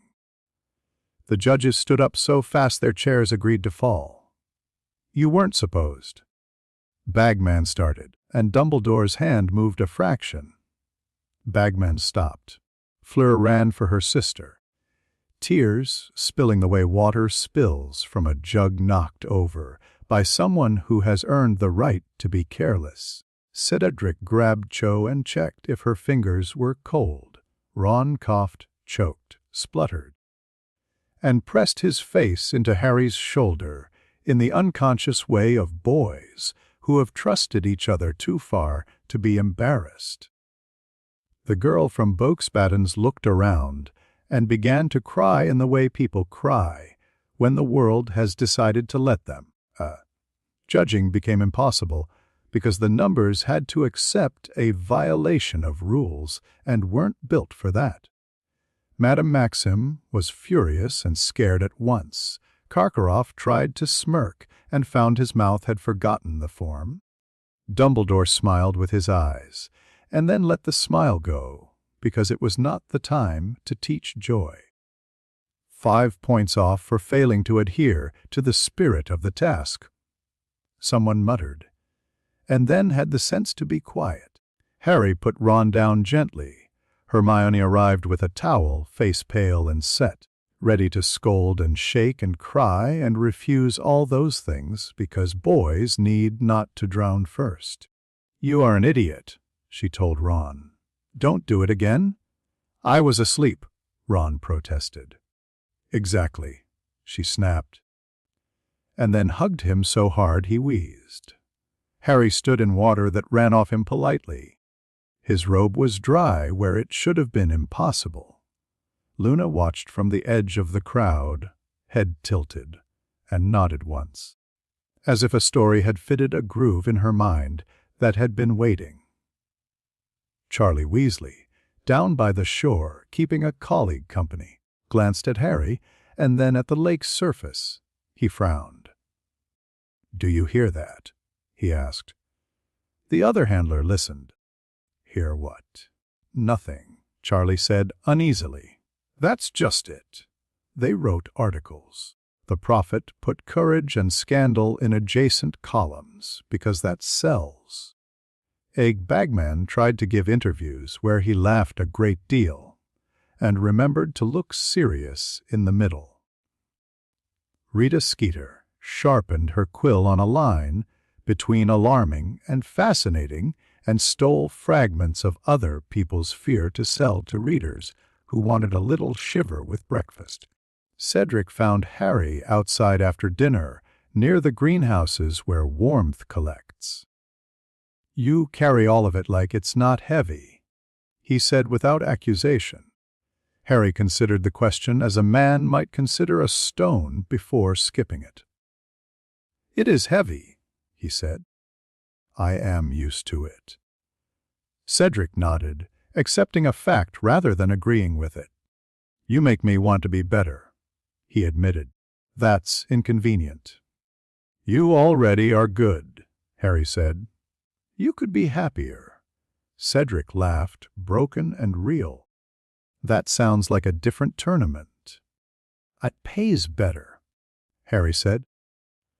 And Cedric shook his head and went away with his hands in his pockets and his heart doing whatever decent hearts do when they've been told something liberating and terrifying at once.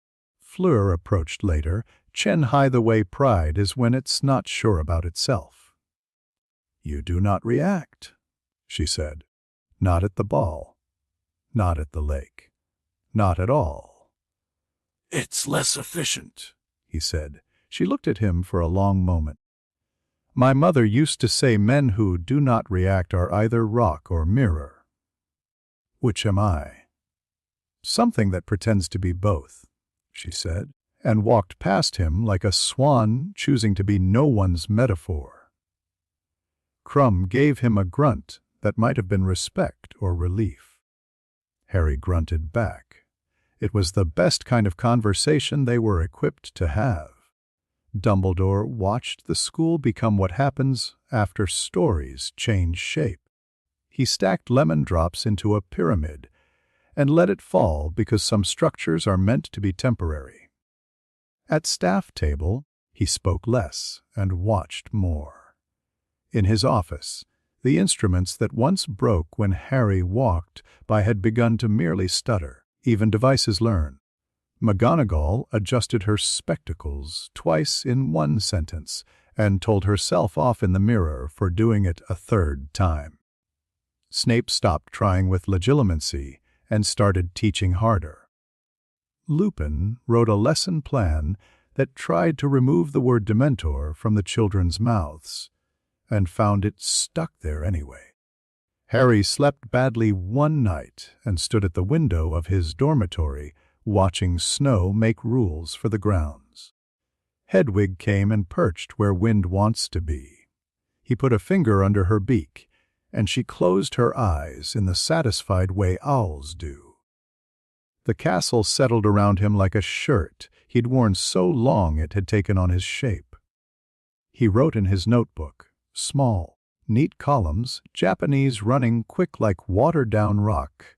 He noted task 1 Horntail receptive to respect, Handler class morale, Karkaroff interest, Dumbledore caution, or Ball social graph perturbation executed, Evers minored, Karkaroff probe, A dark mark. Discussioned data, Lunaga anomaly high valued. Task 29 Mers age, anchor lines old, aura test on hydrodynamics successful. Cultural impact, vow of silence, probable, human narrative friction high. He underlined lunar and vow and closed the book. The school slept. The tournament moved on its rails. He had not yet decided, on certain nights, whether he was enjoying himself. He kept going anyway. The game had asked for more pieces. He had supplied them. The board would answer in kind. Chapter 10. The Dark Lord's Folly, the Porky spat them into damp grass and old names. Cedric landed first, knees buckling. Harry, who was not a boy in the ways that mattered, touched down as if gravity owed him interest. The graveyard around them held a polite chill, hedges trimmed by the wind, stones listing where the earth had swallowed part of a century. The angel on the nearest marker had been carved with hands that believed in gentle outcomes. "We're," Cedric began, turning. "Wand up, doing everything right." "Graveyard," Harry said, and moved his hand without moving it. Cedric's wand hand went suddenly heavy. The boy blinked and found he could not take another step. The world folded around him, soft, invisible. A stasis bubble the size of a cupboard. Wrapped in camouflage, wind went round it. Sight slid off it. Sound decided it had somewhere else to be. Cedric looked like a boy who had been told to close his eyes and keep quiet in a game that had become something else. Harry put one finger to his lips. "Shush, saving you a long argument," he said gently, and turned toward the shadows. Pettigrew came out of them, panting, a bundle in his arms like a sick baby that hated him. Cloak, bottle, bone dust threaded into a pouch like a superstition that had grown teeth. His face shone with sweat and delight, the delight of obedience about to be rewarded. "Pettigrew," Harry said, not loudly. Wormtail flinched so hard he nearly dropped the bundle. "Master?" he whispered to the bundle. "It's him. I've got him. I've bind him." The bundle hissed high and thin. Its voice wore Voldemort's shape like a mask that had not been cut for eyes. Ropes leapt with the eager cruelty of rope. Harry let them cross his wrists, because the story expected it, and stories become offended when you ignore them too soon. Pettigrew scuttled, flicked a knife. It had blood on it already from another plan he had rehearsed. In the trees, the first masked figures apparated in, black, efficient, the air popping like knuckles. They stood apart from one another by habit. Rich men used to large rooms, fighters used to not striking elbows. "Master," one whispered to the bundle, "because you never know where to kneel when power is hiding in the arms of a rat." "Wet," said the bundle. It had all the patience of a man who believed time owed him apology notes. Wait. The Death Eaters were confident in the way of men who have socialized with terror long enough to think they have become friends. Their eyes slid to Harry Boy, famous scar, wrists bound, and then away, satisfied. The clothes of their courage fit. "Feels wrong," muttered one too near the ground, colder than it should be. "It's October." Another snapped, annoyed at superstition. "It's not that," the first said, and put his gloved hand on his stomach as if his body had noticed a subtraction he couldn't name. "It's him." Harry stood as if he had been asked to model a statue for a class of polite thieves. He watched Pettigrew bustle to the cauldron that had been dragged up against a high stone. The iron was pitted. The wood under it had charred where other nights had become history. "Bone of the father, unknowingly given," Voldemort whispered. Pettigrew scraped soil from around the grave with frantic care. The spade hit stone. The smell that came up was the clean, unpleasant honesty of closed rooms opened. Harry walked over in his mind and wrote symbolism trumps physics. Binding relies on narrative frames, cost minimal, effect trace, level link to genetic signature. "Flesh of the servant, willingly sacrificed," Pettigrew said, and cut his own hand off. Harry watched and thought thematically tidy. Geometrically wasteful, any competent anchor would have asked for a smaller tithe. Overkill reads as faith to amateurs. "Blood of the enemy." Forcibly taken. Pettigrew panted, and turned with the knife and a vial, eyes wet with triumph and pain. Harry angled his head. "You can ask nicely," he said. Silence. Voldemort breathed from the blanket. Pettigrew nicked Harry's arm. A bead of red hung bright. Harry looked at it, then at the cauldron, where the liquid had gone an unpleasant shade of nursery blue. "Too much copper," Harry noted. "Your salts are off. Your base is wrong for heat retention. You'll get a body that fluctuates." Pettigrew blinked. "What? I am instructing you?" Harry said. He used the tone he used for first. Years who should have known better, but might improve if humored. "You've grounded the ritual in symbols. Fine. You haven't compensated for the failings of your vessel." Pettigrew swallowed. "Master?" "Add the blood," Voldemort hissed. The blanket twitched with impatience. "No." Pettigrew tipped the vial. The drop hit blue. The brew went white and then black. "Fire too high," Harry said. "It will scorch the concept." They ignored him. The cauldron shivered, bulged, exhaled a smell like coins soaked in milk, and then calmed. The surface went calm with intent. The thing that rose out of it had arms, like a rhythmic music in a head, that had not been designed so much as flinched into shape. It stood, steaming, it breathed, it looked at itself and approved, because approval is what it had built itself to need most. Voldemort stepped toward Harry with the pleasure of a man returning to a house he had lost in a divorce and finding the wallpaper intact. "Harry Potter," he hissed, and the name came out mangled by too much joy. "At last, Tom," Harry said, and the name landed without flourish. Two of the Death Eaters flinched. Pettigrew smiled in reflex. The way men smile at jokes their bosses make that are not jokes.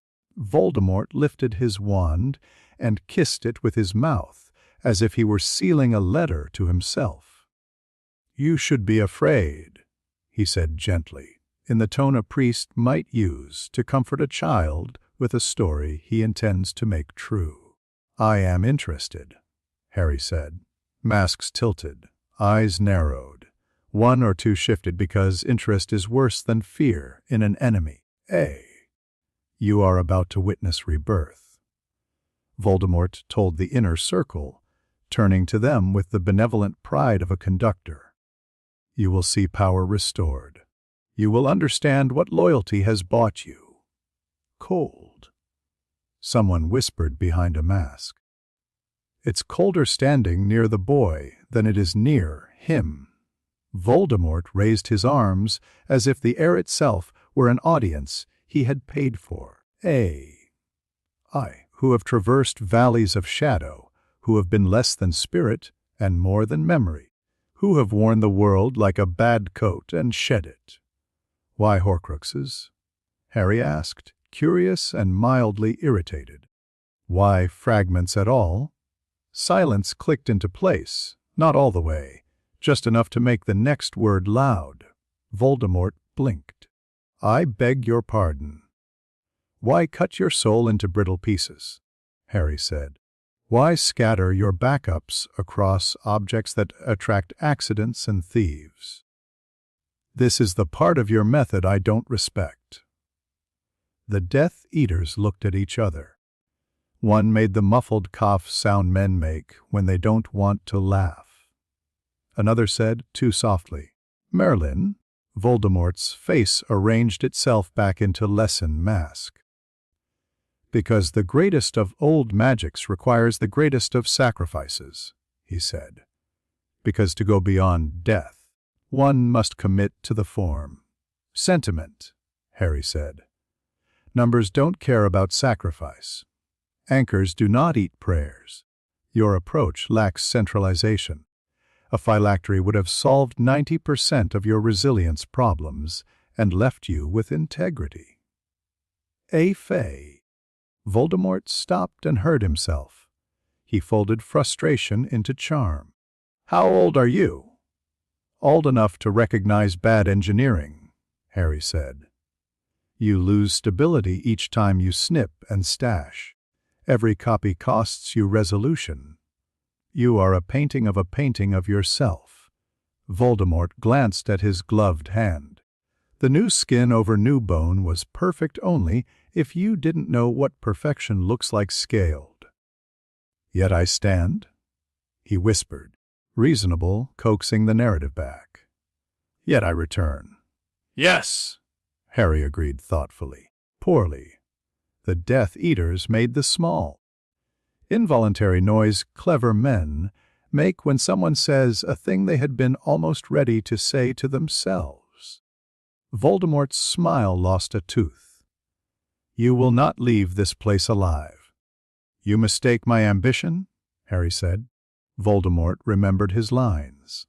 He turned back to the circle, voice swelling. "Witness," he called, and his echo answered from stone to stone. "Witness as the boy who lie vidi. The Avada Kedavra you use," Harry interrupted, "is sloppy. You rely on intent like a crutch. The wand movement you favor focuses outward and disperses too quickly at range. You could adjust the motion to narrow beam width and increase penetration, but then you'd find you had to fix the pronunciation habits you've casually abused for 40 years. "Silence!"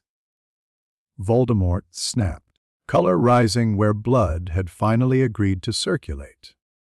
"Also," Harry continued, friendly, "if you're going to do possession, and I'm not saying you should, you need to stop treating minds like rooms you can move into.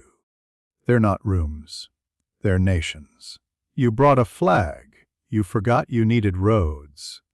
The circle had gone very still. Masks made small, creaking noises as men frowned under them. Pettigrew's eyes went back and forth between them and his master, quick, dizzy. "Duel me," Voldemort said, shaken into the old ritual shape because the new conversation refused to stay on rails. "Face me as a wizard." "If you like," Harry said. They paced out the meaningless formality. Harry kept his wrists bound for the neatness of the picture. Then, with the smallest flex, the rope fell off because it had never been there for anything but narrative. He let his wand slide into his hand like habit-given permission. "Beau," Voldemort said. Harry inclined his head as if accepting a cup of tea. The Death Eaters spread in a rough circle, the better to see and cheer. They were close enough to smell the grass. One shifted, suddenly sweating. Another rubbed his fingertips together inside his glove and could not get warm. Voldemort moved first. The lazy cruelty of a man certain no one will mind if he starts with something unpleasant. Crucio. The curse rode the air with relish and hit Harry full in the chest. Harry frowned a little. "Your angle is poor," he said. "You're lifting the wrist at the end. It bleeds force." Voldemort flicked a hand. The spell sharpened, became a wire drawn tighter. Pain is a story bodies tell themselves. Harry's body had spent a long time telling other stories. Better, he admitted. Voldemort's lips peeled back. He sent a chain-slicing hex, bone shatter. A hex invented in a cellar by a man who hated the sound of laughter. They hit. They did what they had been designed to do to men. Harry examined the edges of each, the way a butcher examines knives before a shift. "You might get better results if you fix your breath," he offered. "You hold it. Men who hold their breath die in duels. Inhale on the dip, exhale on the lift." "Simple, how dare you?" Voldemort whispered, and the whisper held more fury than the shout. "How dare you?" "By standing here," Harry said. Voldemort went for the green. He enjoyed its theater too much to lead with it. Now he poured meaning into the word the way priests pour wine, and know the congregation will pretend not to notice the shake. Avada Kedavra. The spell flew, a bolt of physics wearing the code of murder. It struck. The cemetery did not applaud. Harry looked down at his chest, as if glancing at a watch he had no intention of wending. "Shall we try again?" he asked. "You have time." Voldemort swayed. For a fraction, his face was younger. Shock making him a boy in a boarding house told his father is not coming. Then he found rage and climbed into it. He threw everything. Curses collected in a cloud around the point they were supposed to meet. They went off with neat little bangs as they failed to register the target as configured. The air stank of burned intention. Harry let it play over him like weather and made 2 notes: core power, significant; technique, theatrical; discipline, none. "You are nothing," Voldemort spat, high, thin. "An accident, my accident?" "Hello, Tom," Harry said quietly. "My name is Inevitability." The Death Eaters looked at one another as men do at a play that has become too good to be funny. One's hand shook. Another's breath fogged his mask on the inside. He lifted it a fraction to wipe it and remembered too late what he had done. "Enough," Voldemort said, voice broken and then repaired. "Enough talk. Enough games." "Yes," Harry agreed. Enough. Time stopped. It didn't slow, it didn't smear. It halted obediently. Wind went still in leaves. The smoke from the cauldron hung in a thoughtful loop. A moth froze the thickness of a hand from Voldemort's wand, and could have written a memoir about it if it had ever learned to write. Harry walked. He went to Voldemort first, took the wand gently, turned it over as if checking a rental, and frowned at the balance. "You haven't had it fitted," he observed. He slipped it into his pocket, then changed his mind. He took out a rubber chicken, not a trickster's bright yellow. This one was dignified a dull, cheap fowl, its beak bent wrong. He put it in Voldemort's hand, adjusting the limp rubber so it lay just so, then patted the fingers closed. He walked the circle once, masks up close, variations on fear and arrogance behind identical eye holes. He looked into each face the way you look into a shop window when you are not buying anything. He removed 3 wands, rearranged a foot here and there so when time flowed the trip would come as a surprise to the ankle, stepped around Pettigrew, and touched Cedric's stasis bubble with the smallest kindness. Cedric blinked, breathed, and kept not moving. He came back to the center. He straightened his tie, because respect for the forms is a habit that keeps larger habits in line. Time resumed. Voldemort lifted his wand and found Poultry. He stared. The Death Eaters stared. One chamber of silence filled. The next chamber of silence overflowed it. Then the chicken squeaked. Voldemort made a sound no one there had heard him make. He flung the chicken. It landed at Harry's feet with the small, resigned flub of something that had long accepted its job would be undignified. "What are you?"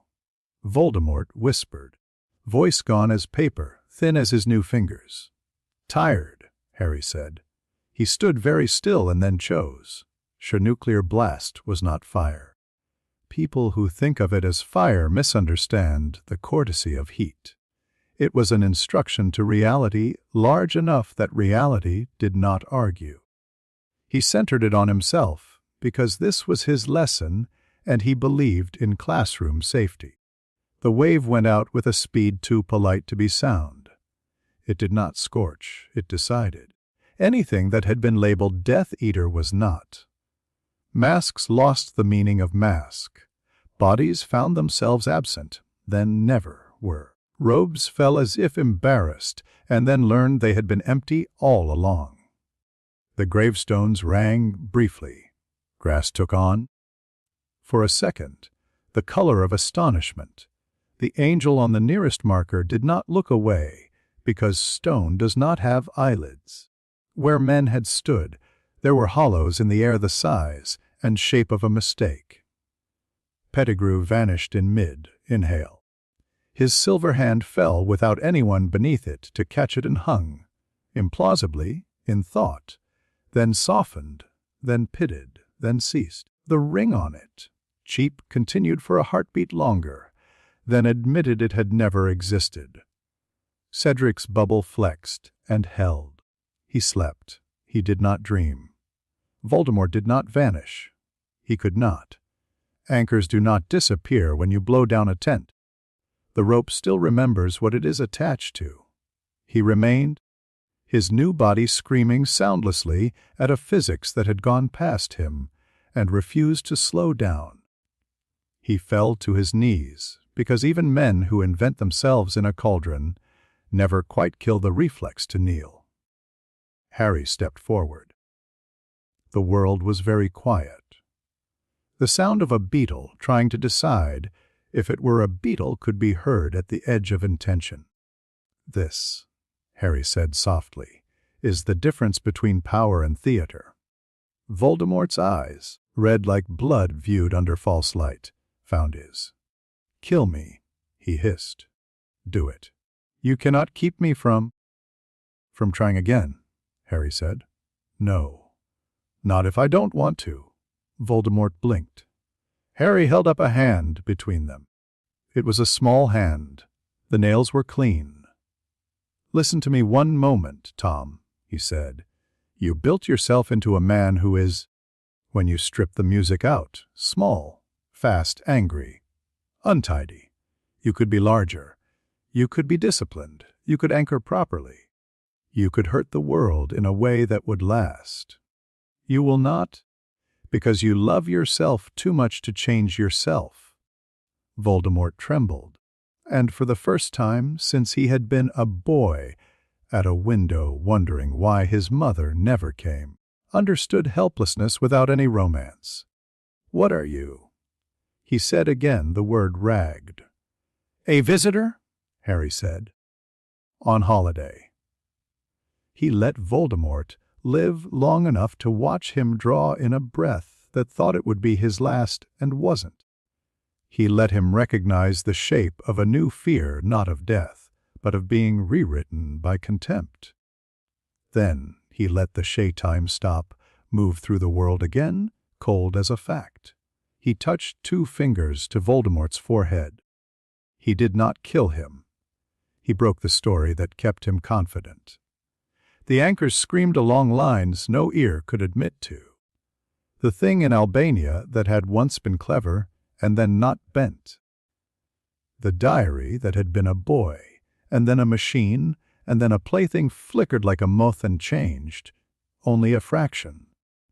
Only enough that a hand less steady would not notice.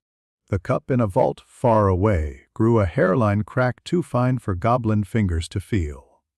Small imprecisions, enough to make future rituals falter. Enough to cost Tom Riddle time. Time is the only resource even gods find finite. Harry exhaled, and the world started again. Voldemort collapsed properly, body rejecting itself, scream breaking, hands clawing at soil he had never respected. He would survive. He would go to ground. He would be less. Harry turned. Cedric's bubble sighed as it popped. The boy stumbled out, blinking, mouth opening on a question no one should have to ask. "Take the cup," Harry said. He flicked his wrist. The portkey tumbled into Cedric's palm as if fate had finished its shift and wanted to go home. "No. Harry." "What?" "It's a portkey," Harry said. "Hold on." Cedric held on. The world obliged him by removing him from it. Harry stood alone in the graveyard with a dark lord, 3/4 of an argument, and an angel who had seen worse and couldn't say so. He looked at the place where the Death Eaters had not been. He tilted his head, considering. He summoned a breeze small enough to move ash, and large enough to make it look like weather. He set a sigil under the soil that would make Auror tracking charmzoms, honest about what had transpired and lie to reporters sufficiently to keep children sleeping. Then he looked down at Voldemort one last time, because manners do not cost much. "Next time," he said, "bring a better wand." Voldemort wheezed something that might have been a laugh and might have been a sob. Harry left. He did not apparate. He walked to the gate of the graveyard because walking registers on magic in useful ways. At the gate, he reached into the air and pulled in a line the castle knew. The world folded round him in a manner that had learned to be polite about it. Behind him, little Hangleton remembered that it was a village. The angel remembered that she had wings, and also that she could not move them. The grass remembered not being flattened. The night remembered the precise temperature it had chosen at sunset, and was smug about being consistent. Back in Hogwarts, the stadium was a mess of noise. Cedric arrived with a lurch and a gasp, clutching the cup, and then dropping it like something that had lied. He took 3 steps, looked around as if for witness, and found a nation's worth. His Harry's. He couldn't finish the sentence because it had too many directions to choose from. Dumbledore was moving before the boy had chosen any of them. McGonagall moved with him, thin and rigid as a rule. The crowd learned how to be quiet very fast. "Where is he?" Dumbledore asked, hands on Cedric's shoulders. Steadying without pinning, Cedric swallowed. He tasted damp grass and the possibility of death that had passed him in the hall, and decided to be late elsewhere. "Graveyard," he said. He said, "Take the cup." He said now. Snape stopped breathing and then did it again on principle. Harry stepped into the far corner of the pitch, as if the air had simply remembered him. He looked as tidy as boys look when they have taken off their tie, because it was strangling them and do not want to be scolded. The stadium exhaled. Dumbledore crossed to him in 4 long steps that admitted to being a run only when no one else was looking. "Harry." "Professor," Harry said, and his voice had the same polite weight it had had that morning at breakfast when he had asked for jam. Dumbledore scanned him the way mothers do when their children come in with their shirts torn and smiles too large. He saw nothing wrong and refused to trust his eyes. "We're resolved," Harry said. "Different problem now." "Witches." "Politics," Harry said. Behind Dumbledore, Cedric stood with a face made of 3 parts relief and 1 part fury at not having the right words. Fleur stared at Harry as if he had fountain pens where his teeth should be. Crumb looked at the sky and then back at Harry as a bird might look at the man holding out a handful of seed that smelled like traps. Screaming started in the stands, on schedule. People who had been holding themselves together did maths badly and lost count of their own breaths. Madame Pomfrey stormed out with chocolate, bandages, and the polite fury of women who fix the world after men perform in it. Aurors would arrive later, too late, with wands and questions, and the suspicion they were going to be asked to change names in a ledger no one had told them existed. Dumbledore did not ask the right question. He put a hand on Harry's shoulder briefly, warm, human, and then removed it, because the shoulder under his palm had felt like a thought trying too hard to be a person. "Come," he said. "We have to deal with matters." "We always do," Harry said. They walked in together, leaving the pitch to decide whether to develop legends or rumors. Behind them, Cedric looked down at his hands. He would remember holding a cup that had been a door, and the way a friend had told him to go and not to ask, and he would build himself around that instruction like a tree around a nail. In the graveyard, what was left of Lord Voldemort made an old decision to run. It would be some time before he remembered he had ever pretended to his servants that this was called strategic retreat. He crawled into shadow and story. The ritual that had made him would begin to itch. The anchors, he trusted, would slip in their sockets the tiniest amount. He would not sleep well. He would tell himself that was because he had been close to triumph. He would be wrong. Chapter 11. The aftermath of divinity, Cedric hit the grass like a dropped photograph. Still, color leached. For a half-second the stadium cheered, because sound doesn't know when to stop. Then the front rows saw his face. "Hey, Cedric!" Cho's voice cracked. Madame Pomfrey was already moving. Wand a metronome diagnose. Stabilize. Demand the world obey. She froze. No pulse, she said to the air that had just learned what silence weighs. No.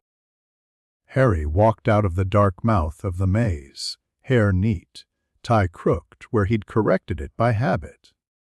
He took in the tableau. Cedric's gray mouth, Pomfrey's hands, the billion-eyed thing a crowd becomes when it smells tragedy, and knelt. "Don't—" Pomfrey started. He touched Cedric's sternum with 2 fingers, as if ringing a bell that had been told to be quiet. The grass remembered mornings. Cedric's chest surged, breath ragged in, eyes flew open. He gagged, coughed, looked straight up into the night, and began to laugh and sob at once, a sound only the resurrected make. The stadium made a noise like weather reversing. Madame Pomfrey reeled back a fraction, and then did not. Medicine remembers to be professional even when it has been insulted by miracles. "Mexter Diggory," she said sharply. "Follow my voice. How do you feel?" Cedric blinked, gulped, swore softly, then found words. "Cold," he said hoarsely. "I? There was a Harry graveyard," he said. "Now I left, then nothing, and then—" He turned his head. "I was falling forever. Then I got bored." His eyes found Harry glazed and very alive. "You said now," he whispered. I did, Harry said. "Welcome back." Flitwick sat down on the grass as if his legs had negotiated their own contract and he'd been left out of the meeting. Karkaroff clutched the back of a chair and remembered something about the fragility of skin under nails. Madame Maxim said "Mon Dieu" with the particular reverence of someone who believes in God when miracles are properly terrifying. The ministry arrived as if the ground had been shaken off them oars first, faces set, ropes in neat coils. Orders muttered with the relief of having a job to do. Then Cornelius Fudge, hat in hand, hat out of hand, hat suddenly too hot to hold. What, he began, and then remembered speeches. a minor incident. "But all's well." Diggory, Cedric, alive, splendid. Hogwarts, ever resilient. Shacklebolt's voice cut him off gently. "Minister." He was already kneeling by the scorched patch under the judge's stand that had a shape the human eye refused to trace. "That's not minor." He touched the earth as if taking its temperature. The soil did not remember heat. It remembered instructions. "Mixtrapater," McGonagall said. She was composed down to her hairpins. "Come with me, if you please." He did. The great hall inhaled to make space for him and remembered to exhale only after he had passed. Behind him Cedric kept laughing and crying while Madame Pomfrey bullied his body into compliance with living. The spectators started talking as if words could insulate them. In the Slytherin section, 2 boys laughed too loudly because fear needs noise. Fudge set up a temporary war room in the antechamber with the efficiency of a man who had never truly expected war. Orders came and went. Parchment developed into towers. Someone ran out of teacups and decided not to care. "Statement," Fudge said to the mirror. "Reassuring. Routine mishap at the close of the event. Use unforeseen." "Yes, unforeseen is good. Medical professionals on scene. Don't mention death. Don't." Shacklebolt entered without knocking, because there are moments when knocking is a luxury. "Minister. We found magical residues in the maze. They don't match any known signature." "Experimentation," Fudge said quickly. These modern educational methods. Also in the stadium." Shacklebolt continued. "On the pitch. On the Diggory boy. Not radiation, not standard necromancy. Something we don't have numbers for." Fudge stared a heartbeat too long at a wall that had not been prepared to soothe him. "Then we shall get numbers," he said brightly. "That's what the Department of Mysteries is for." He turned, relief already tidying his tone. "Get me Croaker." "Croaker's here," said Amelia Bones, entering with the comfortable authority of someone used to rooms clearing a path. She glanced at Harry in McGonagall's custody. registered him the way accountants register new columns, then turned back to Fudge. "We have a witness who says graveyard. We have a boy who died for a minute. We have a crowd that felt something no one is qualified to describe. We will not call it minor." Fudge's smile shrank, as if someone had opened a window near it. "We will call it controlled," he said. "That is what the public needs." "The public needs the truth," Bones said calmly, "which we may not have yet." "That's not a useful truth," Fudge snapped. "And until we have a useful truth, we will keep the lid on." Bones looked down at the scorch under the table where something that wasn't fire had brushed the grain and left a geometry.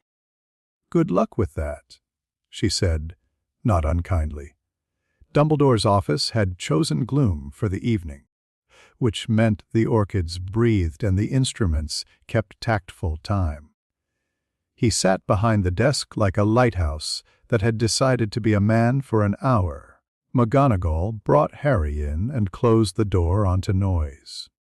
For a moment the headmaster watched the boy across a distance that had once been filled by children who lied about homework and teachers who lied about being fine. "Sit down, Harry," he said. Tea. No. Harry said. "Very well," Dumbledore said. He folded his hands on the desk. "What are you?" Harry tilted his head, appreciating the question's economy.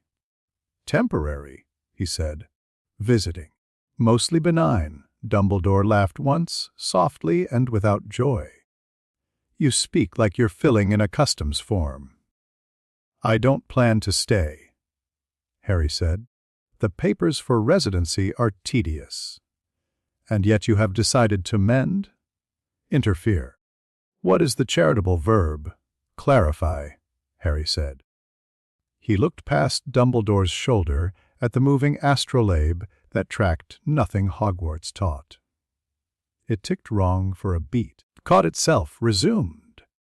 This world's problems are small, but sharp. Dumbledore inhaled as if for philosophy and brought out pragmatic air instead. "Did you destroy them?" "The Death Eaters?" Harry asked. "Yes, most of them." "And Voldemort?" "Alive," Harry said. "Inconvenienced." Dumbledore's eyes watered, then cleared. "Inconvenienced," he repeated. "By what mechanism?" "By correction," Harry said. He placed his fingertips together. "He is a bad copy of himself. I made future copies worse." Dumbledore stared hard at the grain of the desk because wood tolerates the weight of certain thoughts. "Will he return?" "Probably," Harry said. Slower, sloppier. McGonagall made a sound like a swallow going wrong, then set her jaw and remembered she was steel when needed. "We will need to prepare," she said. "If he returns sloppily, the sloppiness will kill by accident." Yes. Harry said. Dumbledore's attention sharpened to a point. "Show me," he said quietly. Harry lifted a hand. Space folded in the air above the desk, as if someone had lifted a tablecloth and discovered a sky underneath. The office went away without going anywhere. There was a chamber vast, cruelly beautiful, logic braided into stone. Nazarick seen through a pinhole. A throne. The weight of intention so heavy it made Dumbledore's molars ache. Albedo moved in the distance with the grace of a woman made to be loved and never questioned. Demiurge's outline stood in the half, dark like a man who laughs when knives are discussed. Dumbledore's face went old the way apples go brown, quickly, honestly. His hands trembled, he put them flat to stop it. "Close it," he whispered. "Please." Harry closed it. The office returned the smell of lemon oil and paper and old grief. "I am sorry," Dumbledore said to the room. Which is what men say when a belief must be folded away, and they don't know where to put it. He looked up at the boy with the terrible neatness. "How much time do we have with you?" "A term." "Perhaps 2, Harry said. "Then the door closes, one way or another." "And in that time, what do you intend?" Dumbledore asked. "To fix what can be fixed without breaking more," Harry said. "To leave tools. To be bored." Dumbledore laughed again, choked on it, and let it come. "Boredom," he murmured. "There is something awful about power unsupervised by wonder." "I agree," Harry said. "It's why I play games." "Then let us make a bargain," Dumbledore said. "Brisk now, because brisk is the plaster you put over a wound you cannot yet name. Will permit you to clarify within constraints. You will warn me before you act in ways that will alter the world materially. In return, we will not attempt to clear you from the board." "You could try," Harry said, without vanity.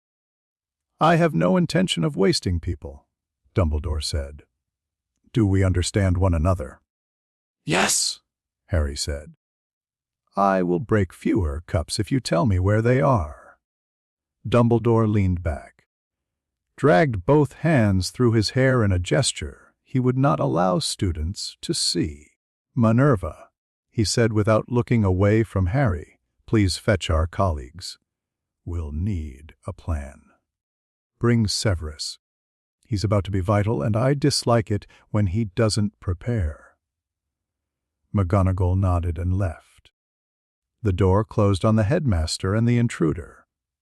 "It is not my habit to beg," Dumbledore said, "but I will ask you this as a favor to our world. Try to make the gifts you leave survivable." "I will," Harry said. "I prefer order." "I thought so," Dumbledore said. He did not reach for a lemon drop. His hand wouldn't have found the bowl. By morning the world had learned what Hogwarts already knew: something mathematically indecent had occurred. McUSA convened at 4 a.m. New York time in a conference room that looked like it owed a debt to Art Deco and a newer debt to municipal carpet. Madam President Barnaby tapped her nails on a folder stamped Des to URBNCESISLs. "We are not touching this," said the head of Federal Aurors, and then looked at his staff as if asking permission to be braver. "Correction, we are touching it cautiously." "Any evidence of cross-border leakage?" Barnaby asked. "Just the screaming," an analyst said. It was very British. A junior undersecretary, pale with the love of procedure, raised a hand. "If there is an actor generating non-standard magical effects, we must consider classification as entity. Entities require liaison through ICW. ICW will meet at noon," Barnaby said. And the room groaned because ICW meetings have been known to last until the next government is elected. Across the Atlantic, the ICW extraordinary session looked like every extraordinary session it had ever held: too many chairs, not enough oxygen. "Order," said the chair witch, with the confidence of spells layered on the word for 1,000 years. We have reports of total erasure events in Scotland.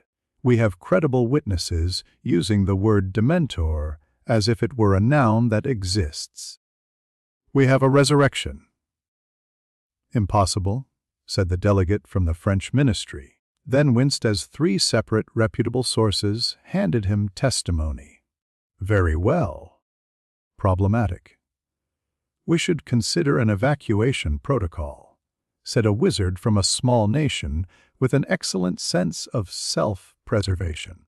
"Our children, and go where?" asked a South African witch dryly. "Into whose wards?" An elderly wizard with a face like a very old penny said. "We could negotiate." "With what?" Someone hissed. "Chocolate." "Negotiate with whom?" corrected the chair witch. Find me a person to write a letter to. Until then, we will contemplate containment. They contemplated. They produced a memo. It said, contemplate faster. In Israel, a small task force made a list titled Neutralization Options. By lunch, 4 options had been crossed out as either immoral or ridiculous.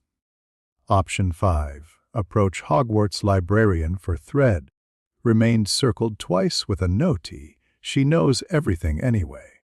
They filed the page in a drawer that always smelled faintly of cloves and agreed to pretend they had not filed it. In Russia, a department nobody named aloud floated recruitment.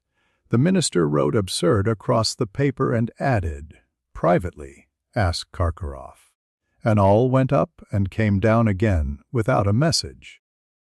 The department decided recruitment was a charming dream and planned an assassination instead. The plan lasted until someone read the Hogwarts report and said, do we have anyone who can kill a rubber chicken? The department agreed to go for a walk.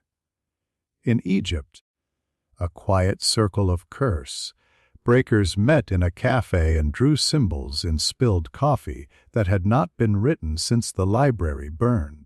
If it's a world item, one murmured. Or something like, it is a boy, said the eldest, with both tenderness and contempt. That is worse. Assassination proposals bloomed and withered. Sketches showed flecks of poison. Snipers cursed coins. All of them died to the same small remark in the margin, will this work on an absence? The British ministry tried denial, because denial is domestically produced and budget-friendly. An unfortunate concatenation of errors. Fudge said to the press with a smile rescinded by his eyes. Mishaps in the maze. A fainting fit. Perfectly normal magical rebounds happen every year in minor tournaments. Yes, well, not every year. Diggory will be right as rain. Minister. Rita Skeeter purred. Quill dancing. If Mr. Diggory is right as rain, could he tell the prophet how it felt to be dead? Fudge's mouth made an O that did not produce sound. Dead. He laughed. My dear Miss Skeeter, boys faint. Cedric. Skeeter's photographer asked, because some photographers are human in the ways that count. Cedric, wrapped in blankets and dignity, cleared his throat. I stopped, he said, voice even, like a clock. There's a moment when you know you're a story for someone else. Then he glanced at Harry, who stood to the side as if he'd been placed there neutral. Then I wasn't. He swallowed, put me back. The newsroom went quiet, as it never does. Rita's quill hesitated. She wrote put me back in large letters, underlined, then added a neat curl to the K that looked nervous. Croker from the Department of Mysteries sent up a note. It read, energy signature incompatible with any known branch, not curse, not charm, not sacrament, vector resembles instruction, not force. Further testing impeded by absence of residue. Below it, in a different hand, what do we call a thing that leaves no fingerprints? Fudge tried a second press conference. He used the words reassure and contain until they sounded like furniture polish. Halfway through, he stumbled. Our partners at Azkaban have assured me, he began, and then faltered because there were no partners there any more, just walls, water, and men with lanterns who kept asking each other if they were forgetting anything important. Assured me the situation is under control. He smiled, the kind of smile that makes small children cry. Amelia Bones took off her monocle and cleaned it specifically enough to be an argument. Minister, she said afterwards, in private, stop. Will look foolish and cruel. Fudge stared at his hands as if hoping for notes. What would you call it? Truth? She said. with as little decoration as we can manage. Boredom came back like an old colleague, reliable, a bit smug. The morning after the graveyard, while owls died under the weight of letters, and the prophet stapled adjectives to the front page, Harry moved through the castle like a technician. He began with wards. Hogwarts had good bones, old anchors, 4 hearts. Regrets stored in the walls like useful salt. He laid structures that didn't fight the existing grid. He asked instead of told. He ticked lines into being. The castle considered, shrugged, accepted the upgrade like an elderly building consented to electricity. All right then. But no nonsense. Flitwick found him at a junction where 3 corridors pretended not to cross. "What?" the charms master asked mildly. "Are you doing to my house?" "Fixing the seams," Harry said. He showed him. A thread of logic woven through an old spell until the fray stopped. Flitwick looked. Flitwick is a man who cries at craftsmanship and never calls it crying. "They'll hold," he said softly. "Longer than we will." "I'd prefer they did," Harry said. He left a folder in the restricted section because the restricted section enjoys being fed. It contained a theory for fusing arithmancy with ancient runic matrices, a neat correction to Flamel's footnote on mortality and intention, and a paper labeled Patronus, an engineering approach. Madame Pince found it and nearly fainted, then hugged the folder the way some women have wanted to hug children and did not get the chance. In sat Mungo's. A night, sister making the rounds found a parcel on the lycanthropy ward, anonymous brown paper, string tied with exact kindness. Inside a booklet titled Lunar Lycanthropy, Cycle Interruption Through Fixed, Point Charm Work. It read like a recipe written by a saint with a degree. The first patient they tried it on slept through moonrise with nightmares, but no bones breaking. By morning the ward staff had cried in 4 different cupboards and agreed never to speak of it except in prayers. At breakfast, Dumbledore unfolded a paper of his own, thin, closely written, signed anonymous, and then not for glory in a different hand. It mapped a modification to the school's boundary that would allow in children who were not owned by a wand. He put it in his pocket and did not look at Harry, because sometimes gratitude hurts too much to aim. Hermione found a sheaf of notes in her bag that night, tucked so neatly she thought she must have filed them herself. On magical formal systems proofs and pitfalls. She sat on her bed in the girls' dormitory and read until her eyes hurt. When she got to the section on why hope works better than fear in spellcasting, she put her face in her hands and made a noise that wasn't crying and wasn't not. Ron watched her and tried to make a joke, then didn't. He went down to the common room, found a chess set, and set up the pieces with unusual care. "All right," he told the board. "No cheating tonight?" The board did not answer. It had learned humility the hard way. The international panic acquired shape. Reports crossed desks attached to names people had assumed would never be in the same paragraph. An ICW subcommittee drew up an extreme entity engagement protocol. Its bullet points included "do not send teenagers," which made 3 members of the committee wince. A clandestine cell in France built a curse inside a piano and discussed inviting Harry to a recital. They disbanded when the piano ate the curse and played a C major so beautiful one of them burst into tears. "We're out of our league," the cell leader said, relieved. Meguse floated the idea of a liaison, a brave young Auror with diplomatic instincts to humize the entity. The list of candidates dwindled to 2, then 1. Then none when the sole survivor of the committee's standards read the Hogwarts file and said, "I prefer to die at home. Thanks." A small witch in Lagos wrote a letter to her grandmother asking if this reminded her of the Eater. Off, paths from the story. Her grandmother wrote back yes. But he is kinder. Tell him to put down a bowl of milk anyway. The old ways are polite. By week's end the British ministry attempted a last cover, up high academic language. A joint statement from the Department of Mysteries and the Auror Office was issued on very white paper with very black ink.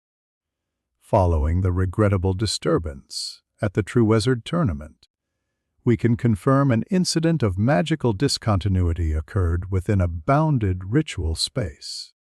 Preliminary readings indicate an anomalous instruction field rather than a conventional force projection. No lasting harm to Hogwarts wards has been detected. Unrelated improvements to said wards appear to have occurred. We urge calm.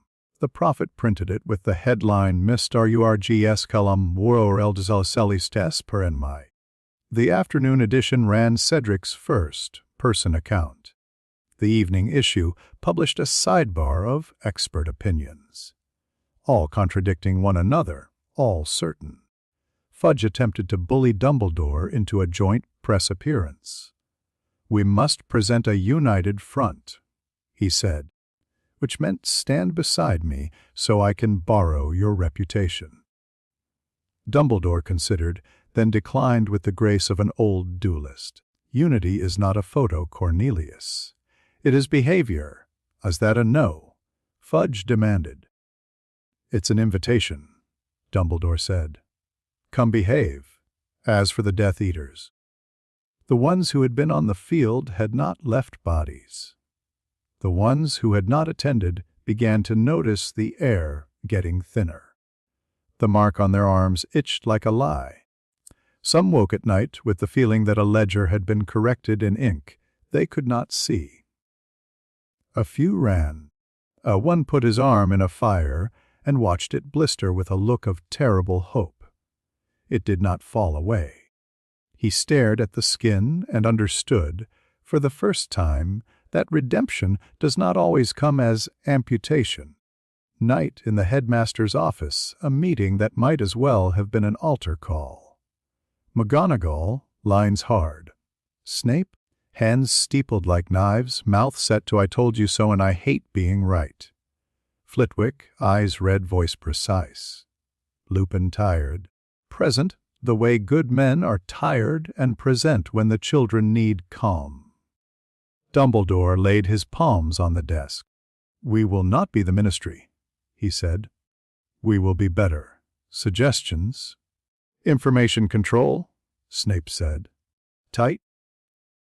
Children repeat what they do not understand. Adults pretend to understand what they repeat. Both are dangerous. Severus? McGonagall snapped. He did not look at her. We cannot give the Dark Lord time to write the narrative. Nor can we antagonize an ally. We cannot measure. We must put the castle's safety first. "We have," Flitwick said softly, glancing at Harry. It noticed. "Resources to the Aurors," Lupin said. "Real training, if Dementors are gone. And there are people who remember them and people who don't." He broke off, swallowed. "We have to fill the gap with competence, not fear." Harry half smiled at that. "I like competence." "Good," Dumbledore said. "Then you will contribute." "I already have," Harry said. "You haven't checked the north stairwell this morning." They checked. The stairwell's unstable landing had become honest. No more traps for first years late for breakfast. McGonagall covered her mouth and did not say thank you where students could hear. "And the library," Harry added. "What about the library?" Madame Pince said sharply, arriving from nowhere like a summoned demon. "Nothing," Harry said. "Yet." Pince narrowed her eyes. made a note in a ledger that had devoured would be vandals and vanished. Dumbledore rubbed his eyes. "Time," he murmured. "We have bought a little. We must spend it well." They did. The week developed into the kind of unusual that leaves grooves in memory. Classes resumed, Transfiguration's tidy insistence, Charm's cheerful tyranny, Hagrid's affectionate risks. Students told versions of the story that made them feel brave. Hermione started 3 clubs by accident. Ron beat a 7th year at chess and refused to be smug. Luna wrote a poem about a boy who was a door and read it to the giant squid who approved. At Sight Mungo's, the second werewolf held his shape under moonlight and did not believe it until morning. The healer, who had taken the risk, sat down on the floor and wept, then got up briskly, because weeping is the preface, not the conclusion. Ministry quills dipped toward funding documents. Fudge practiced a smile that said, "I always supported this work and hated how it looked on him." In the Department of Mysteries, an unspeakable stared at a chart of the Hogwarts grid and whispered, "Beautiful." The way people whisper at stained glass.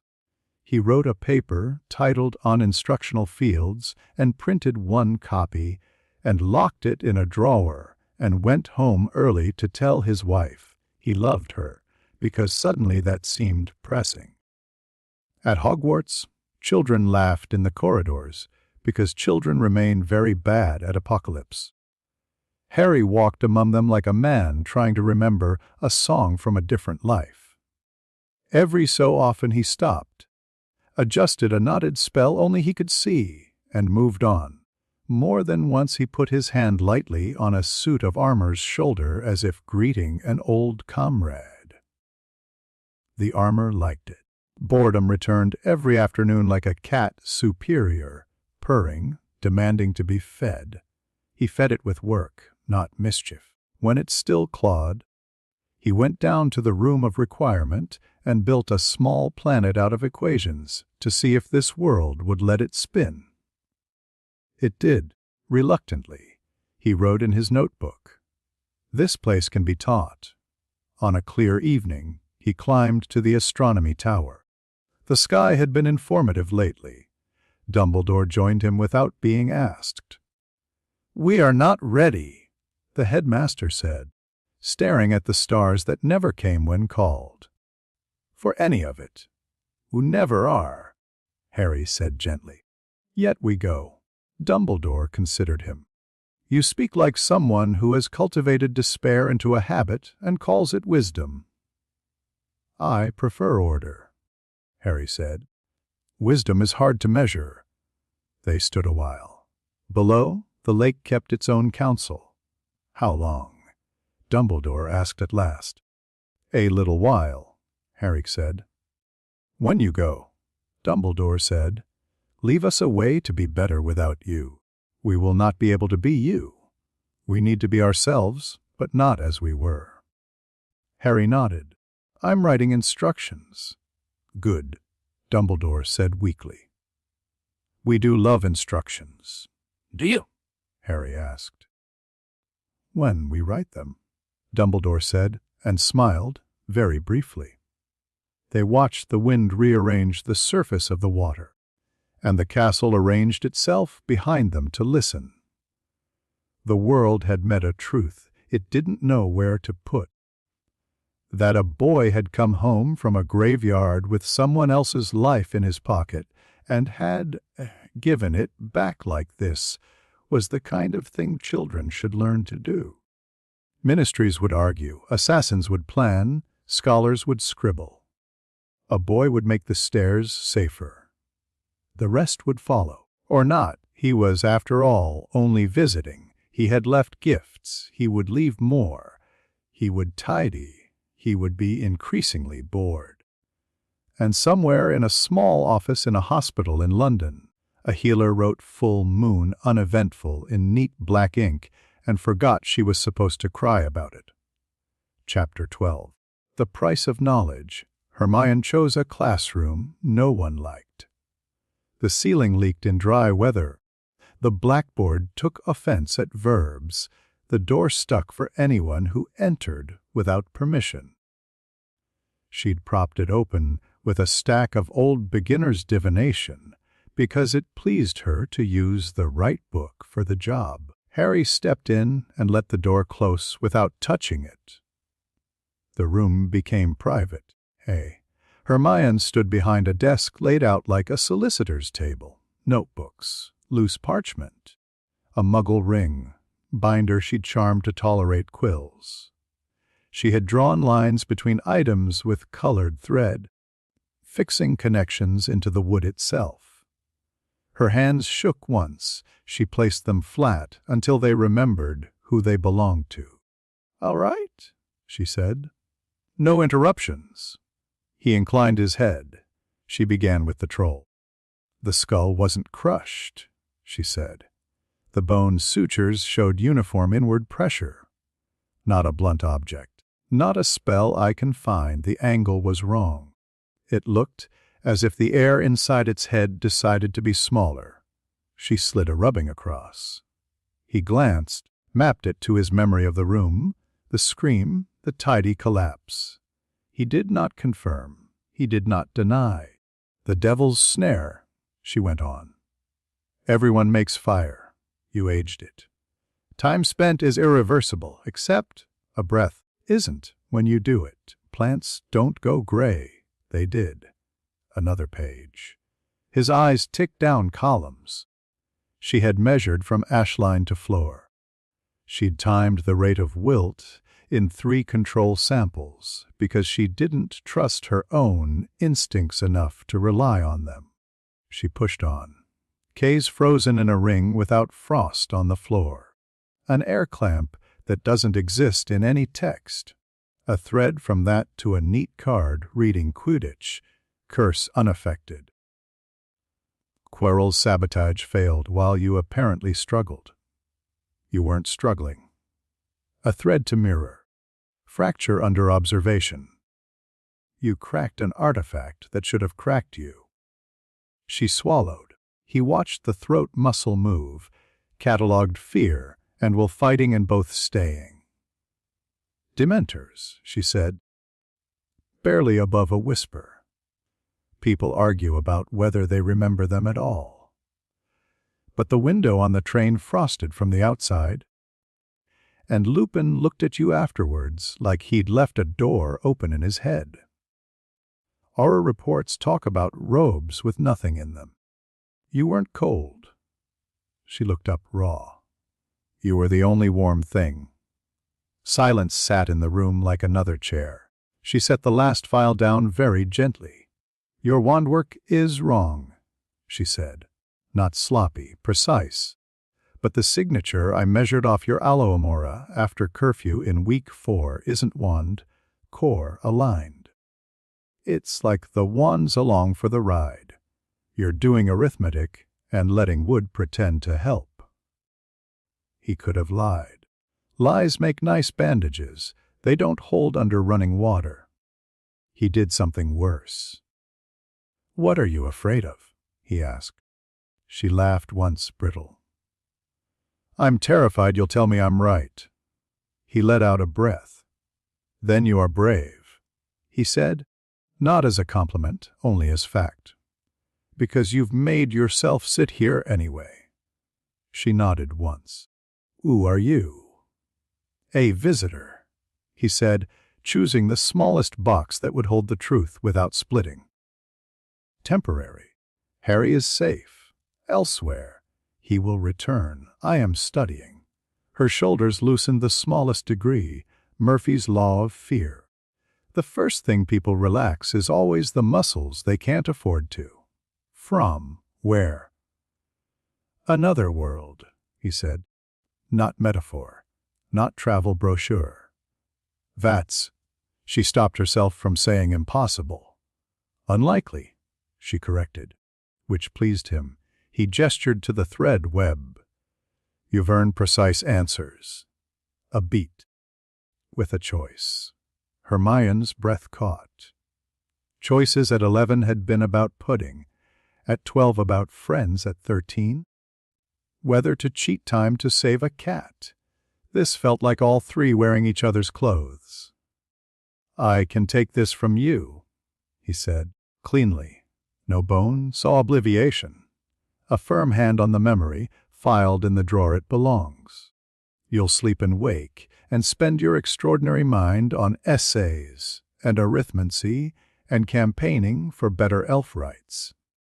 You'll be happy, or at least not hunted by questions. "And the other," she whispered. "You help me document this world properly," he said, "not to conquer it, to understand it, to leave it better organized than I found it. You will be afraid more often than you like. You'll have to lie, by omission, at least, to people you love. You will see a little of what I am, a tilt of the head. You may not like it." She shut her eyes. "Do you?" She forced the question out. "Do you respect me?" "Yes," he said, unadorned. "Then don't decide for me," she said, and opened her eyes. "I choose the second," he nodded. Relief didn't register, a new column did. Ground rules. You tell me when I am becoming a problem I can't see. You ask questions until your questions have to stop. You leave if you are in danger you can't accept. "And you," she said, surprising herself at the steadiness. "You don't use me to make your work easier." "I use your mind," he said, clinical, "not your soul." She half laughed, half gasped, because the sentence terrified and consoled at once. "All right," she said. All right. They worked. The room of requirement became a lab with the smell of chalk and warm ink. He sketched structures in the air. She translated them to something this world could hold without splitting. He annotated in Japanese. She cross-indexed and made margin notes that argued back. He demonstrated a Patronus as a proof rather than a feeling. She amended the proof with a footnote on grief that made it work better. He showed her a harmless time lock. She made it less harmless and more legal. "Stop calling them spells like they're single things," she told him, stabbing a quill at the chalkboard. "Half of these are stacks. The other half are agreements with the castle." She underlined agreement 3 times. "We're not engineers, we're negotiators. Even when we pretend not to be. Spells are contracts," he murmured, pleased. "Good. Write that at the top." She did, and liked, for a dangerous moment, how it felt to be treated as a peer. After the 3rd night, he said, "We must tell Ron." She went very still. "We must," she said, "but we won't." Because he needs it said properly," she answered. "And we haven't any proper way yet." "Later," he said. "Yes," she said, and hated herself. Ron found them on the 4th night. He wasn't trying to. He'd gone looking for Harry to give him a chocolate frog he'd nicked for emergencies. And to moan about Percy. The door appeared because rooms like drama. He opened it. Because he's a Weasley, and Weasleys open things that say, "Don't." There they were, chalk on sleeves. Hermione shining with the brightness of someone who has been allowed to be as large as she is without being asked to apologize. Harry, still and intent, a piece of the room rather than a boy in it. Ron didn't speak at first. He stepped in, closed the door in the careful way of someone holding crockery. The silence made decisions. "How long?" he asked, tone calm in the way people are calm before the crack. "A week," Hermione said quickly. "A week?" Ron repeated. "And it didn't occur to you to tell me?" "It occurred," Harry said. "You just decided not to," Ron said, and the calm ended. His face went red in patches. You decided for me. Again. Hermione moved round the desk, hands out. It isn't like that. It's exactly like that, Ron snapped. You two with your notebooks, and your knowing looks, and your little talks I'm not in. I'm not stupid. You know. No, she said. Don't, he said, and the word hurt. Don't tell me I'm brave or loyal, or whatever polite word you've decided means good dog. Harry almost said, this is inefficient. He caught it late. I misjudged the timing, he said instead. I thought? You thought? Ron cut in. That's the problem, isn't it? You think and we live in whatever you've decided fits. Hermione flinched. Ron. It's dangerous in a way I haven't got language for. If you'd been here earlier, you'd have been unsafe, and I— Unsafe, Ron repeated. Like I haven't been unsafe for years. Like I didn't stand by you with a broken wand and a spider trying to eat my head. You don't get to cut me out and call it caring. Harry tried again. You're angry. That's fair. Ron laughed, helpless and ugly. You don't get to tell me what's fair. The room paid attention. It always does. It shrank a fraction, drawing shelves closer like folding arms. Harry reached for Toole's apology, explanation, a tidy small offer, a gift, a promise of inclusion, an argument about risk budgets. All the wrong size. He hated it more than that. He didn't understand it. The problem refused to factor. No common denominator. No reduction. I can make this easier, he said without realizing he had said it out loud. Ron stared. Can you, though? He looked at Hermione, not pleading, refusing to. I thought we were us. I thought the three of us meant something you couldn't do maths on. Hermione tried to step in. It does. It does. I chose to. This is my fault. It is, Ron said, soft. It is.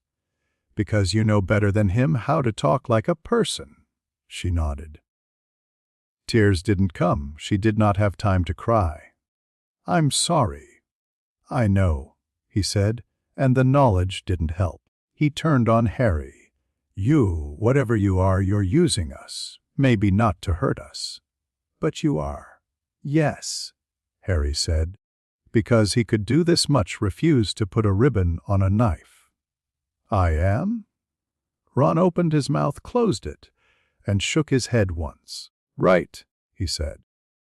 Brilliant. He looked at the door like a man choosing whether to exit a burning house or stay to save the sofa. If you want me back, you don't get to fetch me. You'll have to wait. He left. The room breathed again. Hermione pressed her palms to her eyes. Say nothing, she said, voice iron frayed. If you say anything tidy, I will scream. He said nothing. He watched the door and realized, with the crisp, unhelpful clarity of a clean cut, that there are problems whose solution sets don't accept numbers.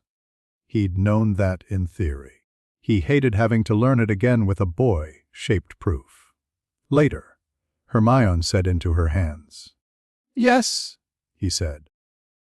They didn't work for the rest of the night. He went to the tower and looked at the lake until Luna found him. You make very clear lines, she said by way of greeting. She had a scarf round her hair that looked like it had been borrowed from a cloud. Do I? He said. Yes, people like lines. They put their feet on them and walk. Sometimes they fall off the edge because they think the line is a wall. Today, he said, I learned that walls have feelings. It wasn't a joke. Luna came to the parapet beside him and put her elbows on the stone.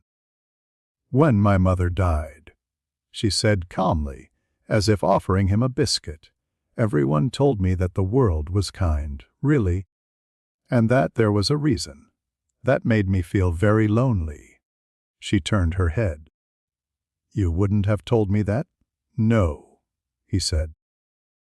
You would have told me the world is a place where things break.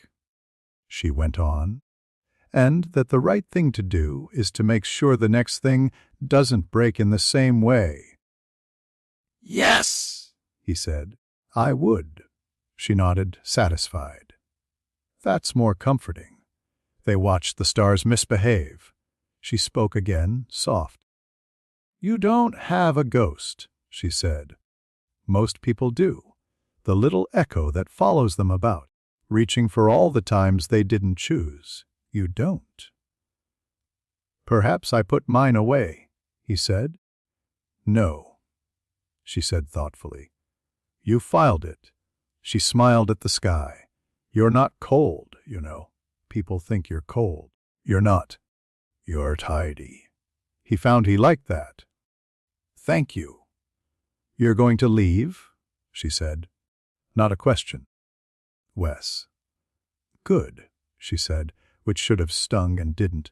If you stay, we'll all become edges. Is that bad? It's boring, she said, and laughed, delighted at her own good sense. Death's not scary. It's tidy. It's the bits before that are messy.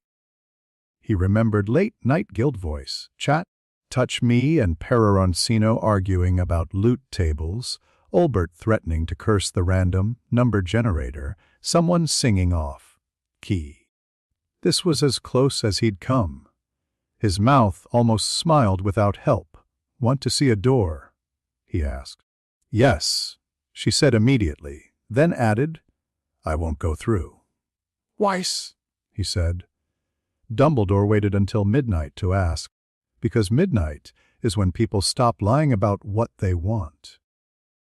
McGonagall came with chalk and disapproval. Snape arrived like a bad mood carrying a wand. Flitwick brought 3 different measuring devices, and the joy of a man who loves his subject more than he thinks he should. The office had been cleared. The portraits were empty. The former headmasters had tacked to burn. You are certain this is wise? McGonagall said, which meant necessary. No, Dumbledore said. But it will be done whether we are present or not. Harry had drawn a circle the size of a classroom, exact to a hair. Silver thread lay in double helix with black chalk. Runes set at the quarters were not from any alphabet they taught, though Flitwick squinted and murmured delightedly, Look. There, he's reversed the angle of address. Oh, that's elegant. Snape stood with arms folded. Explain the risk? He said, and for once only the risk. Acring a gate means teaching 2 worlds to agree on a point, Harry said. Agreement takes maintenance. If the point fails, energy moves, sometimes politely, sometimes not politely, Snape repeated. You intend to make reality polite. I intend to give it good manners, Harry said. The first hour laid foundations. He set weights no scale would see counter, weights no hand could move. He asked the castle for permission and heard the answer in the way the air stopped buzzing around the candles. The second hour tied mortal spaces to immortal scaffolds. He threaded logic like beadwork. McGonagall held one end without being asked and did not remark on the trust.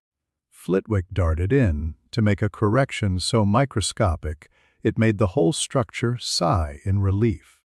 Snape took over stabilizing the third hinge with his jaw clenched, then relaxed fractionally when the hinge responded to his touch as if they knew each other.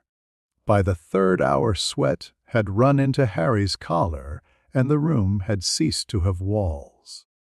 Dumbledore watched the edge of the circle with the sorrow of a man who knows thresholds too well. Stop if you must, McGonagall said. We are not racing anyone. We are, Harry said. Atropy. Of course, she muttered, because he was right and she resented it. The fourth hour gathered the threads. The silver went dull, the black gleamed. He raised his hands, and the circle lifted until it stood up in the air like a mirror made of mathematics. The surface shivered. It chose a side. Nazarick looked back. Not all of it. Not the cruelty. Just the scale. A corridor that had swallowed a cathedral. A light that did not admit to suns. A fragment of a voice, Demiurge amused, slid across the surface and vanished when it found no purchase.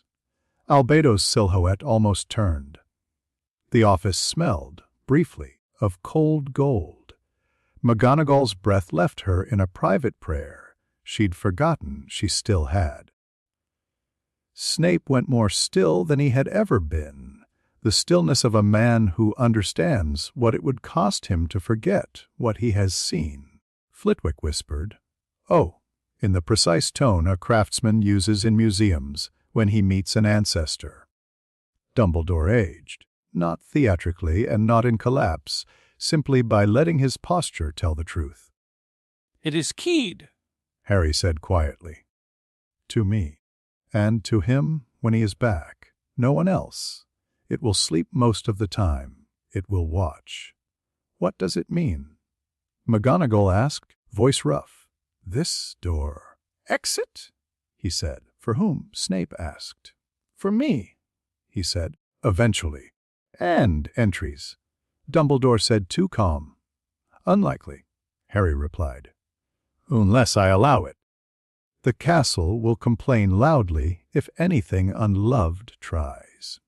Dumbledore stared through the surface at the idea of a throne that had trained itself never to creak. "And if you go," he said, stumbling on the small word, "and the door remains." Harry considered the circle with the tenderness he reserved for good tools. "Then someone will have to decide what kind of school it wants to be," he said. "Because doors change rooms, even when they're shut." The portraits chose that moment to repopulate themselves. Phineas Nigellus took one look and abandoned wit for once. Dealey's Derwent burst in tears in a frame not meant for her century.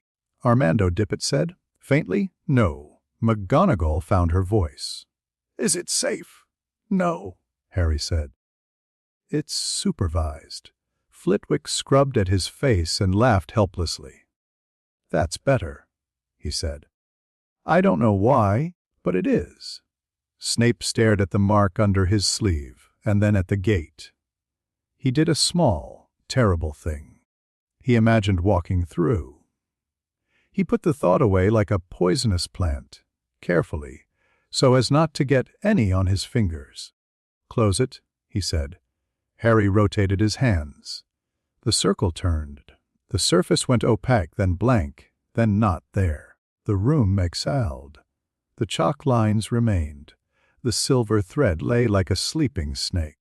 McGonagall sat abruptly in Dumbledore's chair and did not apologize. "If a child touches it, they will find an empty wall," Harry said. "Unless I call." "Call when?" Dumbledore asked. "When I'm done," he said. They left him to clear the circle alone, because even companionship has to end somewhere. He wiped chalk, the cloth came away gray. He coiled thread, it lay warm against his palm. Dumbledore stood at the window, watching the lake fail to reflect the moon properly. "Thank you," the headmaster said. "For what?" Harry asked. "For showing me the difference," Dumbledore said, "between hope and denial." He nodded because he had nothing useful to say. Outside the office, corridor light fell in strips. He walked within them like a boy going back to bed late, careful not to wake the house. On the stairs down he stopped, put a hand on the stone and felt the gate hum deep inside the castle's bones. A hinge, a promise, a problem. In the common room, Hermione slept upright over a book with her mouth doing a small stubborn line in its sleep. He put a blanket over her. Ron's bed upstairs was empty. He didn't search. Some things should not be fetched. He went to his dormitory. Hedwig watched him from the bedpost with the kind of patience only predators and archivists have. He scratched her breastbone until she chittered her satisfaction. In the dark, he owned the failure he couldn't factor. Power had taken him to a graveyard and out again to a lake and down, into a dragon's confidence and back. It had not kept a boy his friend. It would not. That wasn't what it was for. He lay down, stiff, and closed his eyes. The gate hummed in the stones like a clock. In his mind he arranged a sentence for the notebook. Some equations require two unknowns who forgive each other. In the morning he would make porridge too thick. He would hand Hermione tea the way soldiers hand ammunition. He would not speak to Ron first. He would find Luna at the parapet and ask whether Nargles liked doors. She would say, only if there are hinges, and he would laugh, which wasn't the same as being happy and was, perhaps, enough.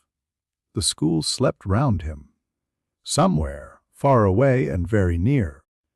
A throne room stood at 3 in the morning again, as it always did, as it always will. A gate waited. A choice collected interest, and in a leaky classroom, colored threads lay quiet over evidence of a boy who wasn't and a friend who still was. Chapter 13. The countdown. The prophet learned a new punctuation mark. It looked like a question mark that had swallowed an exclamation point and tried to pretend it liked the taste. Her-ar-y-o-t-r. Our haro, tir-mphi brishar tiri-i-of-r-tid, tir-h-un-k-no-w diamantars d-i-d shi-y-of-r-e-x-t. Minister Sus Define E-X-S-T. On Tuesday, the midday edition led with a photograph of Harry in profile, the sort of shot photographers call forgiving. The headline tried to be brave, thboywho-ratio-r-endund. By the evening, the paper had split itself neatly down the spine. One side printed a full-page portrait that made him look beatific. The other ran a cartoon of a crown sitting on a school desk with a question at WHO Pete-Cheshire. The letters page bloomed into horticulture. Half a column from a witch in Kent. We must pray for him. A quarter page from a wizard in Leeds. All great men are misunderstood. A neat paragraph from a goblin solicitor reminding everyone that legal personhood does not confer divinity. A child's scrawl. Harry Plell's come to my birthday. A stark, furious note from a muggle. Born healer explain Azkaban. They could not. With the Dementors gone, erased, unwritten, whatever honest word you liked, Azkaban was a building with no personality. Cold stones. A logistical problem. The warders tried to behave like men who had never outsourced dread. They did rounds with lanterns that found nothing to complain about. The prisoners screamed less and slept more and woke confused, unsurprised by a world that hadn't hurt them during the night. New panic took the old panic's place. What keeps them in? What keeps us honest? The prophet sent a reporter who lasted 2 hours, and then wrote a piece titled EMTINSSW Bars that made readers put the paper down before breakfast. Outside the ministry, protests took turns.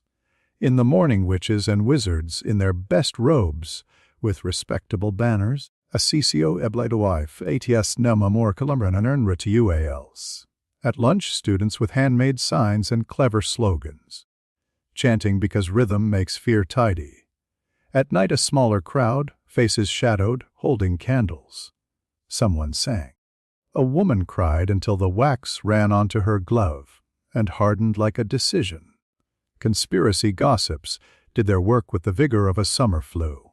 A pamphlet in Nocturne Alley, THC Condison, insisted Harry was a muggle weapon. An altar in a small chapel near Godric's Hollow lit candles to the returned. A charismatic wizard from Wales founded the Order of the Living and got 3 meetings deep before someone asked what living meant, and no one could agree. A quieter group met in a kitchen in Manchester and wrote a prayer with no verbs in it, because they were tired of stories. Hogwarts tried, stubbornly, to be a school. It got most of the way there every day before lunch. Harry treated the last days like shelves to be put in order. On a Tuesday that smelled of floor polish and lemon oil, he went to the portrait corridor above the library and asked Paper for a favor. The frames listened. They always do when you speak like a librarian.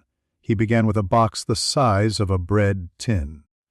He built it out of runic trellis and patient arithmetic, anchored to the places the castle keeps its memory when it pretends to be stone.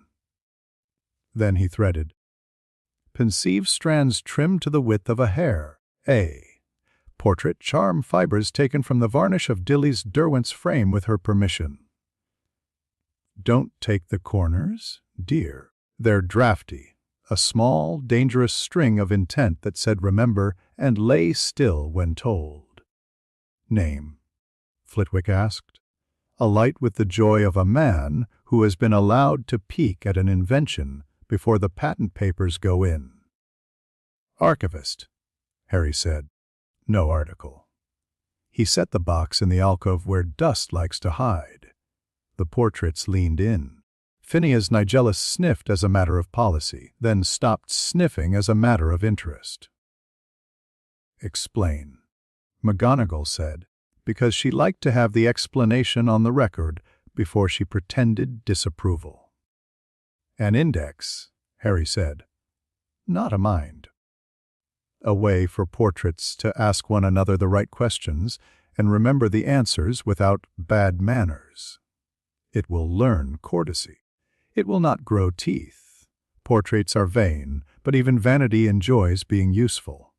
Within an hour, a third year who had lost her grandmother's recipe for onion soup got from the frame of a 17th-century potioneer a list of quantities that produced tears of gratitude. In the afternoon, a 7th year asked a question about switching spells, and the archivist found an old charms master who had died before footnotes improved. The boy left with a margin full of the kind of corrections you never get in class. At supper, a frightened muggle, born on the hospital wing, heard from the portrait of a healer who saved children from dragon pox that no, she was not going mad, she was recognizing a world that had pretended not to be hers. Will it behave? Dumbledore asked that evening at the bottom of the stairs, watching as a small frame of a head girl from 1921 leaned out to offer directions to a lost Ravenclaw. If someone tries to turn it into a judge, it will sulk, Harry said. If someone tries to turn it into a god, it will go to sleep. Good, Dumbledore said, and meant thank you. He spent the next day outside, walking the line where the grounds became wild. There, where the wards thinned to the thickness of a very good scarf, he looked for creatures that had learned to live between the parts of stories people remembered. He found a knock hare, a rabbit with antlers like polished walnut that thumped the ground to draw lightning away from its burrow. He found a mossworm, all green, a snake that had never learned to be a dragon because ambition is a learned vice. He found a hinter, white, fragment of fear that busy people leave behind on long walks. He gave it a name. It vanished with relief.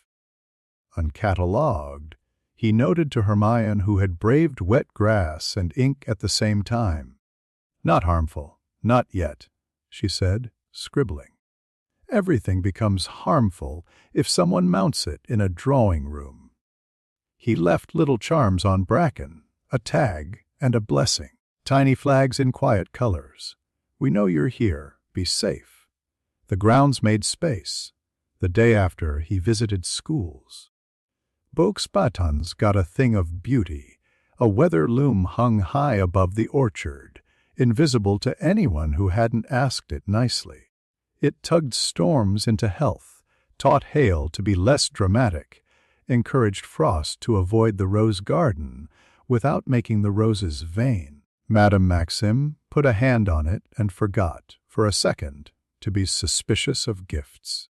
Durmstrang woke to find a spell in their dueling hall that made Dark Mark magic itch like a badly made glove. Karkaroff touched his arm, startled, then angry, then strangely, quietly relieved. He didn't write a thank you. He did dismiss a class early and sit for 20 minutes listening to his breath go in and out like an honest man's. Ugado's sky cartographers found, one morning, new constellations drawn faintly in the air above the observatory. Not added, translated, gently, their names in a language stars understood and children found marvelous to pronounce. A student traced one with her finger and felt, for the first time, that the faraway loved her back. Mahaudokoro received a set of coin-sized charms in a lacquer box heat, discipline anchors. They led over. Ambitious flyers train at noon without falling from the sky with heat, sick wings.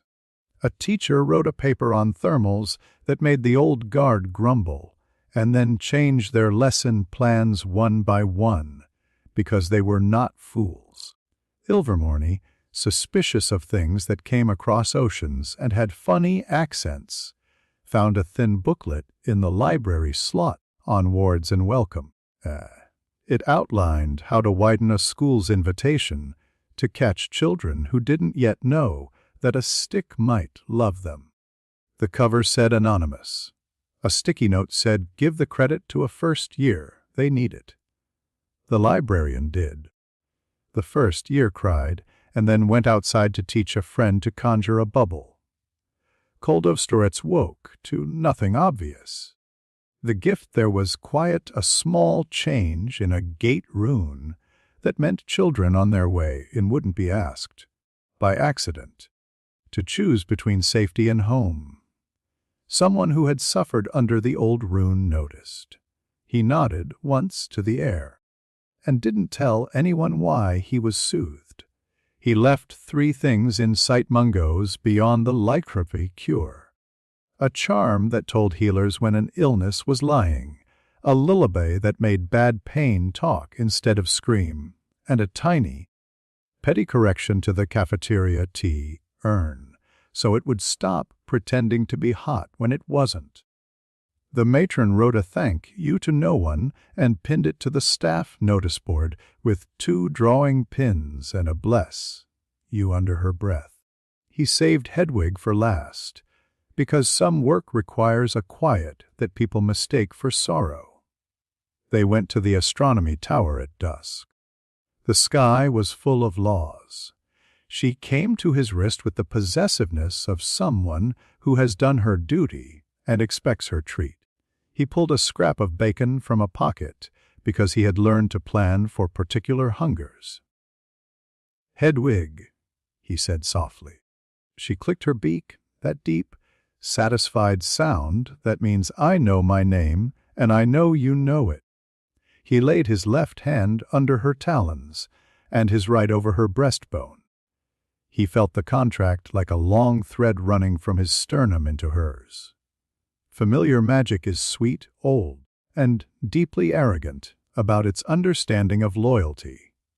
He touched the arrogance and set it down. "I'm going to open the door," he murmured.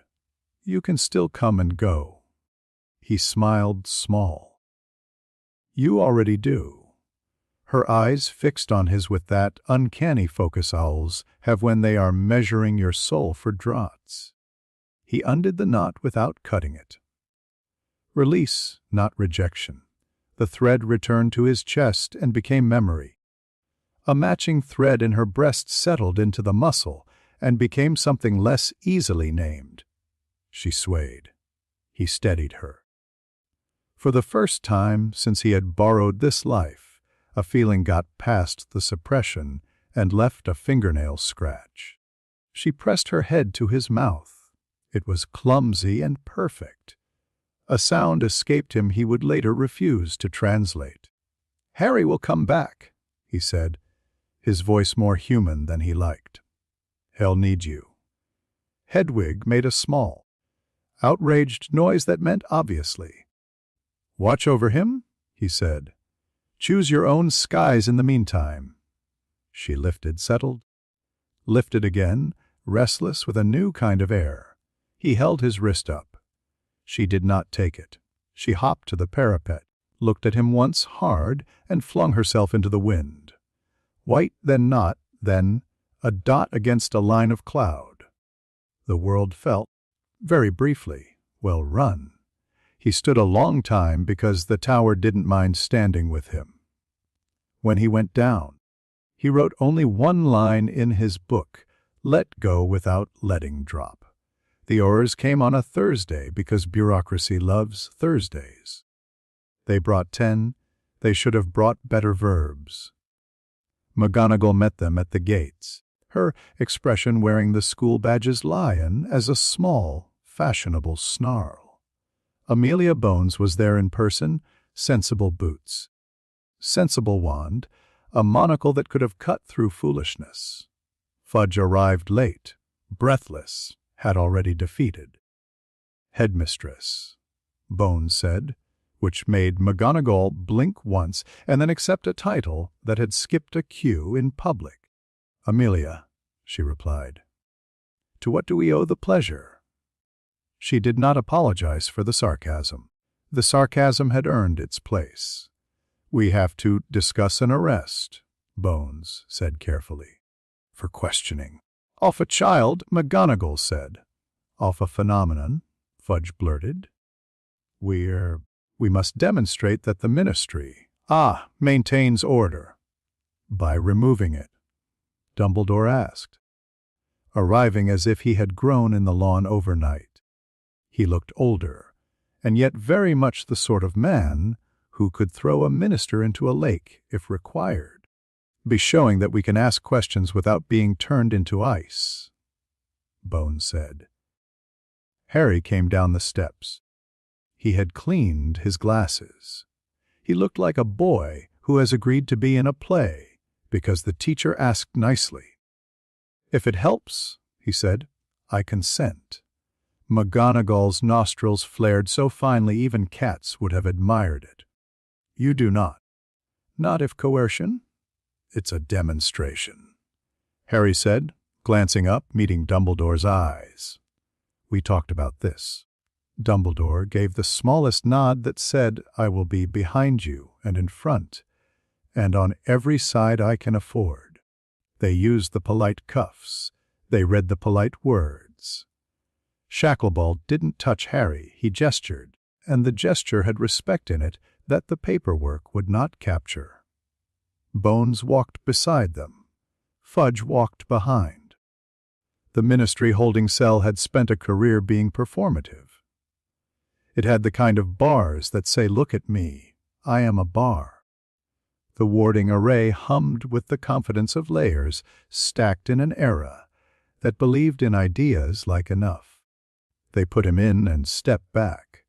The lock made a noise like satisfaction. "Do you require anything?" Bones asked.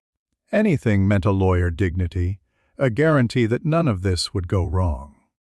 "Yes," Harry said. "1 minute," she frowned. "To do what?" "Demonstrate," he said. He walked forward. The bars remembered how to be a concept. They forgot how to be metal. He passed through them because there is nothing a symbol hates more than its own literalness. Shacklebolt's hand twitched. He didn't draw his wand. Bones closed her eyes a moment, then opened them, steadier. "Back," she said, "because rules are precious." And he stepped back through the idea and stood in the room he'd been in before, because politeness isn't weakness, it's choreography. They walked him to the atrium at 5 in the afternoon, because that's when the ministry is most certain people aren't looking. People were looking. He lifted a hand. Time stopped. No great crash, no theatrical shudder. Just a silence that admitted it had been running a bit fast. Water in the fountain hung in great beads like astonished eyes. Quills paused over forms that had been nearly done for an hour. A wizard caught in the middle of a yawn stayed there, mouth open, eyes apologizing. Harry walked the space like a gallery curator, deciding where the light should fall. He touched the fountain and asked water to remember winter. Ice came obediently. He shaped it with the tenderness you reserve for instruments and very old words. Figures rose, clear and impossible. In the center, a field of bodies reduced to suggestions no gore, only geometry. Above them a figure with a staff, still implacable. Catsy planes. Translated for a people who had never heard of them, made into the quiet language of angles. To the right a woman in armor. Her halberd a line that made the air decide to behave. On the left a battle carved out of negative space. 2 armies, 3 decisions, 1 lesson. At the base, lower and near a small, precise cascade of scenes that made sense only to him. A circle of friends laughing around a table no one else could see. A throne room at 3 in the morning. A boy in a cupboard counting the dust as it fell. He set a final figure at the edge of a door. Not open. Not shut. Waiting. He stepped back. He wrote in a band of frost above the fountain letters neat, legible from every angle, tre deis remoian. Time resumed, and the atrium screamed, then hushed itself, then became a kind of church with desks. Bones lowered her wand, which she had raised without noticing. You could have killed us, she said. Not a question. Yes, he said. You didn't? She said. No, he said. Fudge swayed where he stood. He took off his hat in a motion that had not been rehearsed and crumpled it in his hands the way some men crumple apologies. What happens in 3 days? He said, terrified of being given an answer he would have to act on. I leave, Harry said. Just? Fudge worked his jaw. Leave. Yes, Harry said. And he returns. He gestured to his chest, to the shape underneath. The boy you keep writing about will be a boy again. Shacklebolt's shoulders dropped, a fraction. We will be responsible. Then. You always were, Harry said. They escorted him out because escorting makes people feel like this world is manageable. Reporters pushed forward, and then remembered their mothers and stepped back, for once. He walked the corridor with his hands loose at his sides. Back in the castle, McGonagall scolded him in a whisper as ferocious as a shout, because whispering is what you do when you want only one person to be improved. Dumbledore sat in his office and did not move for 5 minutes. Snape brewed something with more care than his fingers had bothered with in years, because measuring things correctly was a way to respect the day. Flitwick went and looked at the ice pictures in the Prophet's Special Edition and cried in his classroom behind a closed door. Luna brought him a cinnamon bun and said, "Doers will be jealous." And he nodded because it made sense if you stared at it sideways. Hermione wrote. She wrote until her hand ached. Then she changed hands and wrote more. She added a chapter to On Magical Formal Systems, on leaving, and included an appendix of questions to ask yourself before you perform a grand act. The last question read, "Is your kindness tidy because you fear the mess?" She stared at it until she hated it, then left it in, because cowardice is a habit and she was trying not to cultivate it. Ron avoided him. The avoidance was a line drawn with a ruler. Neville determinedly did not take sides, and instead took up herbology anger, watering. He went to the greenhouses and watered the soil with righteous tears until Professor Sprout shooed him out, kind and exasperated all at once. The protests outside the ministry found a shape for their chant Tiharayadawais. It sounded like a countdown and a prayer at once. Someone started a rumor that the line over the fountain meant judgment. Someone else started a rumor that it meant salvation. They argued, got tea, came back to argue better. Azkaban's warden sent a memo that read, simply, "We are stable." In the margins someone had added, "Is this what stable feels like?" No one erased it. On the second day, the prophet ran a quiet piece inside page, below the fold.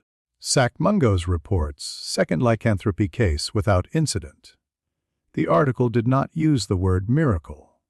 It used method. The healer who had risked it shoved the paper into her bag and went to check on a child with a fever. On the third day, just before dawn, Harry stood at the gate in Dumbledore's office and pressed his hand against the wall where the circle slept. The stone was cool. The hum became a line.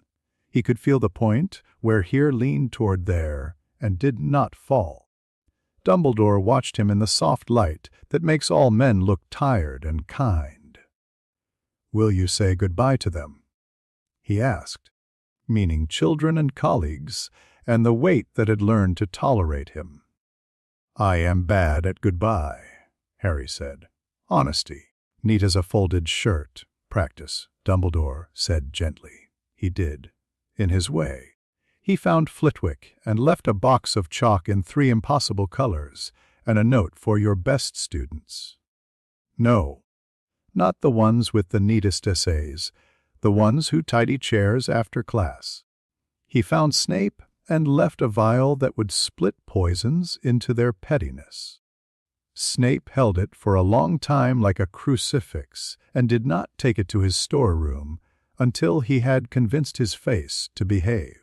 He found McGonagall and left, nothing but a look that said you were right about almost all of it. She nodded once and pretended she hadn't wanted a hug. He found Luna and gave her a key that only opened things when they were ready. She put it in her pocket and immediately used it on a literal jam jar. He found Hermione and pressed a sealed trunk into her hands full of copies of everything they'd written. Staggered release instructions intact, and notes in the margins correcting his own work where he'd been unfair. "You'll go mad," she said, half mad already from the responsibility. "Leaving this with me. Likely," he said. "Try to be gentle with the world anyway." He found Ron at the bottom of the boys' staircase. They looked at each other for a long time, an experiment of silence. Ron's mouth twitched. "I'm not ready," he said. "I know," Harry said. "Neither am I," Ron nodded. "See you," he said, which can be a goodbye if you tilt it. He thumped Harry's shoulder too hard and went past, up into the dark, where boys learn how to be men by accident. He went to the Ullery once more. Hedwig was away on business of her own. He set a small tin of meat on the ledge and a note for the lady and smiled to himself like a man who had finally learned one good domestic habit. At noon, the ice in the ministry melted cleanly, leaving no puddles. In its place, on the stone lip of the fountain, the words remained Thredas Remaen. Someone reached out to touch the letters and found them warm. That night, the prophet printed no headline. The front page was a photograph of the astronomy tower with a white owl. No one could quite focus on flying across the moon. The caption said only the Baldureit. The world did. It filled the waiting with fear and hope, arguments and soups, paperwork and prayers, and the small honest business of keeping children fed and floors swept. In the quiet between headlines, Hogwarts learned what final days feel like when the end is a hinge, not a wall. Harry stood by the gate, listening to the castle breathe. He placed his palm on stone. On the other side of the answer, a throne room waited at 3 in the morning, awake as ever, patient as grief. He set his shoulders to the last work of leaving a place less messy than he had found it. Outside, in the courtyard below, snow began in the careful, bookish way good snow does, each flake writing the same sentence until it becomes undeniable. Chapter 14.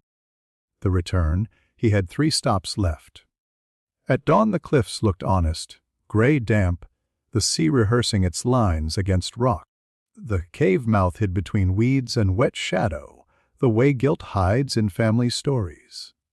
Waves breathed in and out.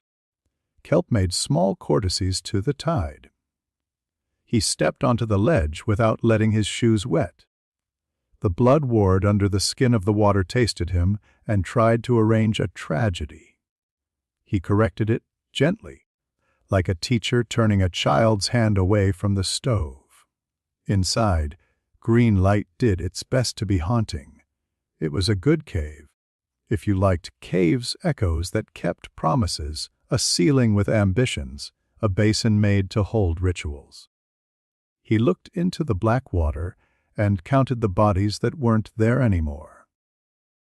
Inferi don't appreciate reassignments. He had convinced them previously that resting was work of a kind. He wrote protections into the stone. Not locks. Locks fail. And then they shame you. Agreements. The cave would ask questions now. Do you mean harm? Do you prefer spectacle to repair? Are you trying to steal a soul to fix your own? If the answers came wrong, the passage would change until the intruder forgot why they had come or learned something and turned back. He left a trellis for magic darker than anger and lighter than grief. If something like a Horcrux ever tried to take up residence again, the cave would itch and send word to the archivist. On the lip of the basin, he scratched a small sigil that meant, roughly, "Don't do this. There are better recipes." A boat waited, unnecessary. He touched it anyway and turned it from a trap into a seat. Someone someday would need a quiet place to be brave and cry. Let them sit down. He came out blinking into thin sun. The sea pretended not to have noticed him. The gulls were busy. The gaunt shack had never been loved. Even the weeds grew there like a punishment. The door hung the way neglected doors do, learned helplessness in hinge form. He stepped over the threshold and the house remembered its draft. Truth sits in old wood. He breathed, and the air shivered as if the room had been told its proper name after years of answering to a joke. He tidied the curses embedded in the lintel to the point where they were just superstition. He drew a small square on the desk and placed a box into it. The box contained a ring that wasn't there, the hollow removed from the world and explained with footnotes. He wrote a label on the wood. This is not a crown. It never was. It is grief trying to be useful. It fails. Beneath it, smaller, if you are angry, sit down. Anger and chairs go together. He made 3 changes to the house that no one outside would perceive. First, a sound anyone standing in the middle would hear. Faintly, the noise of wind through summer fields, as if there had been a season here that wasn't all winter. Second, a correction. The Slytherin crest carved into the mantel now bore, in tiny strokes, a snake not eating its tail. Third, a shelf empty. Charmed to stay empty, labeled what we could have learned if we'd stopped shouting. The emptiness would irritate and then teach. He stepped outside and put one clean, new nail in the doorframe. The door decided to hang a little straighter. Godric's Hollow liked mornings. The grass on the village green wore dew like people wear new coats. The memorial in the square had a charm on it, muggle facade over magical truth, that had been written by someone kind and clumsy. He corrected it into kindness and competence. Muggles would now see what they should, a simple, handsome stone with names. Wizards would see more a relief of two young parents who had hoped for the boring future all young parents deserve. He changed the inscription by the smallest amount. Once it read, "The last enemy that shall be destroyed is death." Now it read, "The last enemy that shall be destroyed is neglect." He added 3 names that belonged but had been forgotten. 2 neighbors who had lied to men in dark robes about not seeing anything, and a midwife who had stood in a doorway with a rolling pin and been left out of every story. At the cottage itself, still ruined in the careful way of museums, he lifted the dust off a cot and let it settle on a shelf instead. He adjusted the border so that people who came to stare would pause, as if they had been asked their business by a good-natured bouncer and had to answer properly before their feet moved. On the garden wall, he traced a line that would keep out souvenir takers without humiliating them. If a hand reached to pry up brick, the brick would feel like a broken promise. Few hands could stand that. He left a small bouquet where a letter had once been. Daisies again, because daisies are the only flowers that know how to look unafraid. He lingered. Not for sentiment, for accuracy. Enough is different from everything. He left. He made his last rounds like a caretaker who refuses to leave a loose screw for the next shift. In Dumbledore's office, he placed a book on the desk and kept his hand on it until the room recognized weight. The Hallows, a manual and a warning. The cover looked modest. It held diagrams and corrections and 3 pages written by someone who had learned to outthink death once and decided not to be tempted again. Dumbledore stood at the window until the light told him he'd been dignified long enough and came to the desk. His fingers hovered. "Is it kind?" he asked. He meant, "Does it laugh at the boy I was?" "It is strict," Harry said. Dumbledore opened to the first chapter, a diagram of a wand, annotated with the kind of steady contempt good teachers reserve for bad shortcuts. He read a paragraph, then another. His teeth came together, not quite a clench. "I wanted," he said softly, "so little, and it did so much damage." "You wanted to mend a grief," Harry said. "You chose the wrong tool. Will the world forgive me if I become sensible now?" Dumbledore asked wryly. "Probably not," he said, "but it will be better organized." Dumbledore laughed, short, grateful, tight. "Warnings about doors," Harry said. "Once you tell a story about them, they want to be used. This one," he glanced at the sleeping circle on the wall, "must be supervised. I will grow new kinds of patience," Dumbledore said. "Grow more eyes, too," Harry said. "Borrow some from people who are not fond of you." "I do that less and less," Dumbledore admitted. "It's a bad habit. I'm breaking it." They didn't shake hands. It wasn't that kind of bargain. The book lay between them, weight making a promise that both men wanted to read as kindness and both agreed, silently, to take as a chore. He found Hermione in an unused corridor with a trunk he had already placed in her arms. She spoke first. "The release schedule is absurd," she said, eyes bright behind the scold. "Tiered by competency, region, political stability. Mood, you've included mood. Your mood," he said. She went very still, then huffed and looked down to hide the fact that she was smiling. You trust me more than I trust the rest of them." She murmured. "I trust you to love your own doubt," he said. She swallowed. You could stay." It came out without rehearsal, which suited it. "I could," he said, not pretending.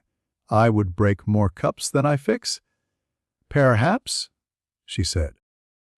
But the floor would be very clean. He left her with a key that would ruin itself if anyone tried to copy it, and a letter he told her to open when she forgot what sleep felt like.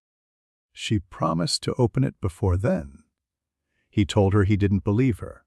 She laughed, hit his shoulder, and then, because she was Hermione, wrote herself a note to open the letter the next time she got cross with herself for crying.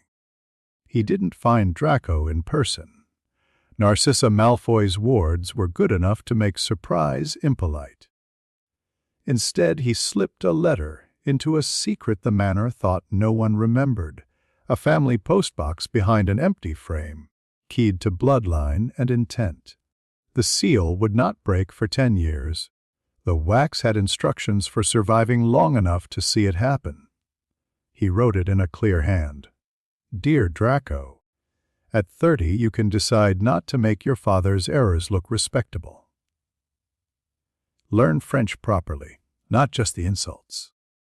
Take your mother to Paris and let her order cake on a Tuesday. Protect people without telling them that's what you're doing. If a man offers you a mark, ask to see his ledger. If you ever have a son, teach him that apology is a tool, not an identity. If you get bored, remember that boredom kills more decent men than curses do. If you get angry, use a calendar before you use a wand, from someone who has seen you be better and would like you to be free." He left Luna's gift for last, because he enjoyed being understood without needing to be forgiven. She met him in the corridor outside the room of requirement with a dead spider in her palm. "It's not sad," she said. "It's enjoyed as much of life as it wanted." He held out a case. "For you." She put the spider in her pocket and opened the case. Glasses nested in velvet, delicate, round.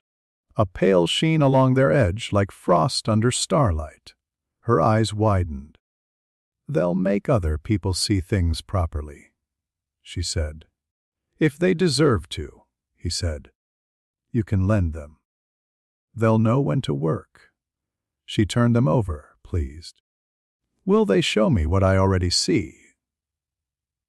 "They'll show you you're not alone," he said. She slipped them on, lifted her chin, and laughed, pure joy. "Oh, they're very polite spectacles," she said. "The Nargles don't like being spelled, but the glasses ask so nicely." "Be careful," he said, meaning don't use them to humiliate anyone. "I'm usually careful," she said. "When I remember." She took them off and tucked them safely away. "Will it hurt leaving?" he asked. "Both," she said. "Yes," he said. She nodded, satisfied with honesty. "All right." The circle in Dumbledore's office didn't look like anything. The chalk lines on the floor could have been an art project. The silver thread that slept on the sill looked like a child's failed jewelry. The wall where the gate was dreamed itself plain.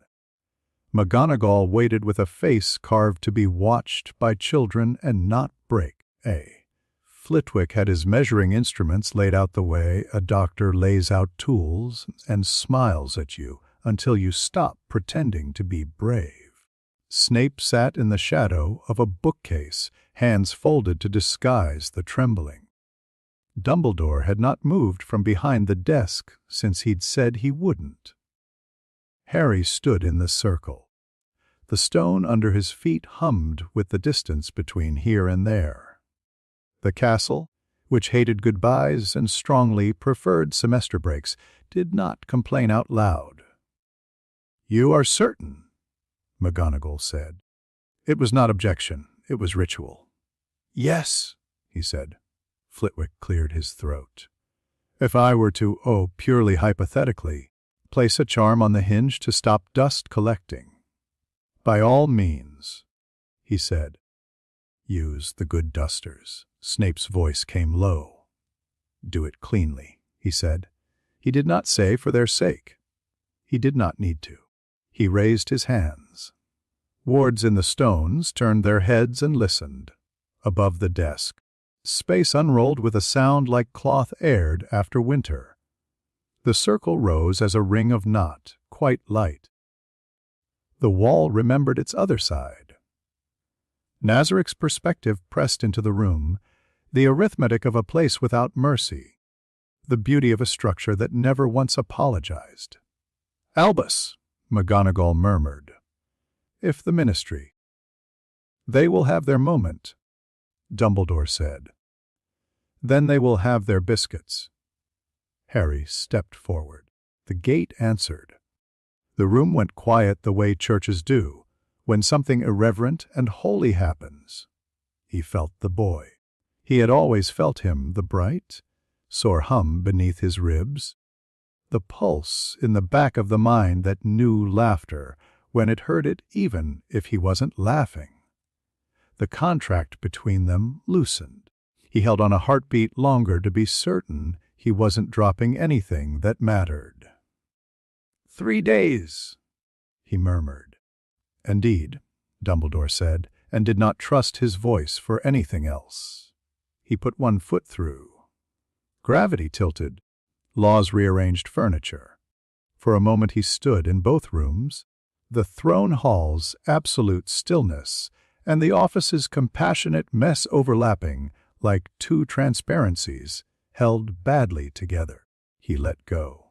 Harry came back like a breath he hadn't realized he'd been holding. It started as a noise in his ears, see in a conch. Blood in a corridor. Someone shouting quickly in a half, remembered language, don't touch, let him, wait. Then smell old paper, lemon oil, wool, an odd cold sweetness that might have been snow. Then gravity, arrogant, trustworthy, asserted itself. And his stomach remembered it was a stomach and filed a complaint. His eyes opened the way eyes open when light has to be negotiated with. The ceiling beams liked showing off. He had seen them before. He knew their knots, Dumbledore's office. He knew this. Worry unhooked itself from his ribs. He tried to sit up. Hands, more than one, many prevented him from falling or flying. Harry, Dumbledore said, and his voice had stopped pretending to be anything but relieved and afraid. Easy. He looked left and right. Professors, walls. The clock that insisted on being wrong. McGonagall's mouth pressed into a line he had learned as comfort. Flitwick's eyes wet, which seemed private and therefore important. Snape with his teeth bare, not a smile, a catastrophe held still.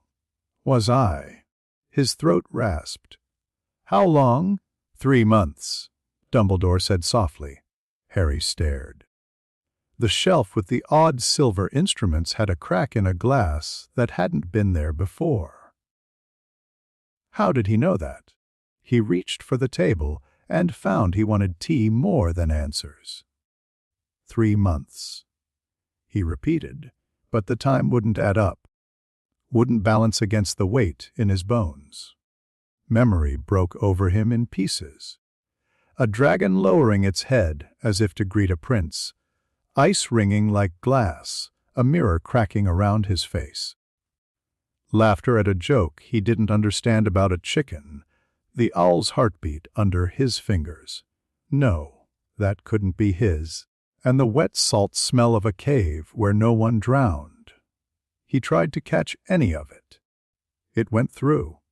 He touched his forehead. The scar burned with the embarrassed heat of a fresh lie. What happened? He asked. Small.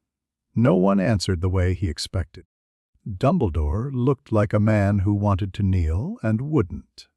McGonagall made a sound like a cat, deciding whether to scratch. Snape spoke. You will tell us? He said flat. I don't know, Harry said, and hated the nakedness of the sentence. I dreamed, he faltered. This felt like admitting he had cried.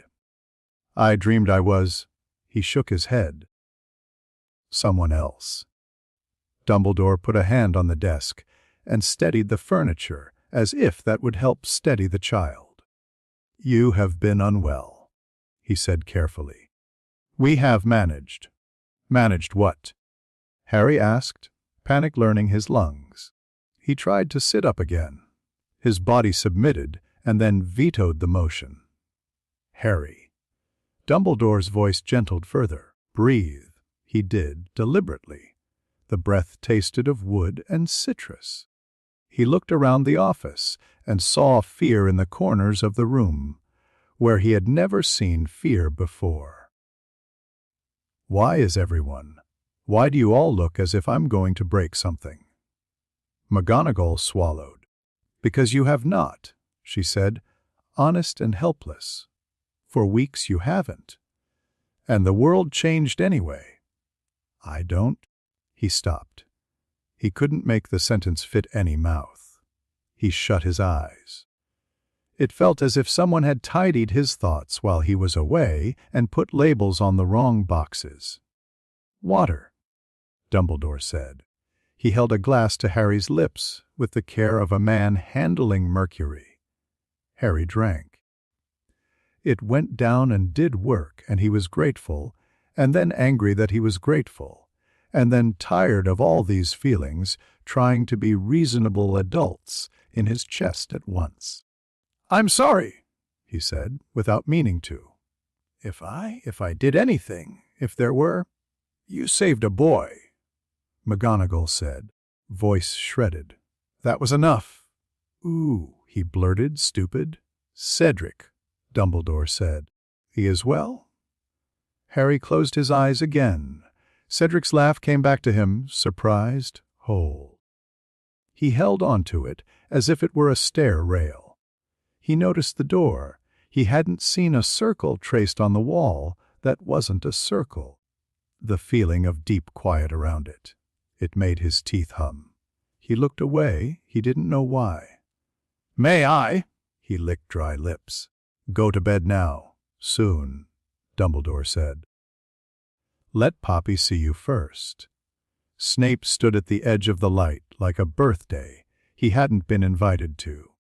If he doesn't remember, the potions master said, to the air, to the room, to Dumbledore, to himself.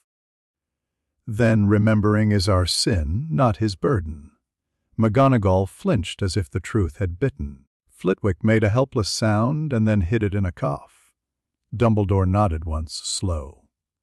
Yes, he said.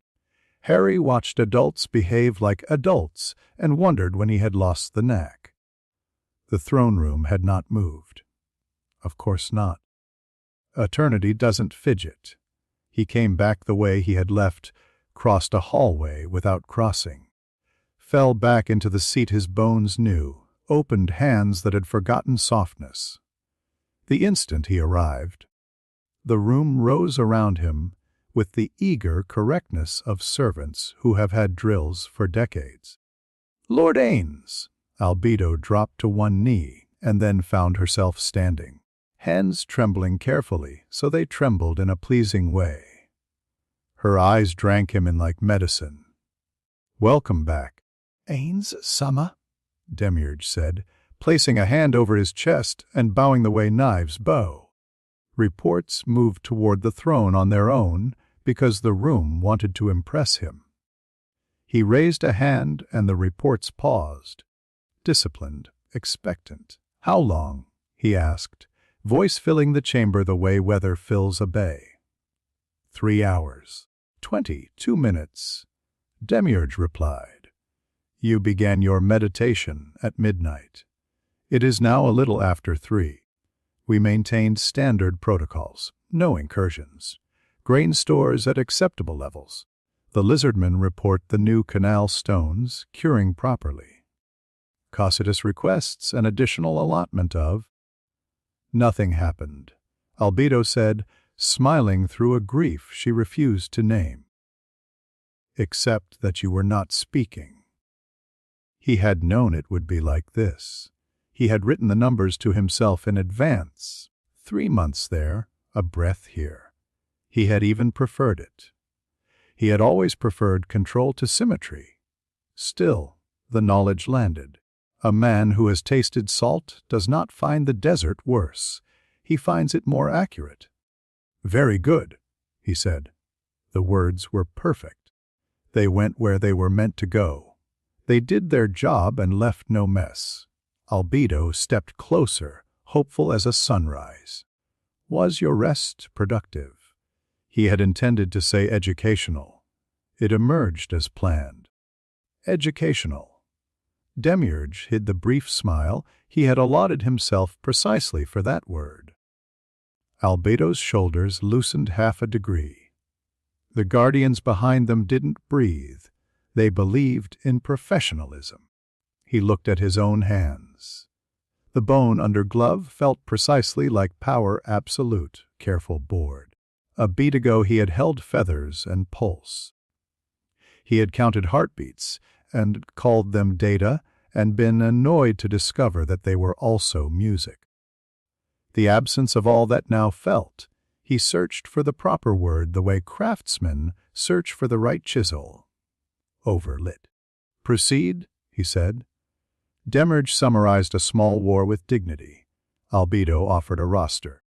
The Pleiades rotated perfectly where rotation had been required. He nodded at the right moments and approved of the right plans and adjusted 3 numbers that would save 1,000 lives later, and none of it felt like anything but work he was good at. When it was done, the room waited to be told it had pleased him. He had never been cruel enough to let it wonder. "You have all done well," he said. "Continue." Albedo's smile could have defended a city. Demiurge bowed. The room responded with the minor choreography of victory. He allowed it all to unfold, because the theater of authority matters to people who have tied themselves to your mast.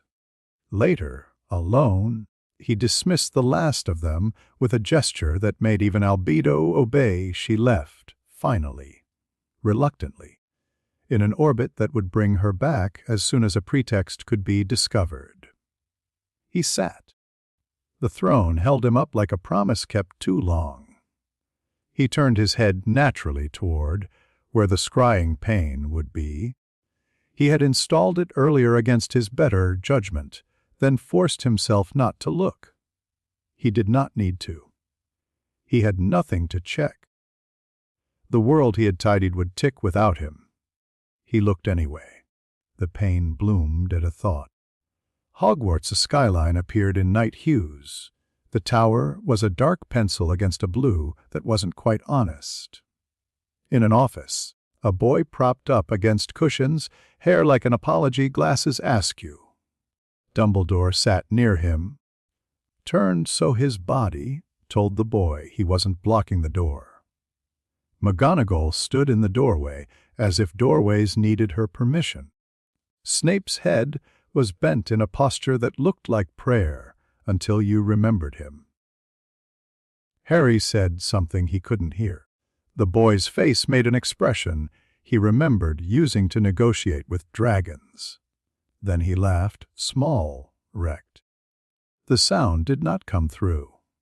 He drew his hand back from the pane, as if it were a hot surface. The taste of mortality remained in him like a spice he had allowed once and could now recognize in any dish. It did not make him weak. It made him aware of the difference between absence and restraint.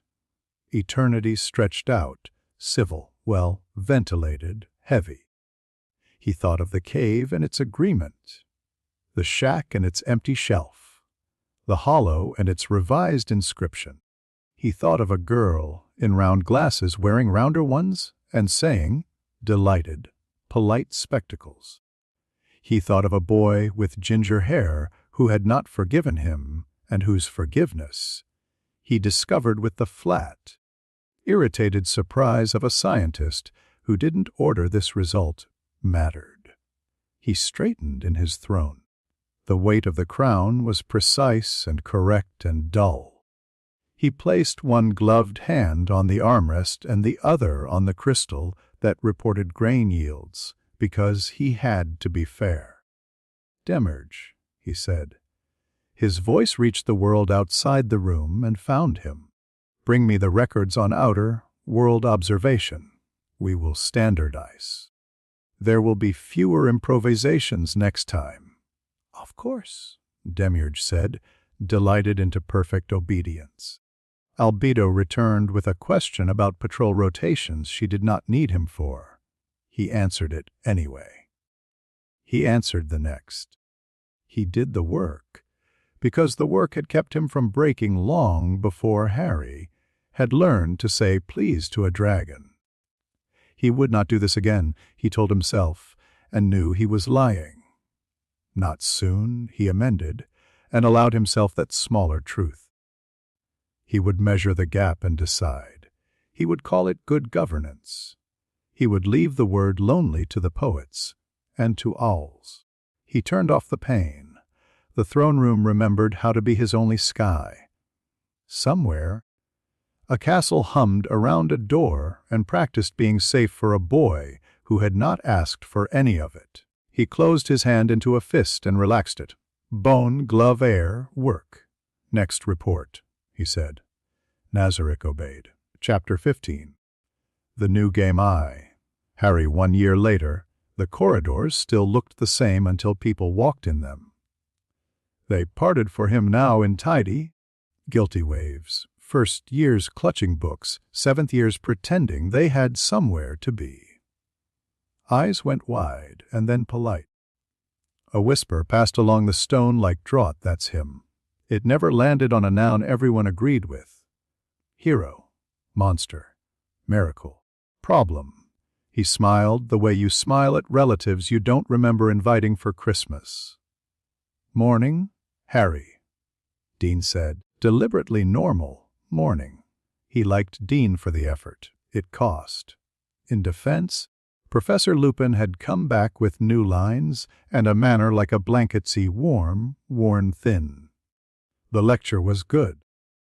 The practical was better. Halfway through, the demonstration shield failed in a manner no one had predicted. The blackboard considered becoming a door. The class held its breath the way it always did when things bent. They looked at Harry. He looked at Lupin. Lupin nodded, "Your call." Harry raised a hand, and the board remembered it was chalk and wood. The room exhaled, half relief, half disappointment. After class, a second year waited by the door, plates tight, courage tighter. "Sir," she said, and glared at herself for the sir. "My mum says you're dangerous, but the papers say you saved Mr. Diggory. Which is it?"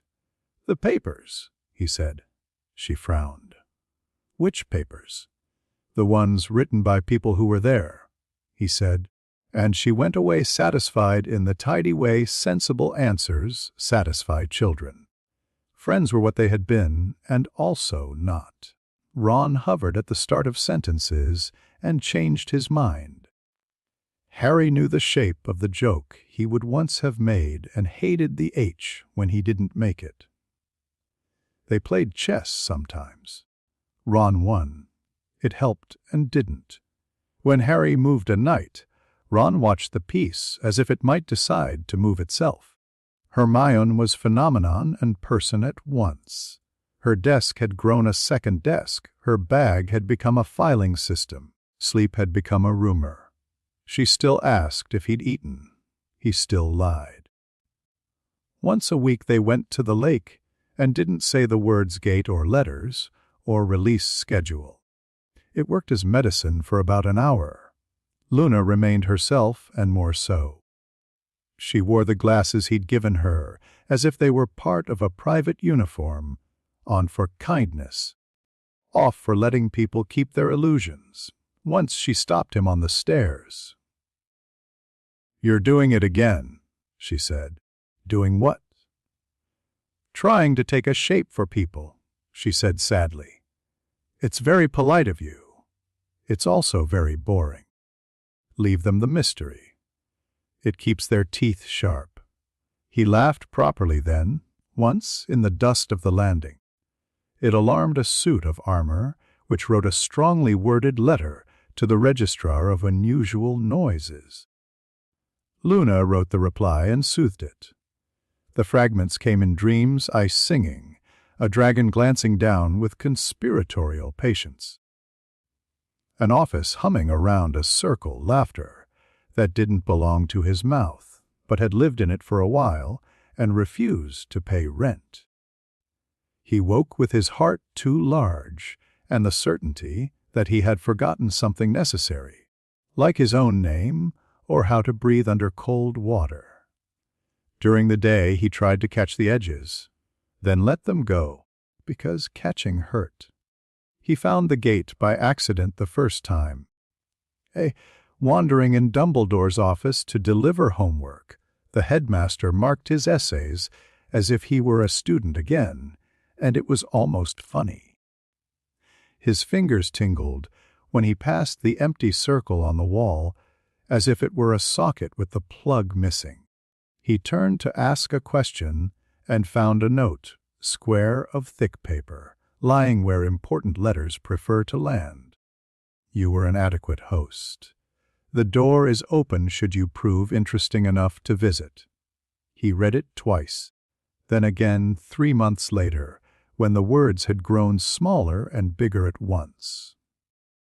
The handwriting made his stomach pitch unpleasantly, familiar and not, his and not, like a nickname used by someone who didn't have the right. He put it away. He took it out. He kept taking it out. Daily life found him anyway. Detention with Filch for refusing to allow the new anti-graffiti charm to target only swears. Words have rights, he argued. McGonagall privately agreed. Filch privately disagreed with everyone about everything. Breakfasts in a hall that felt like a train station for scholars. Quidditch practice in a sky with rules too well. Behaved. The snitch arithmetic, the cheers learned. A 7th year asked him to touch a broom before a championship match, for luck. He obliged, and the broom behaved, which did not help. He learned how to be watched. He learned not to flinch when first years asked whether death talks. He learned where to put his hands during interviews, not in pockets that read as dangerous. He learned to be kind on schedule. At night, when the castle sounded like a sleeping beast forgetting to snore, he went to the gate and stood a short distance away. He did not touch it. He did not speak. Sometimes he held his breath as long as he could and told himself that the pressure in his chest was an honesty he owed no one. The world, the department was christened 5 times. On the paperwork, it read Office for Dimensional Contingency and Response. In the corridor, people said the door lot. On the Prophet Society page, the ministry's new toy.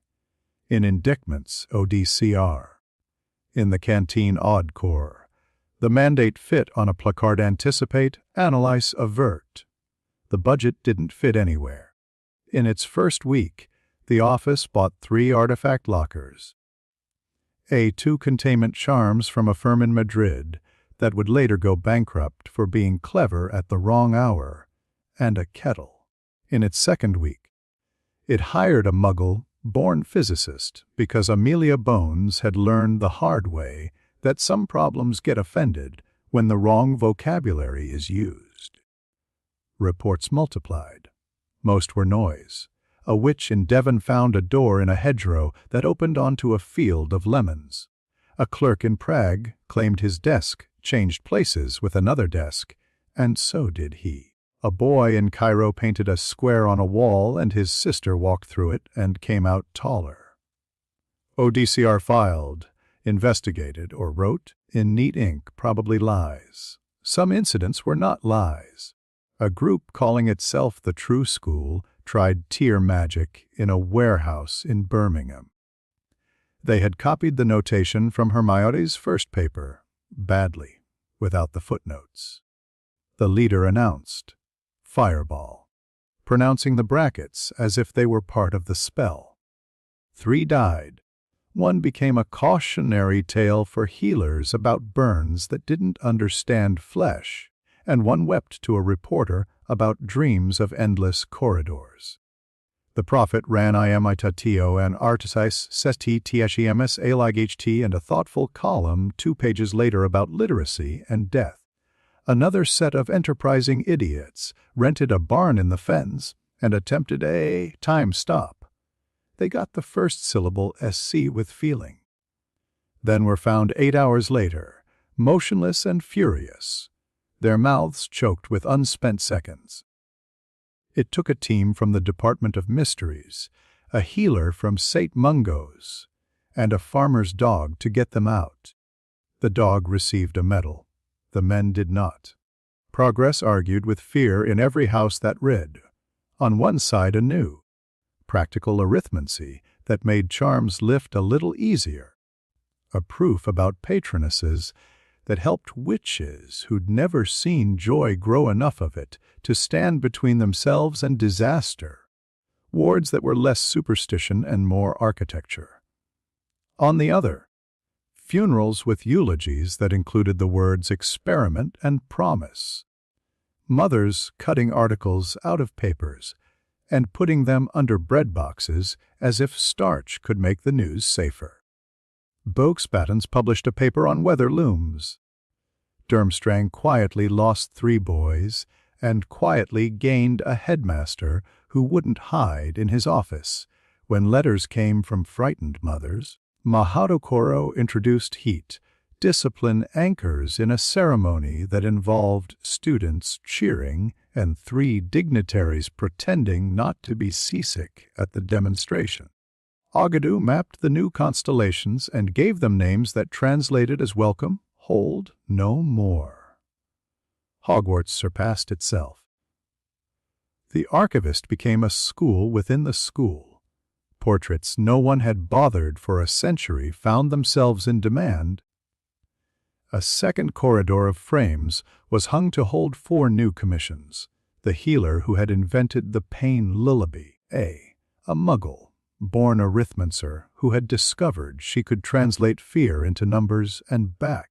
A head girl from 1921 who taught a generation how to sharpen a question, and an empty frame labeled for the student who will put us all out of a job. Slytherins began taking copious notes in charms. Hufflepuffs filed better complaints. Ravenclaws fought over seminar sign-ups like poets. Gryffindors stopped punching doors, most of the time. The castle changed shape.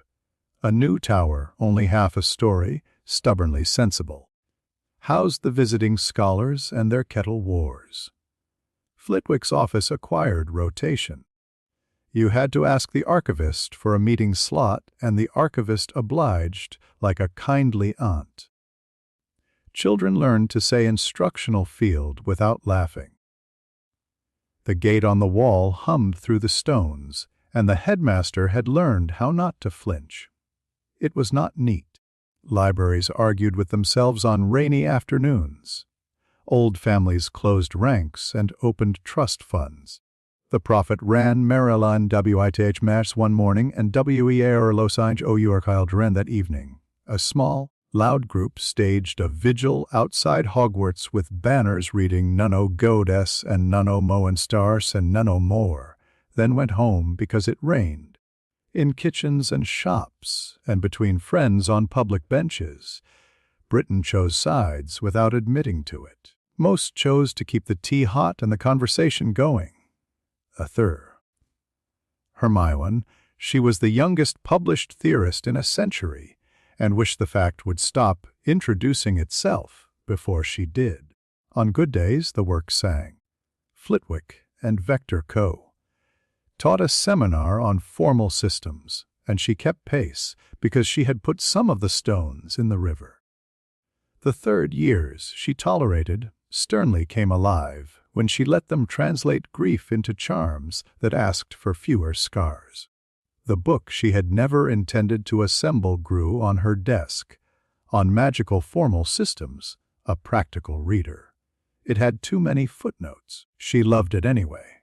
On bad days, the work howled. She read a report about the Birmingham boys and wrote in the margin, in very neat script, no brackets in incantations, then put her head down on the paper and wished she smoked. A professor in Spain called her fatally nervée. A man in Paris called her a genius. A woman in India called her precisely as cautious as she ought to be and sent a bar of chocolate. Hermione saved the wrapper and the chocolate. She wouldn't always. The letters came without awls in her bag, on her pillow. Between 2 pages of the book she was pretending to read for pleasure. They were not signed. The handwriting was distinctive, a steady, surgical script with an eccentric R, corrections. Not many, exactly enough. Margin note, P. Fortunin. Your proof assumes good faith from the field. Don't. Try this boundary condition. Section on Patronus, the proof is fine. The footnote on grief needs cruelty. No one thanks you if you sentimentalize their worst day. Appendix on tier modeling. Add the paragraph about failure modes. Specifically, make the numbers big enough. People underestimate explosion. She learned to be grateful and afraid at once. She made the changes she could justify to herself, wrote no in black ink where she couldn't, and kept the letters under her bed as if they might catch fire if she moved them anywhere else. She wondered if she hated him. She decided hatred was labor she couldn't spare. The trunk's lock opened on schedule, peeled back strata of work like geological layers. Week by week, she released the diagrams and the practices, first to Flitwick, then to colleagues vetted with ruthless patience, then to schools that wrote their requests on paper that smelled of rain and stubbornness. She denied 3 ministries and a private collector.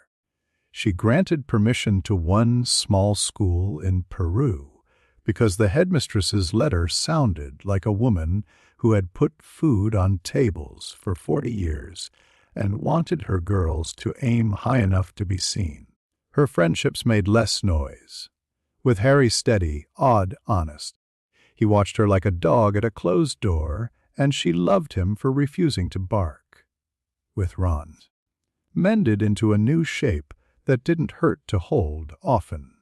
He poked his head into the library, rolled his eyes at her stack, and put a cheese sandwich on the top book without embarrassment. With Luno, a long string of conversations no one else admitted to enjoying. At night she dreamed of a chalk circle and woke to the sound of a clock that wasn't there. In the morning she didn't write about it, because some facts are better left in rooms that aren't yours. One letter arrived folded twice, the crease like a promise. You are getting kinder. Good. Don't mistake gentleness for holding back the good knife. She wrote back for the first time. I don't take orders. Not from men who don't sign their notes. She hid the letter in her bag. The reply was under her teacup at breakfast. You take orders from the work. It's the only authority you respect. That's why you're dangerous and safe. She didn't show anyone. She put the exchange in the same drawer where she kept the handkerchiefs she pretended she'd never needed. Nazarick, he watched the world in a circle the size of a platter's platter. He rationed himself and failed. The pane turned obediently on the stand beside the throne. The throne never creaked. He sat the way kings in paintings sit when they like the painter and the painter likes them. On weekdays he watched Hogwarts. Scholars trooped in and out of the new tower. Flitwick's hands sketched proofs in the air until the air learned. A child in Hufflepuff colors wept because a charm had finally gone round the corner. He adjusted the view with 2 fingers and didn't think of the H that sometimes followed A. On Saturdays, he watched newspapers in 20 countries tell the same story badly and praise or fear the same boy with adjectives that meant we are scared because we love him. He preferred the quiet photos, a hospital ward with fewer scars, a headmistress signing a treaty with women in practical shoes, a research assistant frying eggs while checking a proof. Demiurge brought reports with the zeal of a priest. Outer world observation protocols have been standardized, he said, delighted at the words. Our scouts have learned to step back from threshold effects early. Losses are within expected parameters.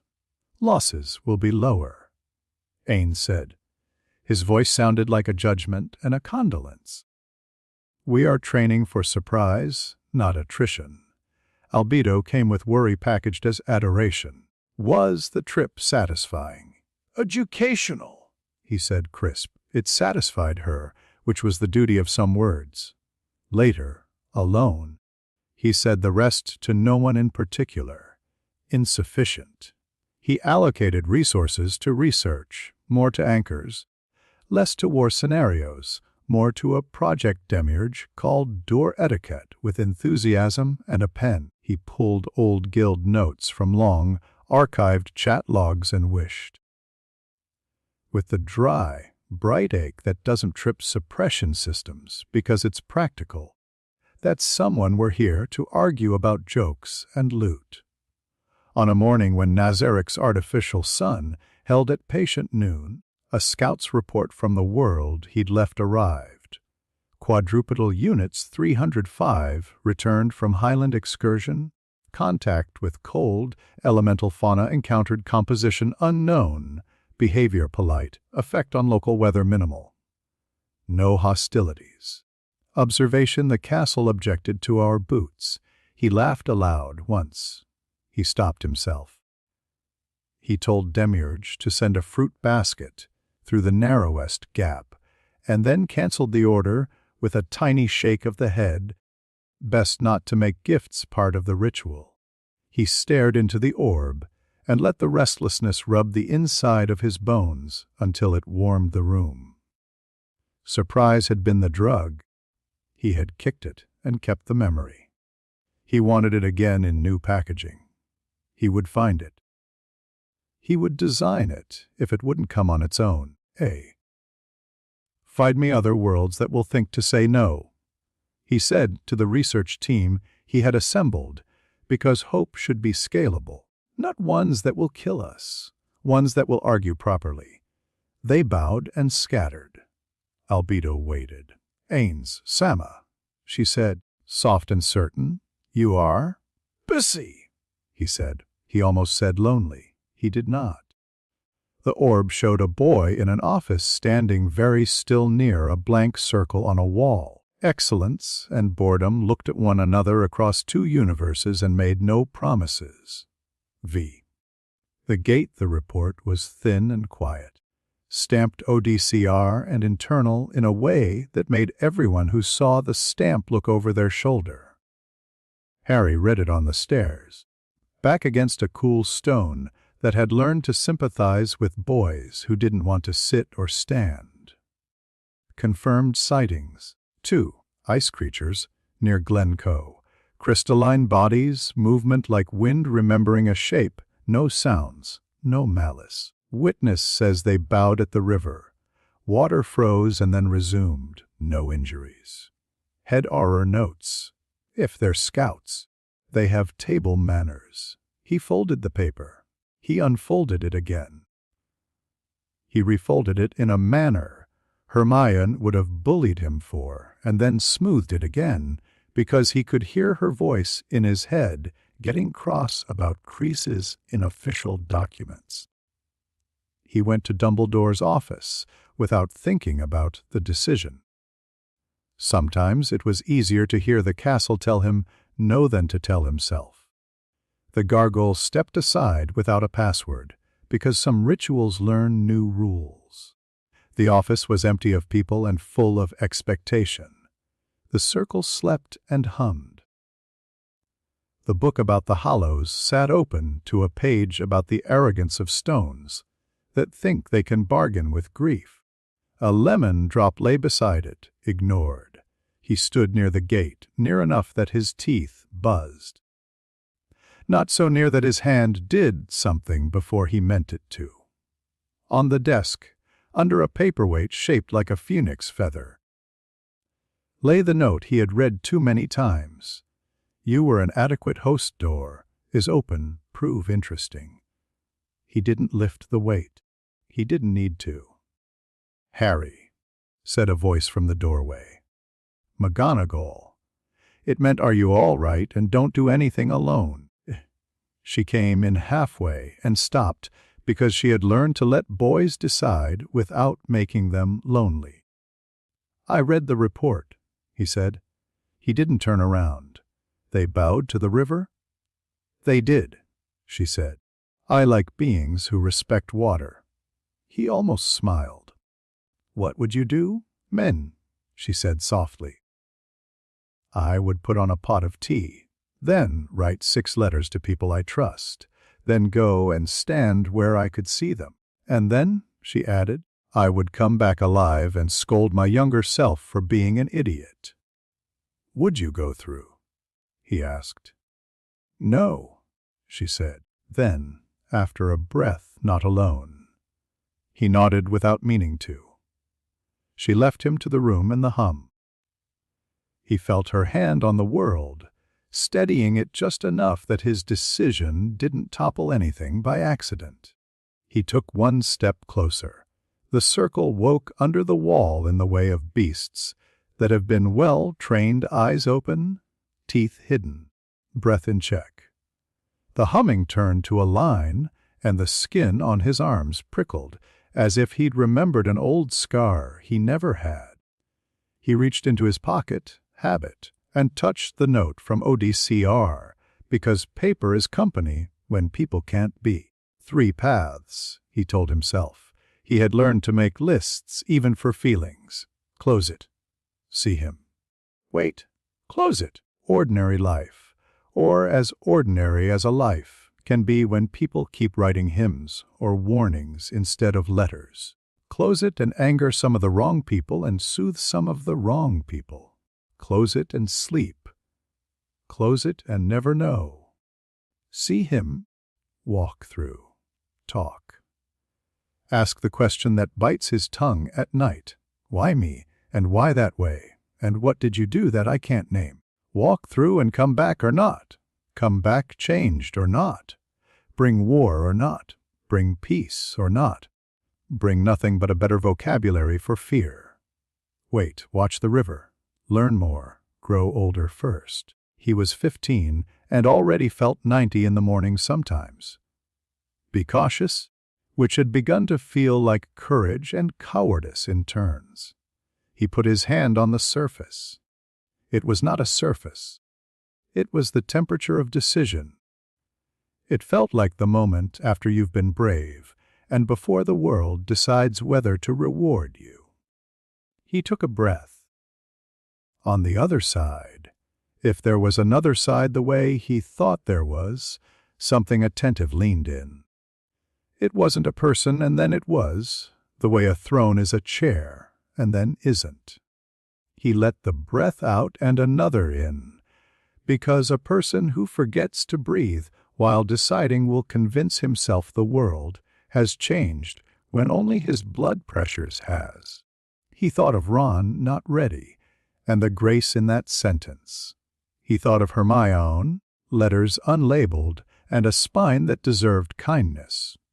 He thought of Luna, spectacles in pocket, delighted with doors. Hey. He thought of Dumbledore going old in a single nod and knew in the way he'd let other people finish his sentences this year. He thought of a white owl that chose her own skies. He thought, dangerously, of surprise, wanted and not. His fingers spread. The gate consented. The room waited. The school held its breath like a clever child. The ministry's kettle boiled 3 streets away. In a field near Glencoe, something made of cold looked up and bowed to a farmer who had come to see. In a throne room, a man with bone fingers and a careful crown stared into an orb without allowing his hand to shake. Harry's palm met the not quite stone.